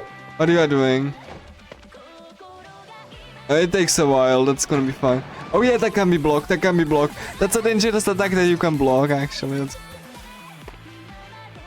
I'm gonna wait, like, this is slow. I'm not gonna fiddle with the timeline, this is slow, let me just do it. There we go. Bong, guard, there we go. 力でいく And then we just dreadnought and do another melt stuff. So assuming we can like get the risk up. 任せと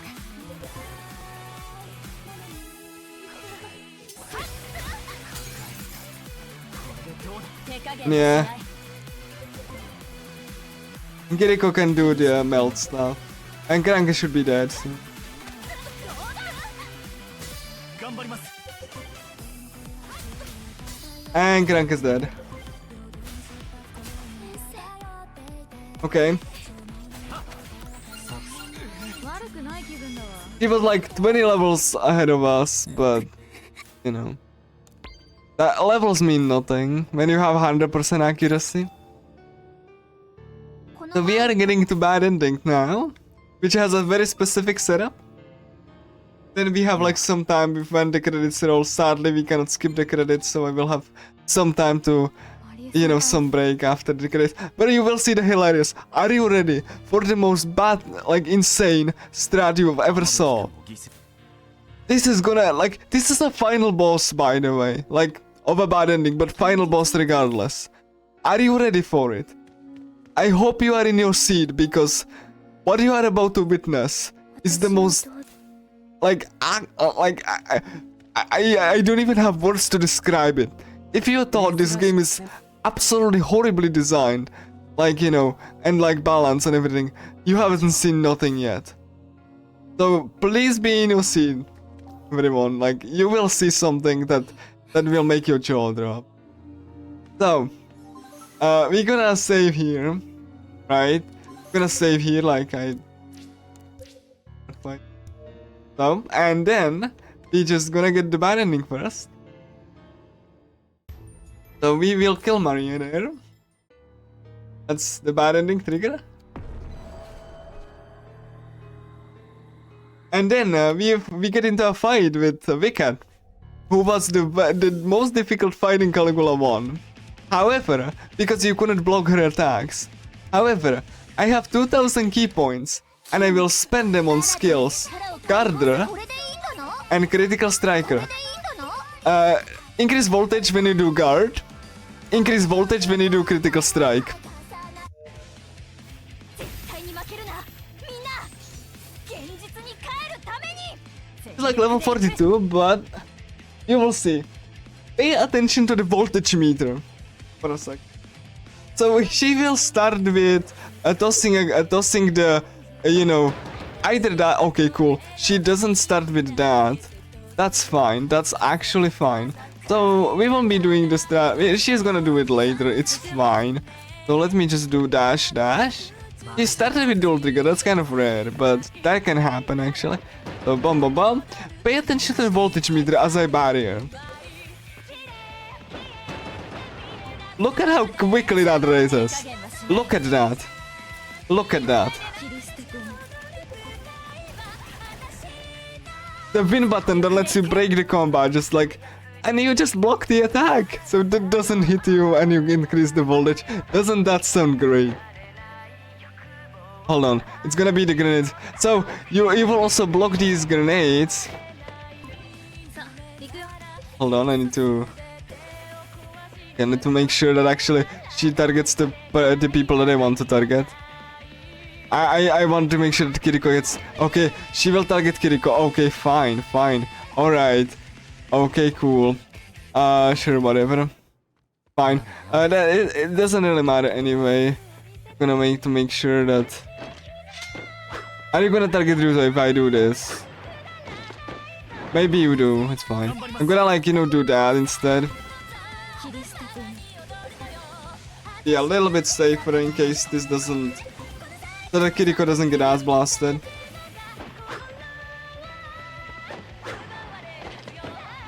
Yeah.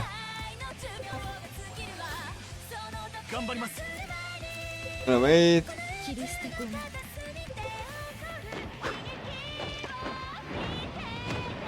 Okay, I need to make sure that this doesn't... In case Kiriko gets hit.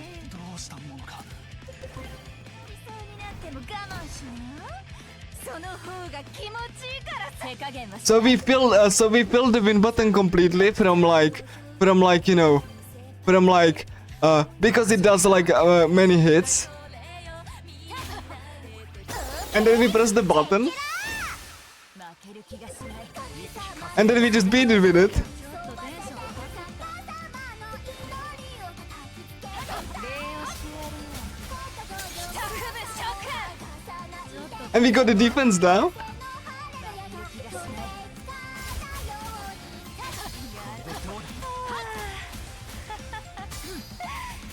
い And look at that. Overkill. So not only we like avoided damage, but we can also quickly fill the win button so we can just melt it. So not only the boss didn't harm us in any way, but also we just refilled the button that lets us melt the boss. And you know, who designed this? Who designed this? Give me their names. 加減はしない Have you played any RPG before? Have you even balanced an RPG before? So, you see how the voltage meter is like empty. You see how the voltage meter is not empty. Look at that. She will use the grenades. The voltage meter is almost empty. Look at this, right? Okay, that's a guard. That's like almost a good guard. There we go. Let me just time this so that I can actually time the guard here. Just and there's like an animation that like got stopped for a second because whatever programming, I guess. So yeah, look at that barrier. I'm just gonna emergency barrier this. So this would like inflict bunch of status effects, but like it's gonna do that. Pin button is filled. 力でいく Pin button is completely filled from empty state, by the way.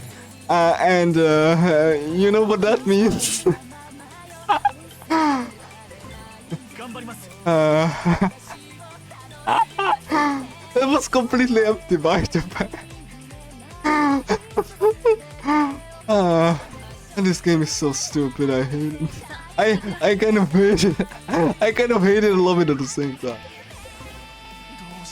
It's so dumb. It's like, yeah. Hold on. I need to make sure that I actually buff Kiriko first. Ah, that's fine. You know, MC got. Oh my god, MC. You know, MC got like. Oh, whoop-de-doo, MC got hit. 人生のハイライトだ It's fine. MC got hit. That's fine. Let's just press the win button and like start to do the things that we do best, which is melting bosses.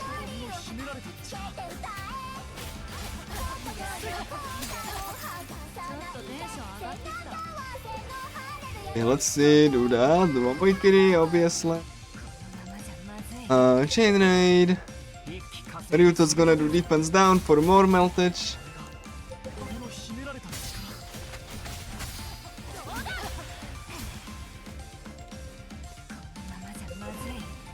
一気化成に攻め立てるぞ Yeah, it's really broken. Like even casually, like people complain how broken that is.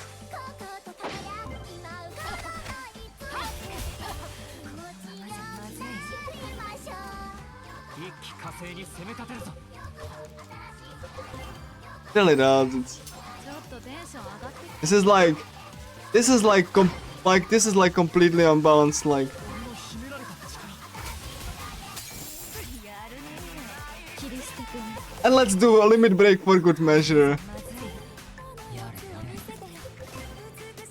れなかなかしよこ頑張ります Let's do a limit break for good measure. 冗談 Just to overkill her. Just you know. 峰打ちじゃなんてね This was the final boss of the bad ending, which means like we have to like wait for credits to actually save and do the other ending. Sadly, the credits are not skippable, so I hope you enjoyed this final boss. Like very difficult, am I right? This also like happens in like extreme. This is not a difficulty issue. This is just a game mechanics issue. Like the game mechanics are so bad that like I basically had to like find a way to exploit this to be like somewhat enjoyable. Like I said, one person that played it casually just shelved the game because he got so overleveled that he melted the boss, like the second boss, like, and he got overleveled just by doing the side quest that the game told him to do, which involves like fighting enemies so you max equipment and equip a passive. So he just naturally, like, you know, did side quests and they just overleveled and it like killed the game for him. Which I'm understandably, like, this is like, this is like complete, like, you know, pissing on what Caligula 1 did. Like, just imagine, like, you know, the Caligula 1 had, like, you know, really cool, like, damage numbers, but, like, it wasn't this stupid. Like, that like, you can just, like, you know, laugh at it, like, I don't have, like, many good things to say that wouldn't be just poking fun of it. It's, like, I don't know, it just, what a wonderful, wonderful video, okay? Don't worry that the final boss will be just even more broken than this, because they just gave up on like AI for the final enemies completely, like just generally just like screw like coding some competent AI scripts.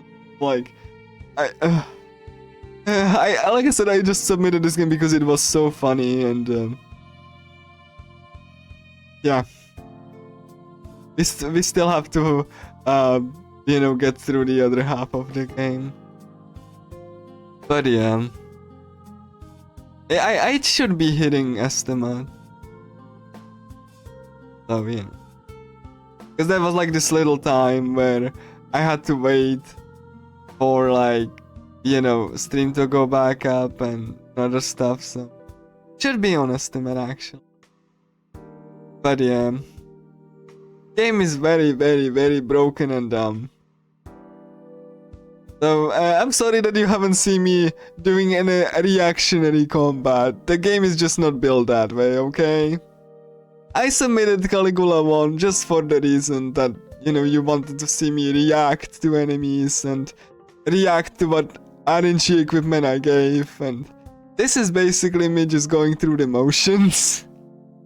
Like, there is nothing really unexpected aside from like 1 to 5% things that, sure, like, you know, the random enemy movement, but, you know, as far as the general like strategies and game design goes, yeah. And this is not something that I would be, you know, proud of, but like, you know, sometimes you just really want to eat popcorn. And this is like the video game version of popcorn. You know, the plot is not like, yeah, it's like, it really does. Especially in a speedrun setting, Alu. Like, you know, if you overlevel, then definitely you can overlevel stuff, like, that's fine, but like, you know, if you don't, then you still can beat the game. Like, even when I'm, like, you know, just going through the game as normal, and like, you know, like, the speedrun is not just really cool because of that, honestly.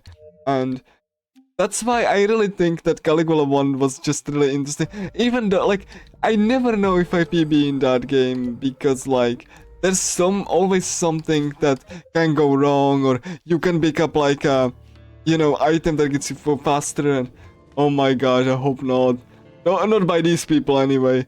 I hope that if that it is, then just that it's gonna be just by the developers that made the first one. Because, like, I just don't want to play anything stupid and badly designed as this. Like, honestly. And you know, the story as well, it's like, I hope there is not though. Like, if it's gonna be by Historia, then I will only play it because I play the other ones, but this one just really, like, this one just really dropped the ball. Especially the plot, which relies on Deus Ex Machina as well. Even though, like, I did like certain characters, I think certain characters were written well, certain characters were written awfully, like, you know, the wheelchair, like, you know, antagonist, and, you know, one other character in the, like, certain characters were done okay, and the music was good, but, like, the gameplay, Oh my god, the gameplay and the design and the glitches and no, please. I don't want more of this. I just want something interesting and quirky like Caligula 1 was. Not this snow. Anyway, we need to buy another set of the broken buff equipment again. Just like do that. We will have another forced fight. Yay! With like 3 characters and one of them kind of suck. But yeah. Okay, cool. Sunday afternoon is here. Let's just get sunflagged. Let's get this. I did like Caligula effect one actually. Like, actually, genuinely, yeah. But this is just no. Like, if you're gonna design the game like this, please don't. Like, I mean, it's funny once, but I don't want to see it again. So, we have another set of equipment that we get. I'm gonna get, like, you know, pumped up plate. And, okay, hold on, Supremacy. That's like, hold on, who doesn't have it? Yeah, Kiriko needs has. Here, and you get Masterman. And there we go. That looks correct. That looks actually correct, Kiriko. That looks correct. That looks also. There we go. So, we're gonna go and... I mean, you know, if you haven't noticed, I don't really like this game. I don't know if you couldn't tell. Especially, like, not even like casually, it's just like, you know, slow and boring, and even speedrun-wise, even speedrun doesn't save it. I mean, it is hilarious, yes, but I just really wanted to have something reactionary, you know, something that I have to react to. She's like, one of my reasons I do play RPGs is because I really like when, you know, things are different every time, in certain ways. And I just don't go through like, you know, through like the same motions. And also, like, you know, the Deus Ex Machina progression is when you get like ass-full powers is not like really great either. Cause like, you know, hey, I gained this power and I just gave up. This lets me go through a situation. Okay, next point. Absolutely awful, like, general progression writing. Like, I've never, like, even seen Deus Ex Machina type of writing. Unless, like, until I played Caligula 2. Like, when I could see it on full display, by that is bad. I know, like, the director said that he had, like, a trouble writing a sequel, and it really showed. I don't really like Marisu Deus Ex Machina to be, like, the navigator now.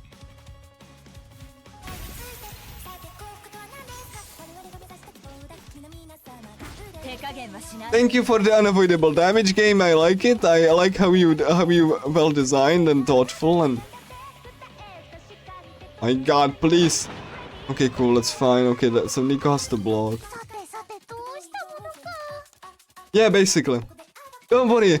She even has powers to restore the world after it's been destroyed by the villains. I'm not kidding. I'm not kidding. Like the last power she gets to restore the world after the world gets destroyed. So nothing matters. Nothing matters. Absolutely nothing matters. Everything will get honky-dory. The villains will stay dead. Most of them, and like everything will be fine. Like because of this new form Marisu, like Deus Ex Machina powers. So stupid. I hate it. Like I wish I was joking about that plot thread, but no, that's actually how the plot goes. That she gets like, hey, I can like restore the world and how it was, and it's fine. So nothing, no tension, just don't worry about it. You know, the bad guys will stay. Some of the bad guys will just die, and then they are bad, so they don't get back, and fine. Like it's just like, you know, kind of like I don't really think this is a mature story, like at all. This is like, so yeah, we will buff Kiriko, like, you know, oh yeah, and Nico sucks really so badly. She has like a slowest attack where you can see her panties, and like she doesn't even do good damage. So we buff Kiriko here. So, you know, we buff Kiriko here. And we show this. We just do Kirikimai here. Okay, come on, we need to block this first. Because I don't have the win button ready, so I just need to do this first. I'm gonna showcase one Nico attack, if I may. Look at that, like, let me just, like, attack her here. And then, like, Kiriko, look at that. Just look at this on stream. I'm not kidding, look at this thing. You know, look at this thing. No, not like, look at this thing. I have no words. Like, look at this thing. I don't think I need to see like say anything more about the camera and like look at this like no this is like yeah.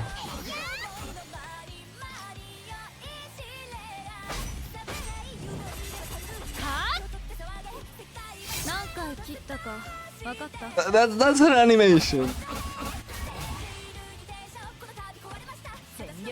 Again, this is supposed to be a mature story. Yeah. This is supposed to be a mature story for adults, like. Mature story and you have crotch cam update, like. Mature story, yeah. Yeah.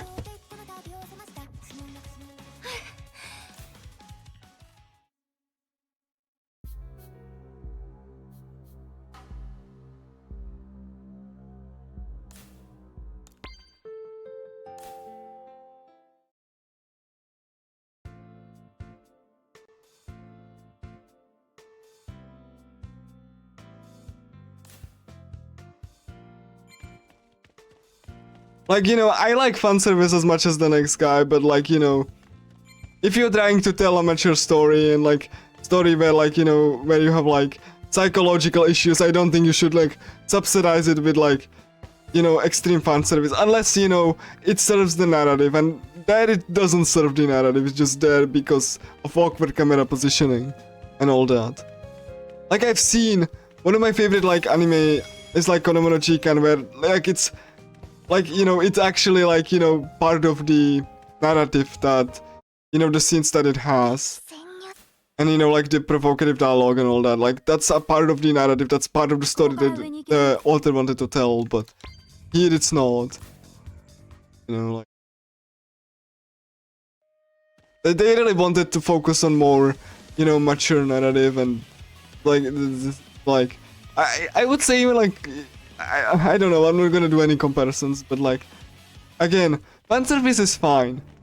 And I even seen fanservice done in a very cool way that served the narrative. Oh, yeah. And I really, like I said, in Konomo no Chikan was like there, because that was there to just make you uncomfortable, because Rin was like, you know, going through puberty and just like, hey, I'm gonna say like lewd stuff, you know, let me watch the teacher being embarrassed and stuff. Like, I can understand that, because it's like, you know, pre-pubescent kids, right? And like, you know, like, going through puberty, I can understand that, right? Like, you know, and all that. And people, and like, you know, just like kids making fun of the teacher because they have boobs and they make like lewd comments because it's funny. I get that.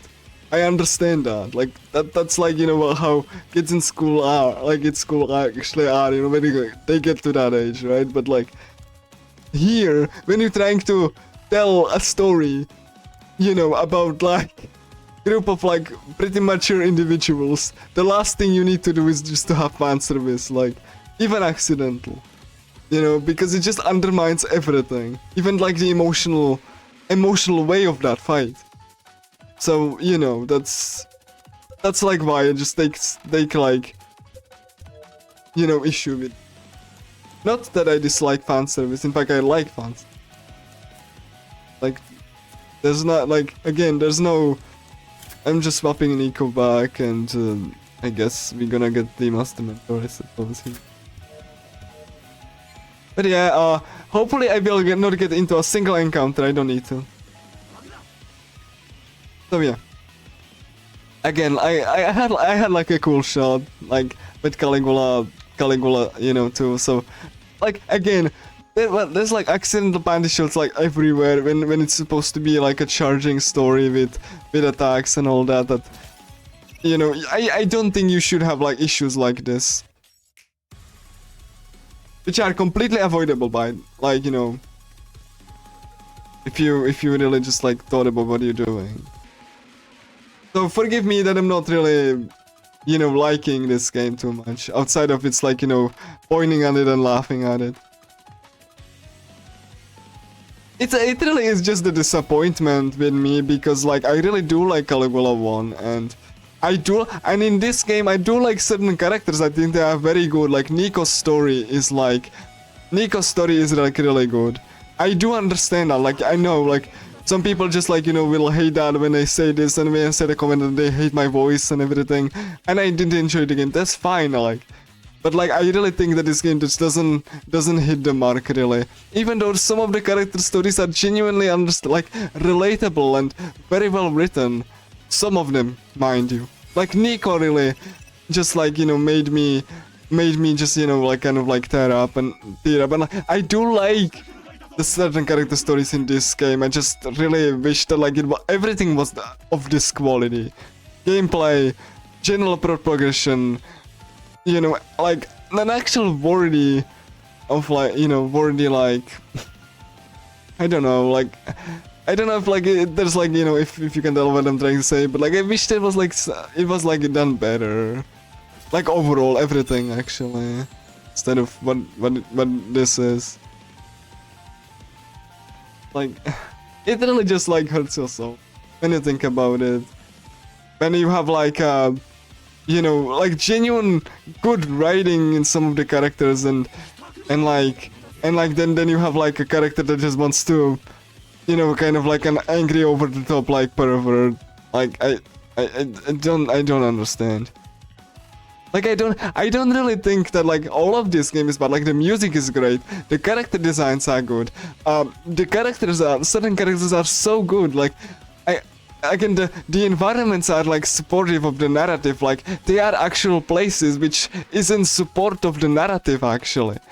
Both Caligula 1 and Caligula 2's environments are supporting of the narrative, and I do love that. That's absolutely beautiful. And then you have like moments like this which really just like kind of ruins you out of the experience. Like the gameplay, which, you know, we used to be like really reactionary and really like, you know, player focused. And like the fact that you didn't have to grind and all, like good animation, like pathfinding too, rough around the edges, but it was really cool, and it really just hurts your soul to see that. Like I'm not like just like saying just because I want to hate the game. It's just because I really think that there's genuine good parts, but the fact that like the general direction and everything is just yeah, the hitboxes, everyone, hitboxes, absolutely. Nothing I could do about that. I tried, but nothing I could do about this, unfortunately. Again, like this is what I'm talking about, like this general like, you know, unpolishedness and everything. And I would argue Caligula 1 was much more polished, where it was rough around the edges. Yeah. Like it lost potential is like what I'm saying. Like very much so. Even the plot progression. Did you really have to rely on Deus Ex Machina Mary Sue to move the plot forward? Did you really have to self-referential? The character, the womanizer. By the way, Kiriko Spandis, the womanizer I told you about. He actually says, like by no uncertain terms, screw Caligula FX1 characters. He calls them chumps. Like they actually literally insult like the characters of Caligula 1 in the game. Like I wish I was kidding, but no. The character that actually just like, you know, is the womanizer and is angry, he actually insults directly the cast of the first game. And it even felt like referential to when they reuse the puzzle. When they reuse the puzzle for the 2 doors. The key, the Vocaloid says, the cast of the first game had to do puzzles just like this. Very subtle there. Like they literally just point that out like you're stupid. Like then you couldn't like pay attention. Like, hey, the cast of the first game had to do the puzzles just like this by copying the exact same puzzle. This is the level of writing we have here. Like Like, this is so, like, parasitical even. Parasitical instead of, like, supportive. This is a parasite of its source material. Like it just references itself to give more, like, you know, breathing room for itself instead of being a respectful seat. By the way that it's written.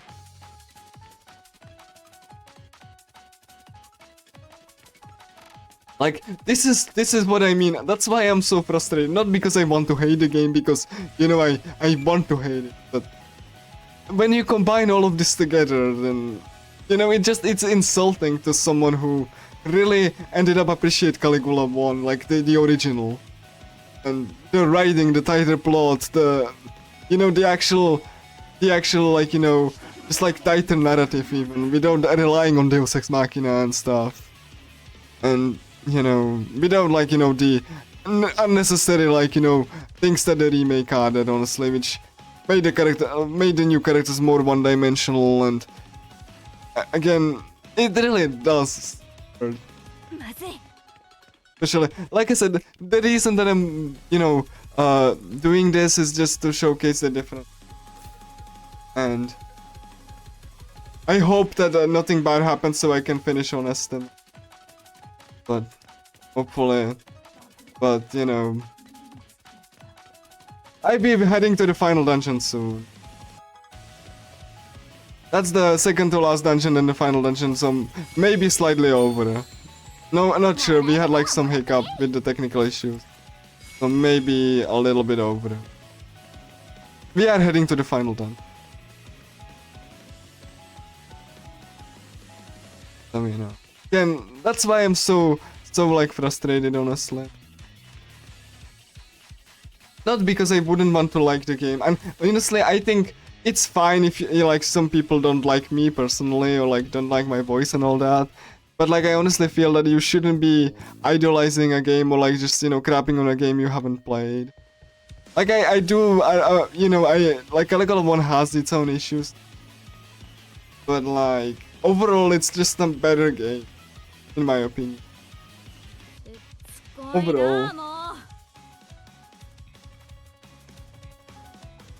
Like, I honestly didn't want to see the when the game, like, before the sequel was released, I was actually excited because I thought it's gonna be like full of the cool random elements, and, you know, they're gonna finally just like go to the design of Caligula 1 and just actually make it something interesting and full of replay value. And sadly, you know, I actually got that when I didn't know how to play the game, because I first played the game in Japanese and I didn't know how to play it, so I thought it's looking fine, and then when the English version released, I learned how to play it, and just the game was instantly destroyed for me.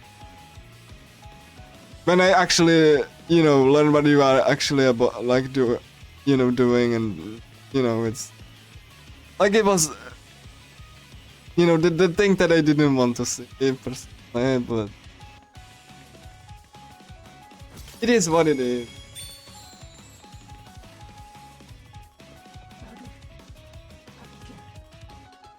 So anyway, about that, we are being chased. You know, you don't want to get hit by the enemies because you will get into an unavoidable enemy cluster. Don't worry, the boss is soon. You will see how hilarious that boss will be. Don't worry. You will be laughing. You will be laughing. I will be even pointing out some AI flaws with the boss. But yeah, I will be probably slightly overestimated because all of the things that happened. But I just wanted to showcase this game in full, you know.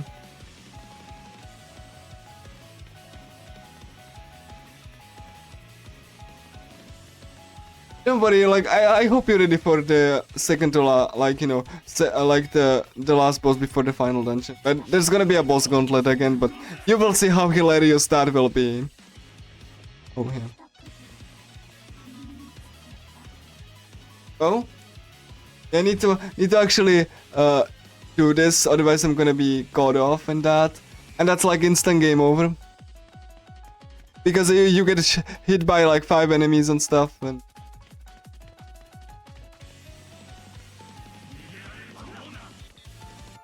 Alright, yeah. Not wanting to get into a fight.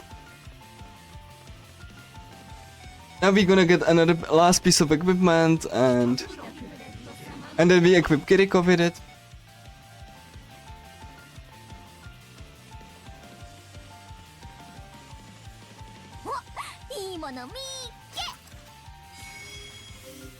Kiriko, equip this, equip Spy Disguise, you equip Pumped Up.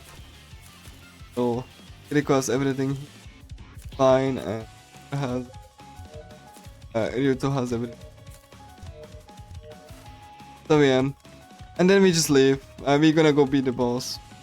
We run away long enough. I have to wait here just so I don't get hit by the multi-enemies. And then we'll be the final dungeon. If you thought this was Meltfest, be prepared for the final dungeon, because your jaw will drop even more. If it is not even on the floor already. Hold on, please. My god, I need to kite the clerk again. Like, I need to actually... There we go. Again, this run is very scripted, like, you know, like 95%.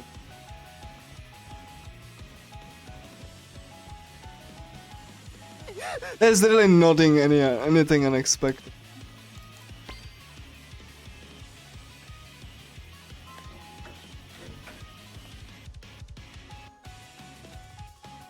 So yeah, we're going to the boss.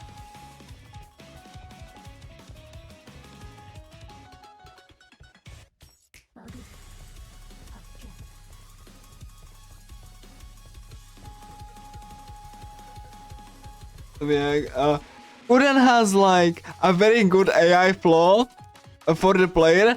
She is supposed to summon enemies and then she is supposed to give commands to the enemies.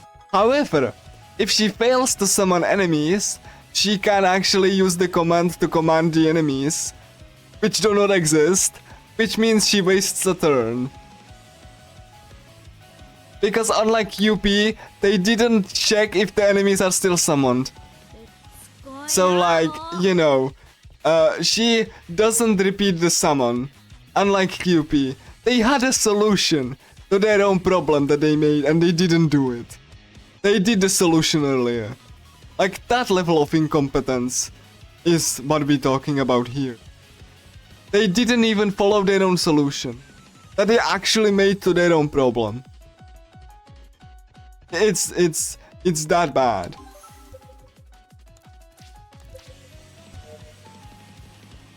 Anyway, we're done. So, alright. So she's supposed to summon enemies, right? Level 45, we're done, right? Just gonna do this, debuff down, debuff crit down, buff Kiriko, buff Kiriko.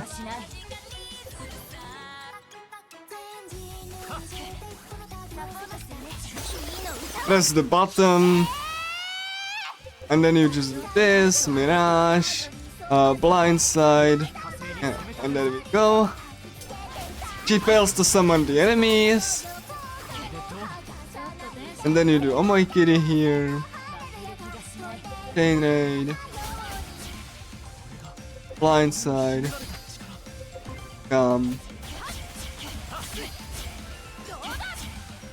and she completely melted. Hopefully you... okay. She completely melted. She didn't do anything. Goodbye.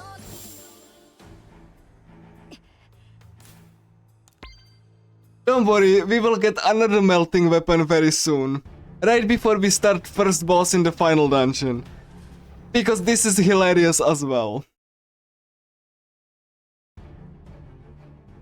Like, if you thought this was melting, you haven't seen the final dungeon.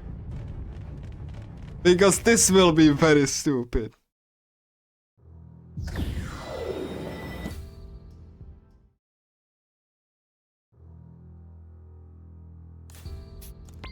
So, another thing that they didn't fix, or didn't follow their own advice on, once I get into this final dungeon,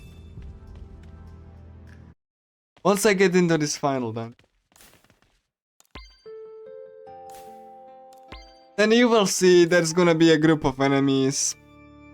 Like, right now. Look at this, right? There's gonna be a group of enemies. なんかぶ Look at that. But you're supposed to fight them, but if you go here, then you don't have to fight them, you just have to, you can just go around that. Great game design, guys. 10 out of 10.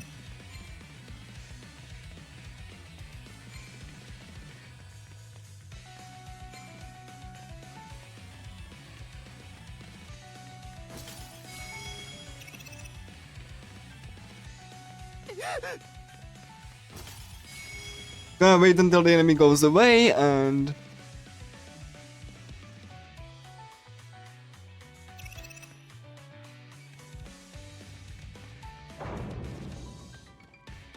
He's just collecting crystals there.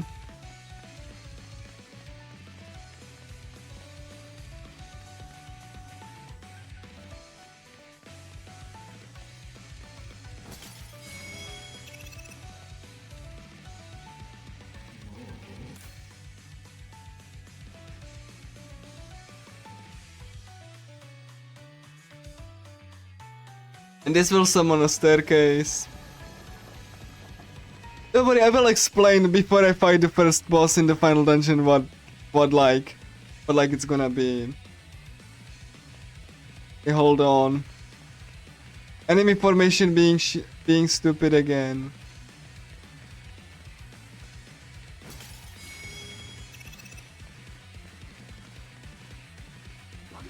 There we go.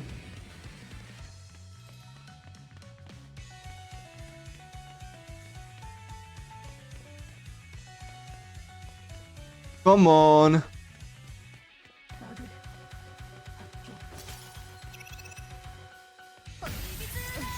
Yeah, I really wanted to avoid this, but I couldn't. It's fine. 全力で行く頑張ります。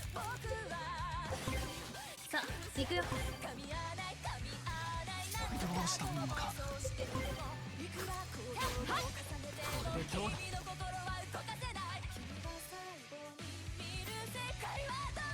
手加減はしない And the enemy just whiffed.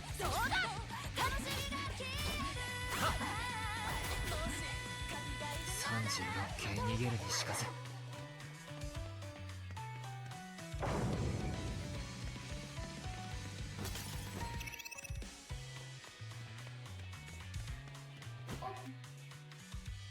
So the plot of this game is like most of the people perished, but they got back, so surprise. Before that, so you can actually do the side quest if you wanted to. So the justification for the side quests are just because the magical Deus Ex Machina girl brought everyone back to life. Come on. Enemy, like, you know, hard fight. Like, formation. 任せとけ。頑張ります。 Don't worry, we will have insta escape soon. どうしたものか。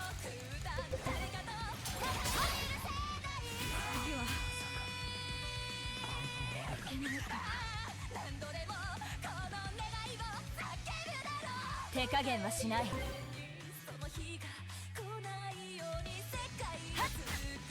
逃げるが勝ちです。 Anyway.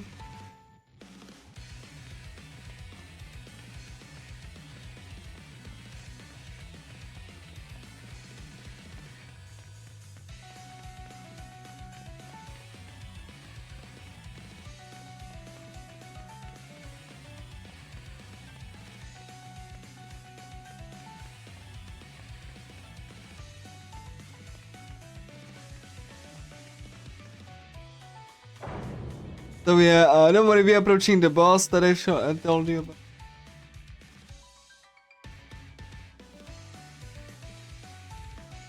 Boy. Well, fine. I wanted to stand up and then they was like, you know, they were like screwdrivers. Anyway, boss. So, there's gonna be the boss that I've told you about, like it's Pandora. So, you know, Pandora is like Pandora perished, and you know,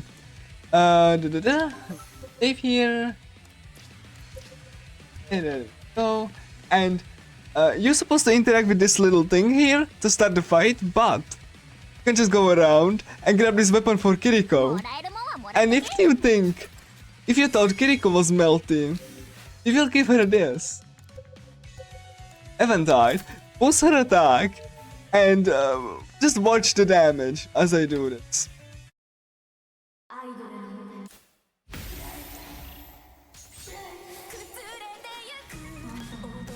So, buff Kiriko, 受け入れるよ debuff Pandora, 先も生きる buff Kiriko,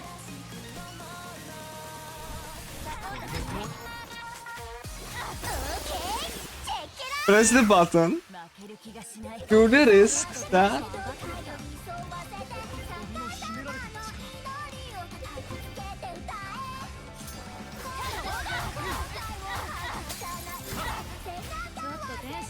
we press Ashkiri here, and look at the damage.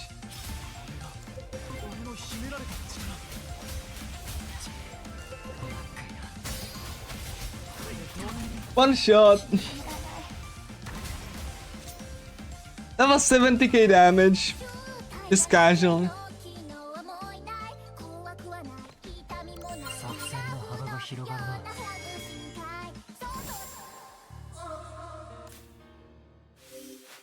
Yeah. And then we're gonna get Maria here.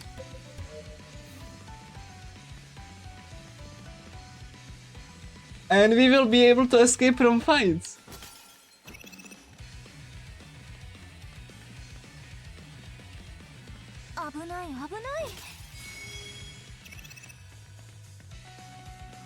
So we will actually use Maria here to escape from fights.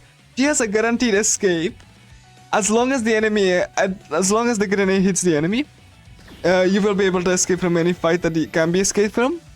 But you don't have to, like, if you counter, then that doesn't happen. So don't counter him. Sadly, because the turn order doesn't work, I cannot set her to be having the first turn, so that I can like set that and then like do auto battle. But like, you know, I have to wait until she has a turn. You will see it right now. So you see the group of enemies here, and then I have Maria here. Gonna do whatever here. Escape all. Then I can do this, and I can escape really quickly. So yeah.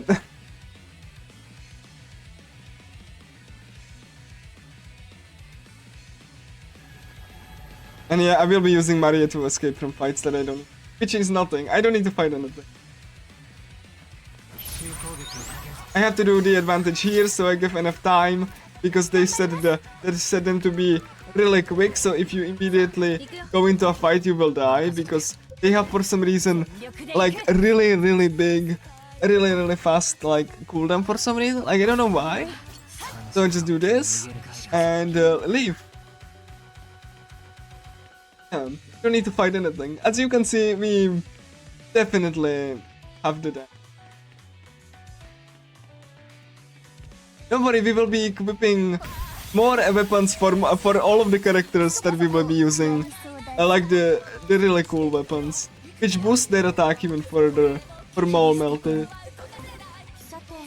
So you know, because the game just gives it to you.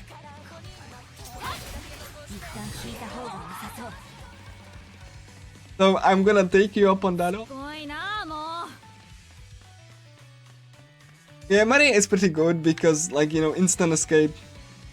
The reason I couldn't use her earlier is because she wasn't the right level. Because unsurprisingly, we don't need to. So she had to slowly get back on the XP so that she can actually.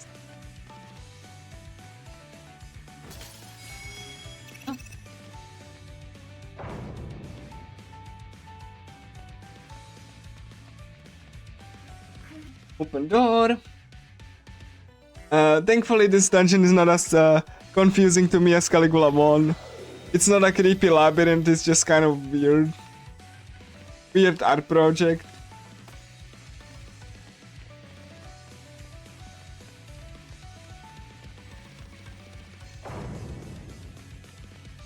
It's way too bright to be. Unlike Caligula 1, which actually was like dark and...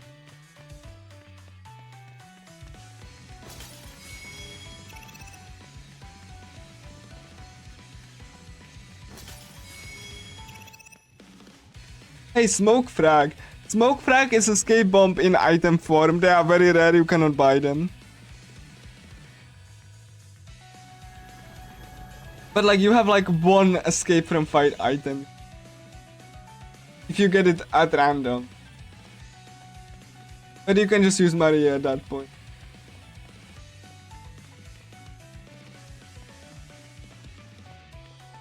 So like I need to fade in it.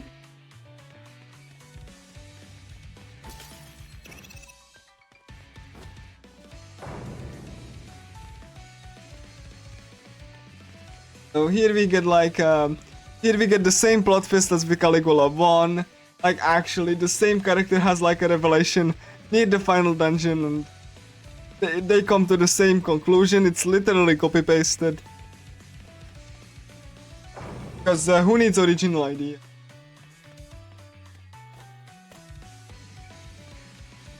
I'm gonna use a slightly slower route, it's gonna be safer. I'm gonna go through here.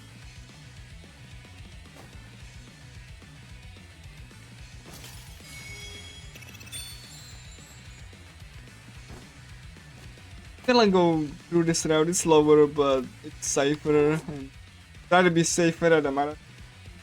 Even though like I have instant escape button, so.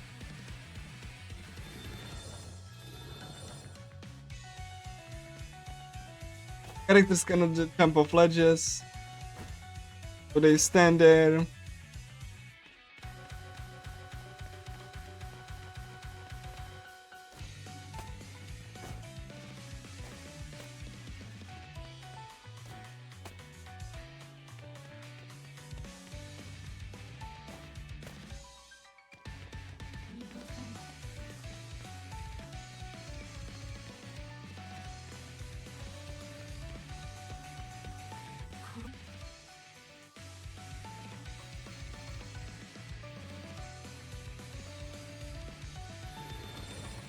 And now we get like a ultimate weapon for MC. まずいな Yeah, I thought I'm not gonna escape. I thought so. 全力で行く。任せとけさあ行くよ。 Maria is last for some reason. これでどうだ ゲルが勝ちだ。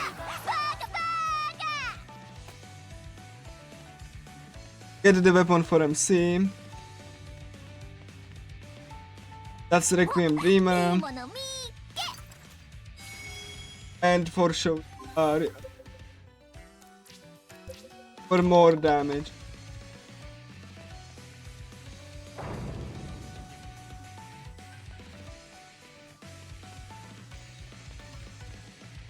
And then we're gonna fight Doctor. Who want to guess how it's gonna go? Who want to guess the strat for Doctor? Who want to guess?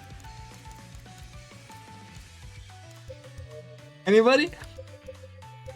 What amazing strat I will have for Doctor?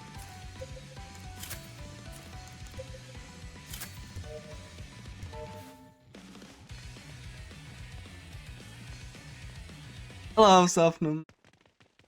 Yeah, we are approaching the end of the round. A little bit of I think I'm gonna be a little bit overestimated. 自分に酔ってんなよ Sadly, things that like happened. But who wants to say? Who wants to for like you know have the strat for dog? 加減はしない。任せとけ Aria here. But I'm approaching like the end.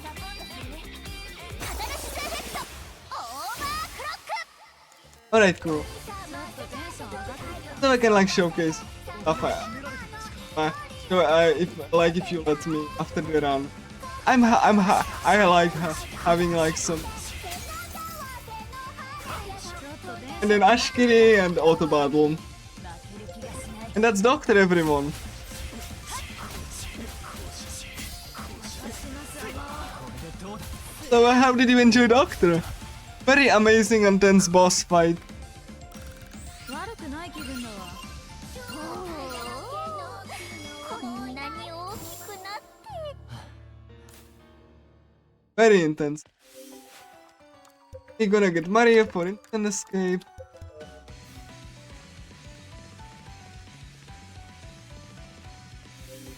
Yep. And we get the win button to be even more broken. Yeah. Yeah. Exactly, Alo. Exactly. Like, I have so much fun. Yeah. Gorgeous dude. I will have to like go around to get win button because like there's gonna be crank after this. You know what? Like I really do like hard difficulty more because like it's just the same thing but faster. Like you get the same endpoint of melting stuff, so the difficulty doesn't even matter. And I like it because like hard difficulty is faster than next. The strats are, like, aside from like 2 bosses, are exactly the same. Like, exactly to the letter. Like, two early game bosses are different, but like, little, but everything after that is this. So I do like hard difficulty. You know, we don't have to worry about like the different strats for like the first 2 bosses. Everything is like more consistent. It's not like a, extreme changes that like things all that much really. Just the same. Here. Oh yeah, Shota just appeared out of nowhere. Thank you, game. Like the game is very funny and intentional.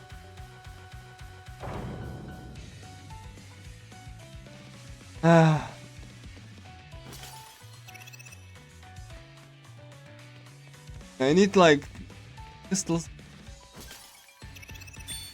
Okay, let me say before in case something happen. Let's go beat Krankish. I have to fight. So the Cranky fight is exactly the same.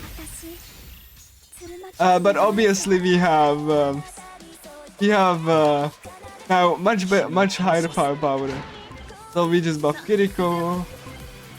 頑張ります Careful fairness.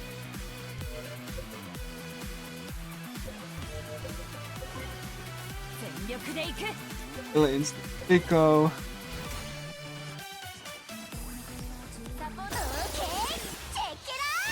Let me press the button, Dreadnought. ちょっとテンション上がってきた Uh, 俺の秘められた力一気火星に攻め立てるぞ here. 一気火星に攻め立てるぞ一気火星に攻 Then め we just gonna like go back. Rush immediately. Okay, you know what? Okay, cool, you're gonna get hit. ちょっとテンション上がってきた Fine. Even if Ryoto dies, this is good.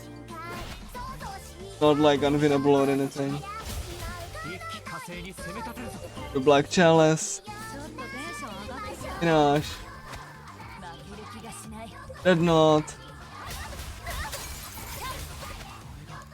俺の秘められた力 Then you wait for Kiriko slightly to recharge her. 火星に攻 Then you do that. ちょっとテンション And then you do Ashkiri and goodbye. 負ける気がしな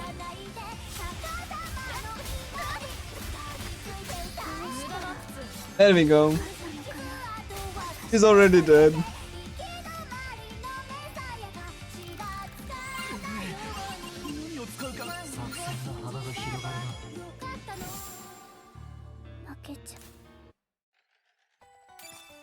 So we swap to Maria again. Escaping. うわー危ね That was cranky, by the way. That was a bossy. In case you wanted. Slam in the face plane to enemies there. さてどうしましょう。手加減はしない。次会ったら覚えてなよ。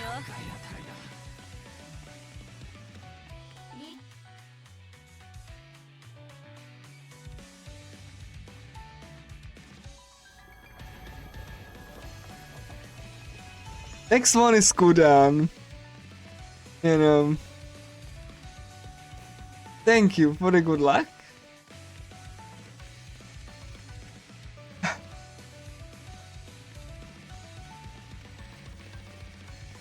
I did.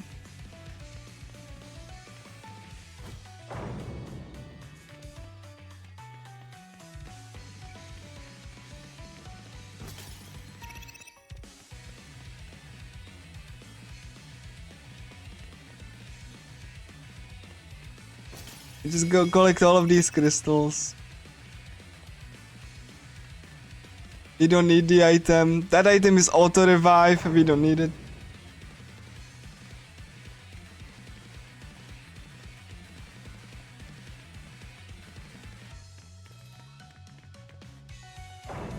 So yeah. 5.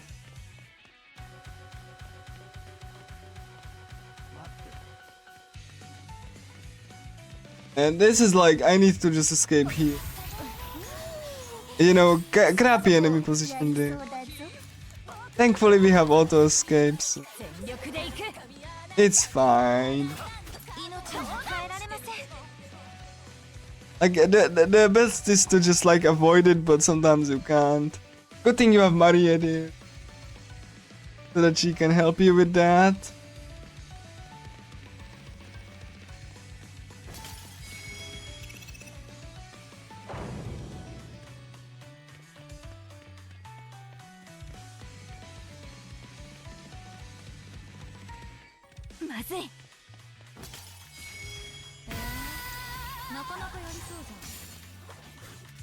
Ah. 手加減はしない。任せとけ。切り捨て込む。さてどうしましょう。 36系逃げるにしかせ。 Next one is cooldown. And I want you to guys guess how it's gonna go.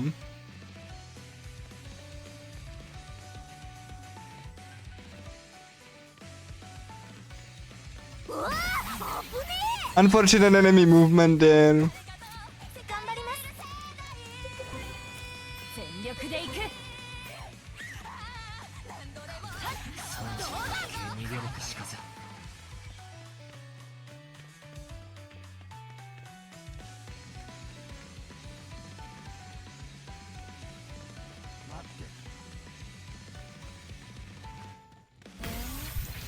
Okay, cool.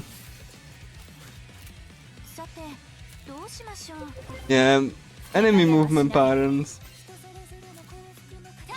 一旦引いた方が良さそう。すごいなあもう。 Maria to Shiora.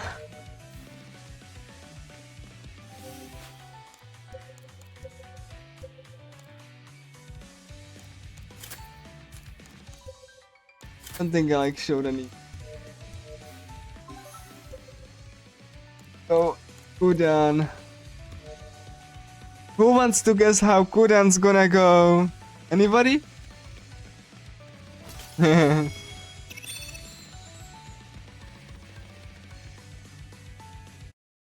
So we have Kudan. Kudan has the exact same AI script. Yeah. So, you know, we just gonna do the exact same strat we did previously. Now with more firepower. 全力でいく There we go. We just buff Kiriko here. He does the exact same thing, so we just gonna do the exact same thing. Now with more melting power. 火星にするこ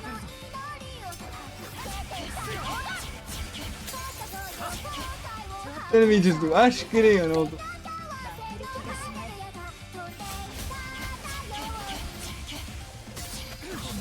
There we go. Yeah, completely subverting expectations there. You know, she melted even faster than last time. What a surprise. She didn't do anything. I don't even know what Kuran does, and I don't really care.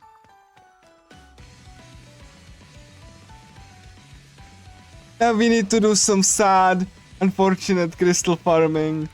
Because sadly there's not many crystals, so we have to go back and forth. Back and forth, you know, so that we can actually get crystals. Then we're gonna be a Bluffman and regret too. Hey, nice revive. We're gonna do... gonna just do some farming.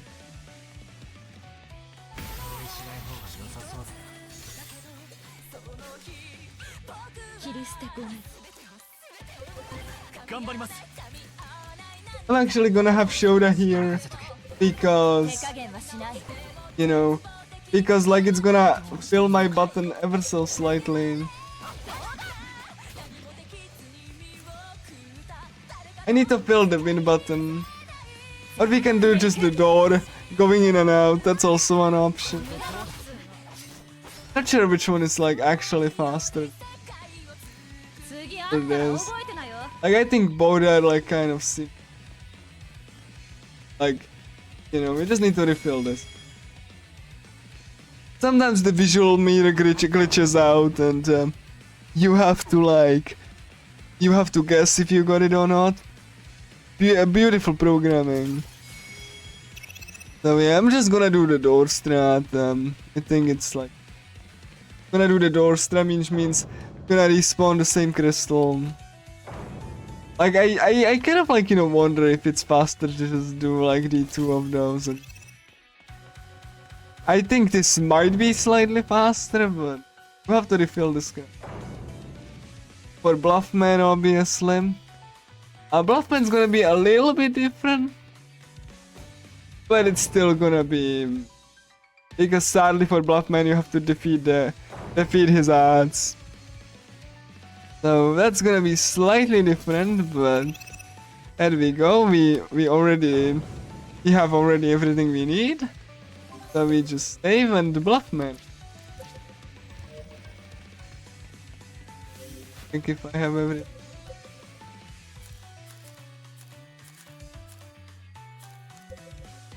Everything is here. We have double doors now. And this is gonna be our final party. What a surprise. Yeah.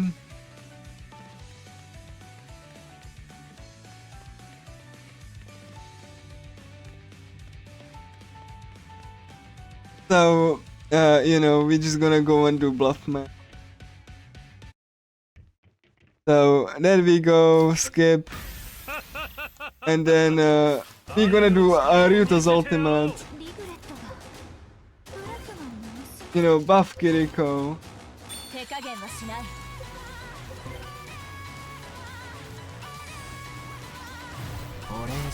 Which means that we have like the time to set up. 火加減はどうだ That's AoE by the way. That tosses enemies into the air. And then we're gonna do, what a surprise, we're gonna do Dreadnought, テンション上がってき Mirage, Blindside, Defense down. たちょっとテンション And we're gonna do Ashkiri. Gonna do Chain Raid on this sword. 一気火星にす We're gonna do like Occam's Razor on this. Blindside on this sword.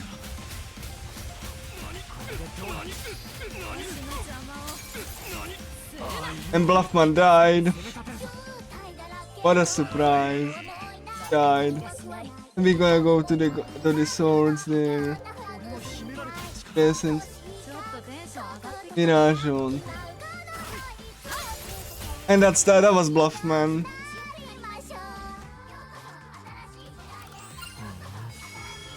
And MC learned everything she needed for like the final battle. And I will show you something funny.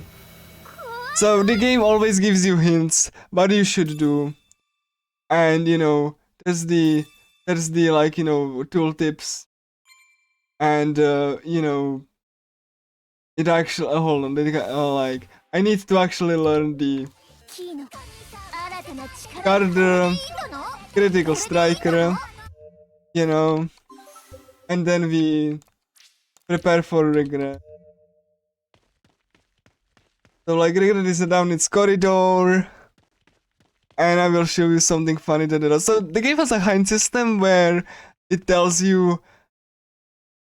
Oh yeah, I'm gonna show you my good smile, the only good expression. There we go. My favorite cutscene in the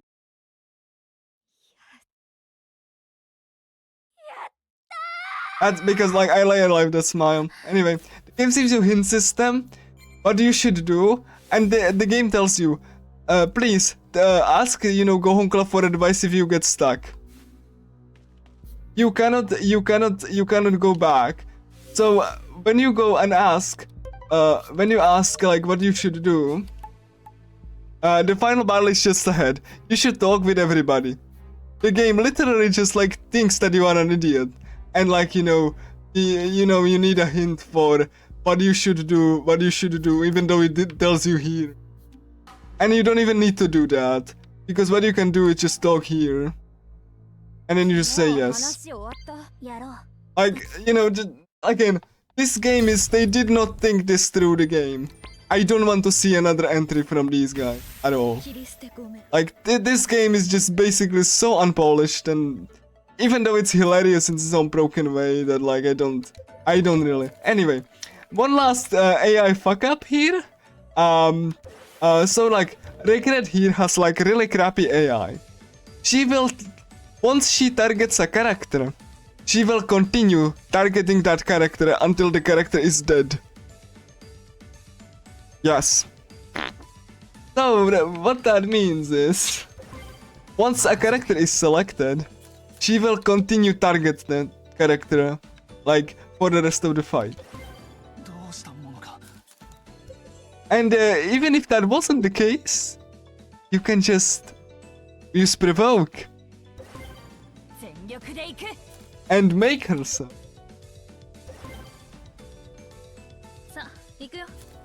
So let's see what she does. Whom she's gonna target? Because if Ryota, then that's perfect. Oh! Hateful arms, good RNG. So remember how I said that, like, you know, you can block attacks that can be blocked for maximum voltage increase. Hateful arms can be blocked. Pay attention to the voltage meter. It's empty now. Pay attention to the voltage meter. Hateful arms can be blocked. You know what that means, don't you? So let me just time this barrier.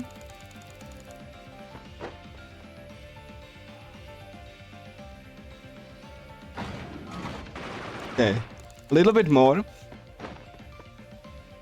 I usually will like use like dash multiple times. Look at that. That was supposed to be a dangerous attack.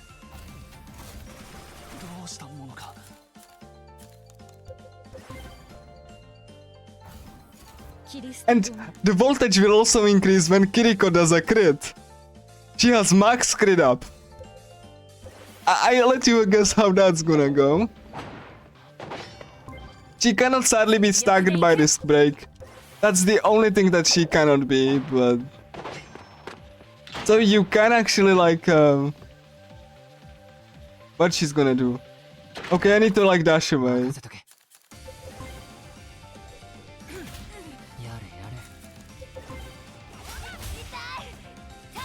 任せとけ。 I know it hurts, regret.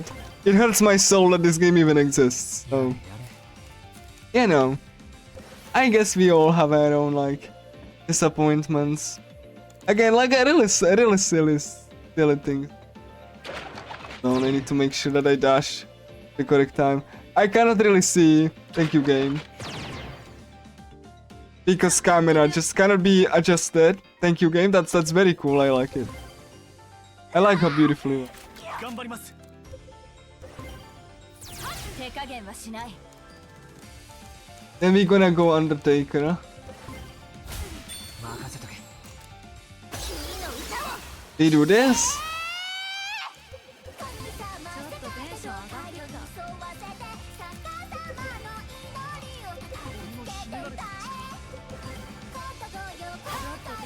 がってきた。Then we do Ashkiri. 無駄だっつ負ける気がしない。 Undertaker. 一気火星に攻め立てるぞ。これが俺の秘められた力。 And that's one shot. 何を使うか迷っ Regular times battle 2. さっさと殺せよ。 Final battle of Caligula Effect 2. 待っているリグレット。お前を解放してやるから。 So, she now summons flowers that shoot at you. I will be using them to refill my voltage meter. 切り捨て君。やれやれ。全力で行く。頑張ります。 So the attack won't only do don't do damage and it refills my voltage meter. 任せとけ。 手加減。 She's like level 60 and I'm level 35, by the way.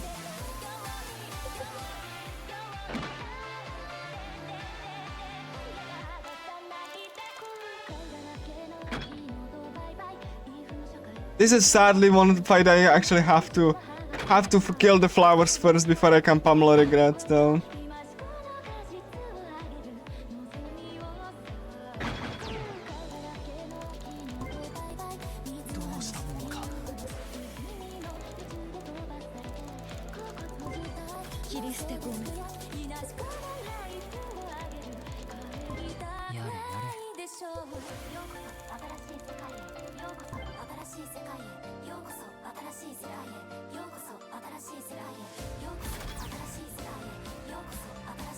Who's she gonna target? Who Regret's gonna target? Otherwise I have to fix the AI. Yo, hateful arms! Voltage meter! Yo! She had a voltage meter, yeah! 頑張ります。 So I can buff. 任せとけ。全力で行く。切り捨て君。 Who's she gonna target? Shoda? Maybe Shoda or MC, I don't know. Like, that time. やれやれ。 I don't know who she's gonna. Okay, I need to like have Ryuto here. Adlin, so I can accept that full blast. And I can just like. 任せとけ。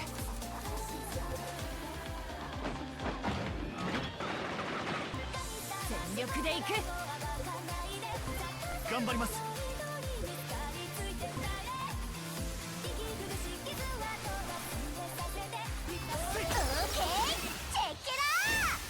負ける気がしない。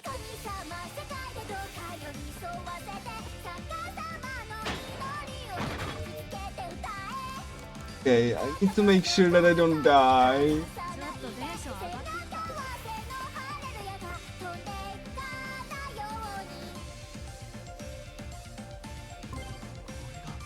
俺の秘められた星に攻め立てるぞ。負ける気がしない。痛くないよ。一瞬で終わるから。怖くはない痛みがないグラフのような不信解そうしか空と輝き今は実を触れて気持ちよくなりましょう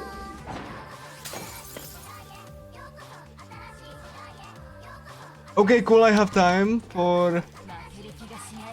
Undertaker. 一気火星に攻め立てるぞ。 Gales. ちょっとテンション上がってきた。 Ashkiri. 俺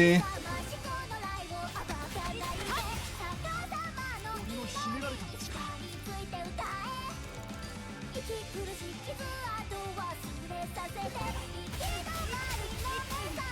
一気火星に攻め立てるぞ。星の杖に負ける気がしない。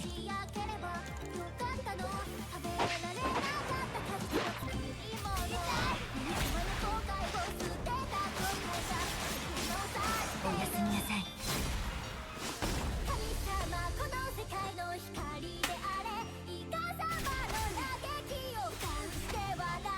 俺の秘められた力。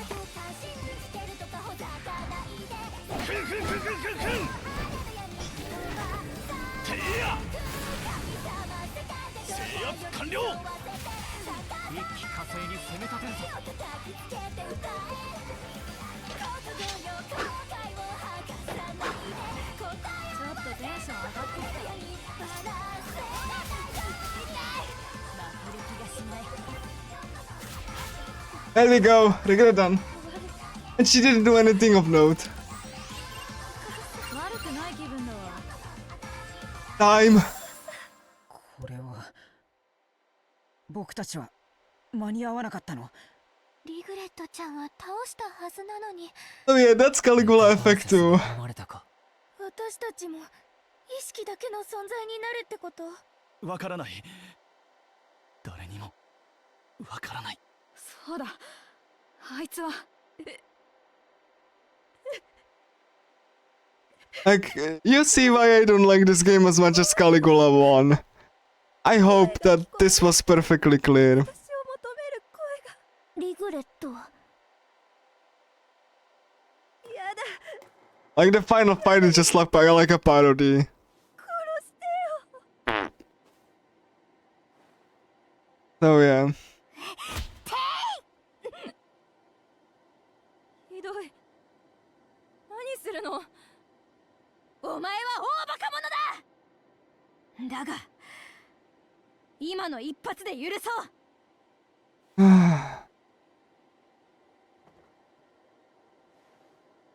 I have a hug here, guys. もう怖くない Again, this game has really cool scenes sometimes. Even though it's very, very awkward in most areas. 人間の味方だお前の味方だごめんなさいごめんなさいああ許してやるあとは任せろ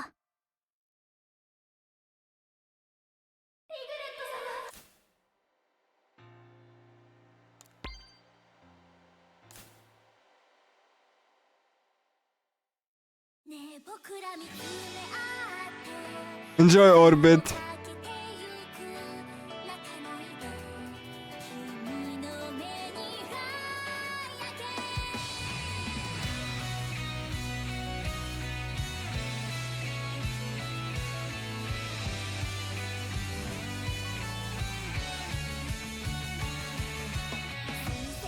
Like, if you have some time, we can like, you know, do the after credit sequence very short, and then like, you know, that's all. That's gonna be it for me, actually.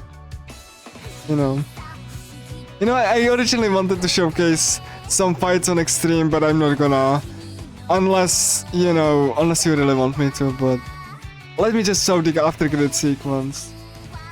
And that's gonna be it. Like, you know, it's the same thing. Even on the hardest difficulty, the difficulty doesn't the difficulty doesn't change much. It's still the same strats, still the same, like, you know. Like, I would show you, but like it's the... Oh, you know what? Sure. Okay, then I'm gonna show you stuff. I'm gonna show you stuff then. I'm gonna show you that even on extreme, the fights are that stupid. I can literally just swap the difficulty without changes. The second boss will be a little bit dicey because of damage rolls, but... And the first boss is gonna be a nightmare, but most of the bosses gonna be exact same. Like, the strats really don't change, but much. Like, Mukun's the same, Regret is the same, with more, like, if you get hit then you die. Kudan is the same Meltfest, like, the difficulty doesn't change much. Yeah, like, the difficulty doesn't really... Like, I'm gonna show you Flutterdark. I'm gonna show you the bosses, like, some of the... The first boss is gonna be a bit dicey, and I have a strat that actually will kill it, but it's gonna be a little bit longer. So I'm gonna start with the Meltfests, and then I move on to the things that take a little bit longer, if we have time. Like, I'm gonna show you guys, like, that's why I say before every boss, you know, so that I can show you, even if you go into the game's hardest difficulty, that the strats really mostly don't change. So yeah, I'm happy actually that I can showcase that off. So I'm gonna start with the Meltfests, and then we move from there. Like, it's the same strat, but like I'm gonna pick and choose the bosses. So first the easy ones, and then the ones that take a little bit more time. So that I can showcase the easiest ones, the like the first and like, you know, that like like Kudan, right? Mukun, QP. So I'm gonna start with Mukun QP, Mukun QP. Then it's gonna be the what is the next one that's gonna be easy to do? Kudan, the final dungeon, except Regret, and you know, the Maria one. And then I'm gonna move from the ones that take a little bit more time, but hopefully you will enjoy this showcase, this little showcase. Even the hardest difficulty doesn't really fix the game's issues. So like, I just chose hard because it's my favorite difficulty, it's faster by nature, and it still showcases the same flaws in the same way. Except, like, you know, randomly dying on forced fights, and nothing you'll be able to do about it. You don't even get a credit sequence to see how the party members look in real life in Caligula 1. In Caligula 1 you get a sequence when you show what the party members look like in real life. Historia said screw that, you don't get that here. No ending like that. So you just have to wonder how they look like, instead of, you know, showing you. So let me just save the clear data, just because I... And let me move on to the showcase of the... So Mukun, I'm gonna just swap the difficulty to extreme. So let me just escape Mukun, right? So that's the stairwell of the save data. I'm swapping the difficulty to extreme. And let's see. This was hard difficulty system, config, extreme. And let's go. So, Mukun. Da-da-da. べっぺ光栄に思いなよ。僕の個展をこんなにも近くで見られるんだけど So we do the same cross formation. ただでも見たくねえよ。どうしたものか。手加減はしない。キリスト君、頑張ります。芸術を返さない奴らにお仕置きだ。 Press the button.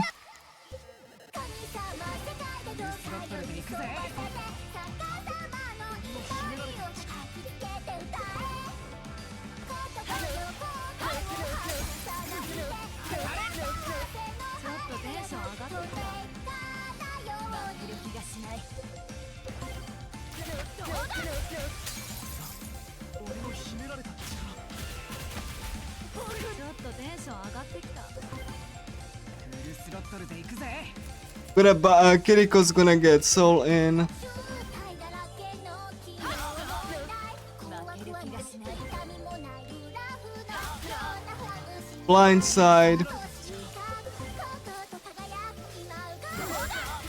And that's Mukun. It's the same thing with slightly extra stats.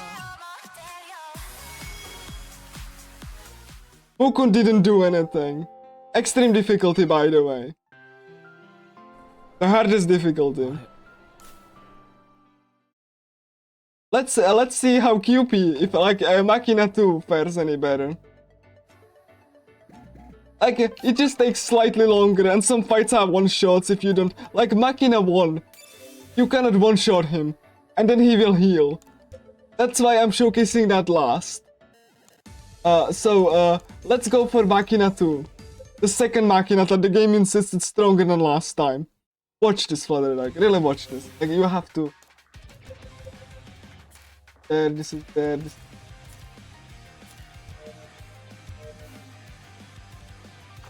So let's just do that, alright? So Machina 2. The game insists it's stronger than last time. Let me just swap the difficulty real, so that you can see I'm on extreme. Go. Let's go. Machina 2. Okay, cool. The party the same, obviously. We're gonna go blind side. Calamity Prophet. Black Child. Killer Instinct Rico.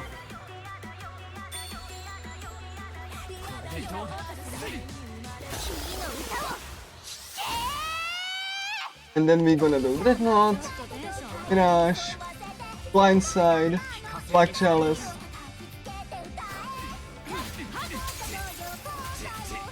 This will do that. MC is gonna go Chain Raid, Black Chalice.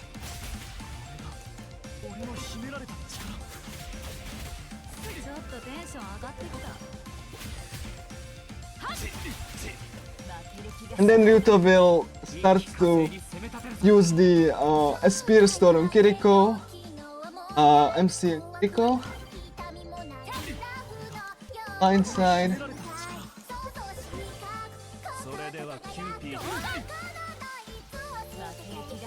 Okay, let's see if he actually summons the enemies this time. Kiriko.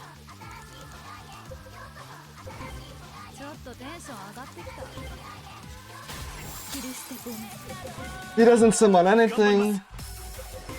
Soul Surge here.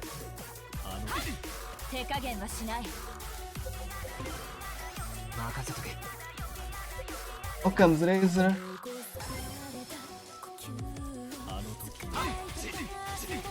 And that's Machina 2 on extreme. Didn't do anything, and the game will tell. Stronger than last time. I could really see that.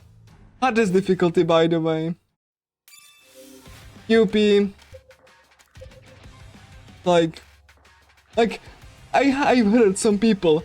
If you are bored, just swap the difficulty. Difficulty doesn't do crap. QP. It doesn't. Like, it does on some fights, or the first one when you have no resources, but as soon as you have resources, it's... in. QP. There we go. That's why I'm going for the easiest to... Like, this is not hidden, this is normal stuff that you do. That's on the way. Okay. So we're gonna do Provoke, Mirror of Fairness, Calamity, MC, Killer Instinct, Kiriko.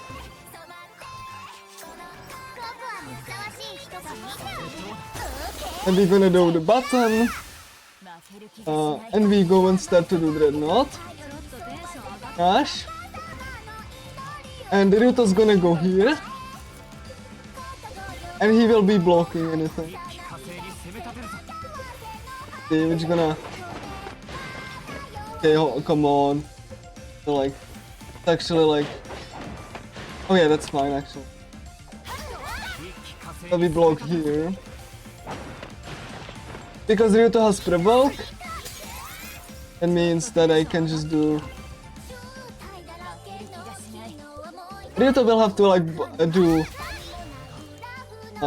some versions.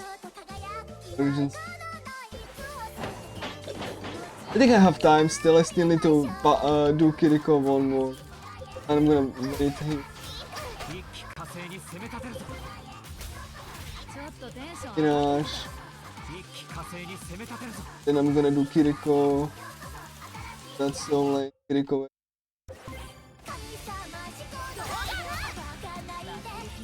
Gonna go Dreadnought. Mindset. Gosh.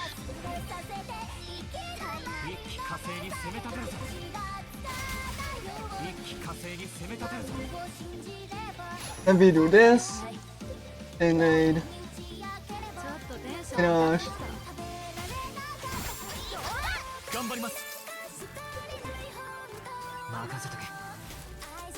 Barrier. Miriko's gonna do it.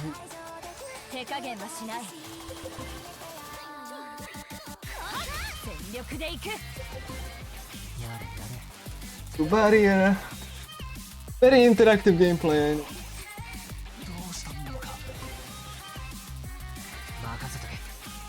Barrier.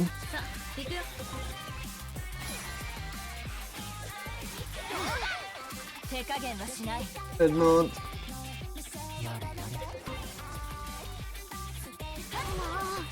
And that's the QP on hardest difficulty. Enjoy, guys. He didn't do anything important, and I just blocked and healed. Blocked with the tank. The tank cannot be hit, and I can just focus on. This is laughable. Like this again. Another easy boss. We have access to Kudan. Kudan being a joke on hard difficulty. You would think that, you know, on extreme she would be a little bit more threatening, but let me just go through this cutscene. I'm showcasing Kudan, like I'm going to from easiest to hardest. So I'm happy that I can do the show.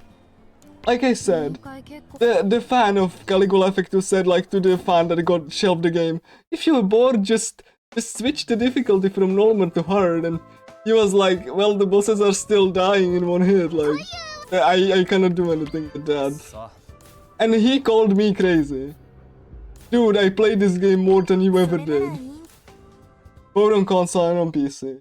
Like, I know this game. Like, at least to the extent of, like, you know, the main story, I know. Most people will play.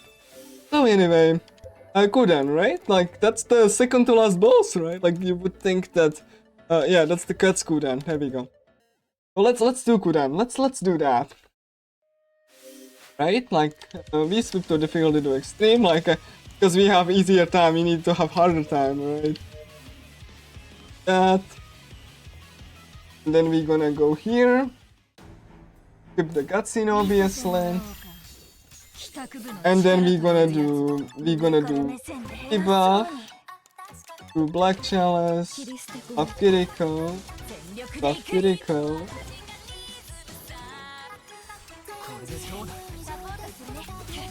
Bonk. Dreadnought. Mirage. Blindside.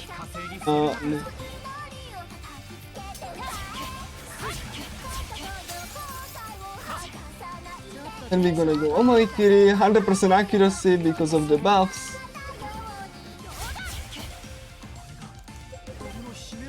Kiriko will do this thing instead.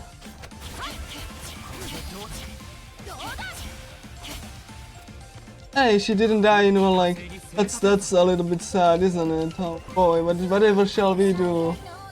Maybe we will do Dreadnought, right? Like, I'm Blindside again. Mirage. Okam. Bonk. Then we do Shade Raid. Gonna do. You don't need Shoda for anything, Omoikiri, and you can do auto battle, it's fine. And that's that. That's Kuran on hardest difficulty. She didn't do anything. Yeah, and look at Kuran's panties. Please, Caligula effect to a serious story. Look at the screen. Enjoy. This is supposed to be taken seriously. Ha ha ha ha ha. You know. Like, this is Caligula effect to everybody. Like, you know, the game that insist, like, fancies this is massive improvement over Caligula 1. Caligula 1 was never this melty. At all. Like, you had strats you could do, but like, you had to be good at the game to execute them. You had to actually count stuff, what you do and everything, and... This is what we ended up with. Like, that... This is like as far from a TC1 as possible. Don't worry, let's showcase the final the boss encounters on. So that was Kudan, right? We're gonna go for Pandora. Right, Pandora here. Yeah, let me just swap the difficulty so yeah, it's alright, let's be on the hardest one.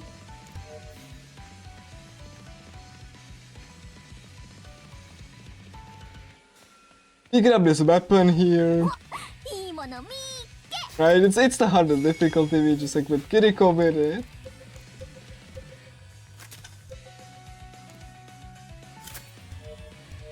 Una event.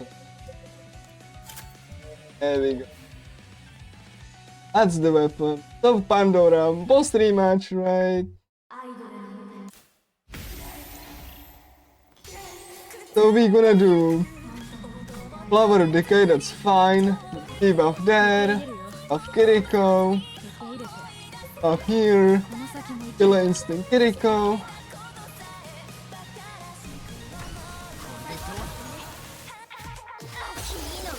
Press the button. Dreadnought. Mirage. Blindside.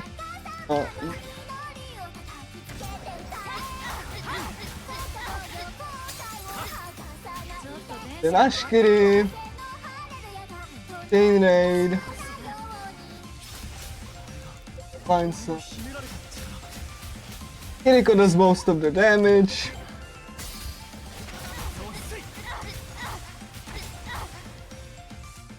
That's like here, there we go. Because she had flowers, she might survive this, but because she healed fully. So maybe she will kill me, whatever. Yeah, that's probably like she will probably do that instead. And oh no, she didn't. Hardest difficulty, by the way. She wanted to do a barrier, but she didn't do that, and that was you know, Pandora rematch. I hope you enjoyed that. Hardest difficulty. I might iterate. Let's see if Doctor fares any better. No, I let you guess like 2 times how that's gonna go. Okay, let me just do the hardest difficulty. I almost forgot, like, you know.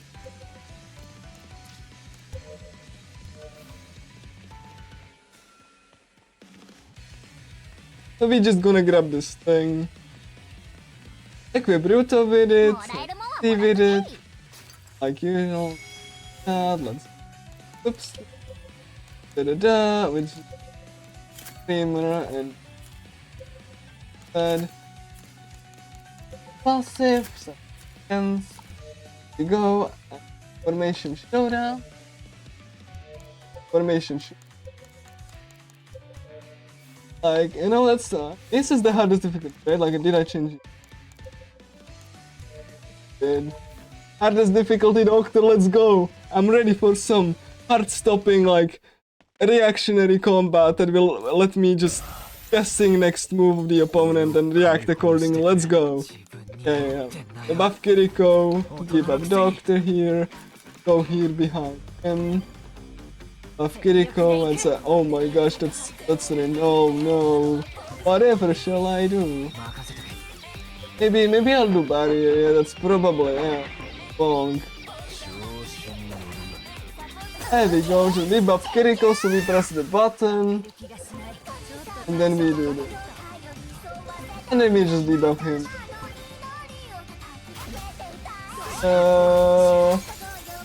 Just bonk. Oh no, we didn't do the defense, so he might not get one. Might not. Chain raid. Black chalice. Just gonna go with blindside.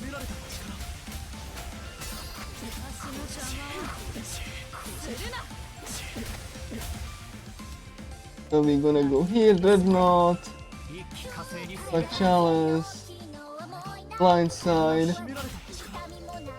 Gosh, and it should be bonk. That was Doctor, everybody. He didn't do anything of note. He just threw an attack and then died. That's the difficulty. You know, that's the hardest difficulty, by the way. No, and we can have like you know, Kranke here. Let's have Kranke. I know. Out here. Up the difficulty.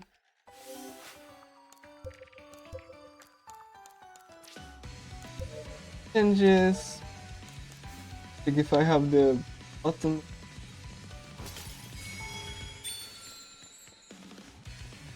So Kranke.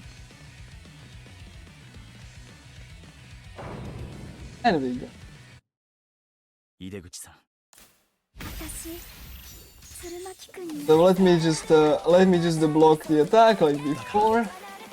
君を倒します There we go. Buff Kiriko. 頑張ります Debuff Wheelchair. 手加減はしない Buff Kiriko.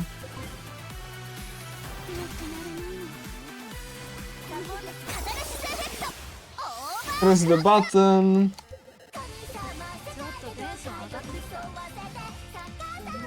To blindside.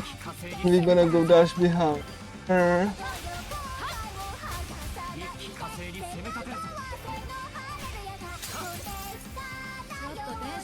To Mirage here. Dreadnought Kranke. 俺の秘められた力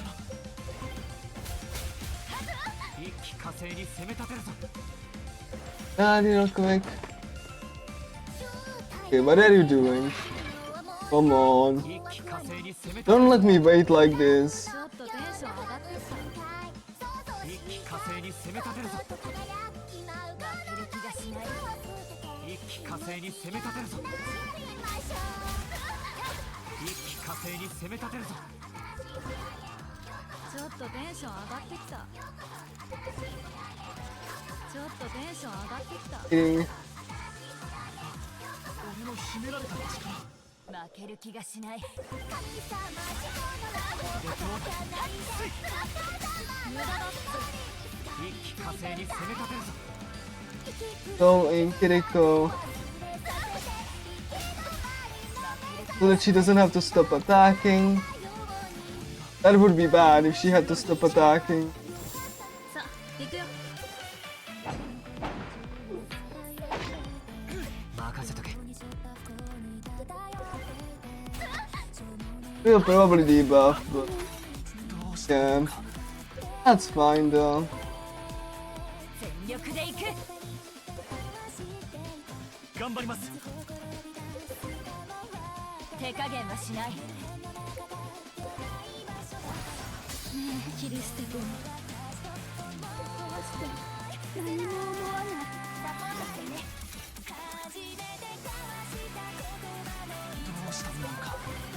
I played it a little bit crap, but 全力で行くさあ行くよ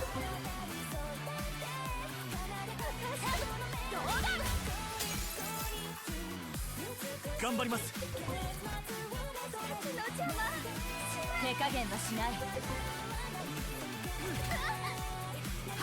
that was Kranke. She didn't do anything of note. Like she debuffed, but hardest difficulty by the way. If you set it up properly, it's one shot as well. So yeah. Okay, cool. Anyway, that's all. As you can see, then I'm just gonna return to the title screen and go. So yeah, as you could see, then it is like just like that even for extreme. So yeah, thank you guys for watching and see you. Bye bye.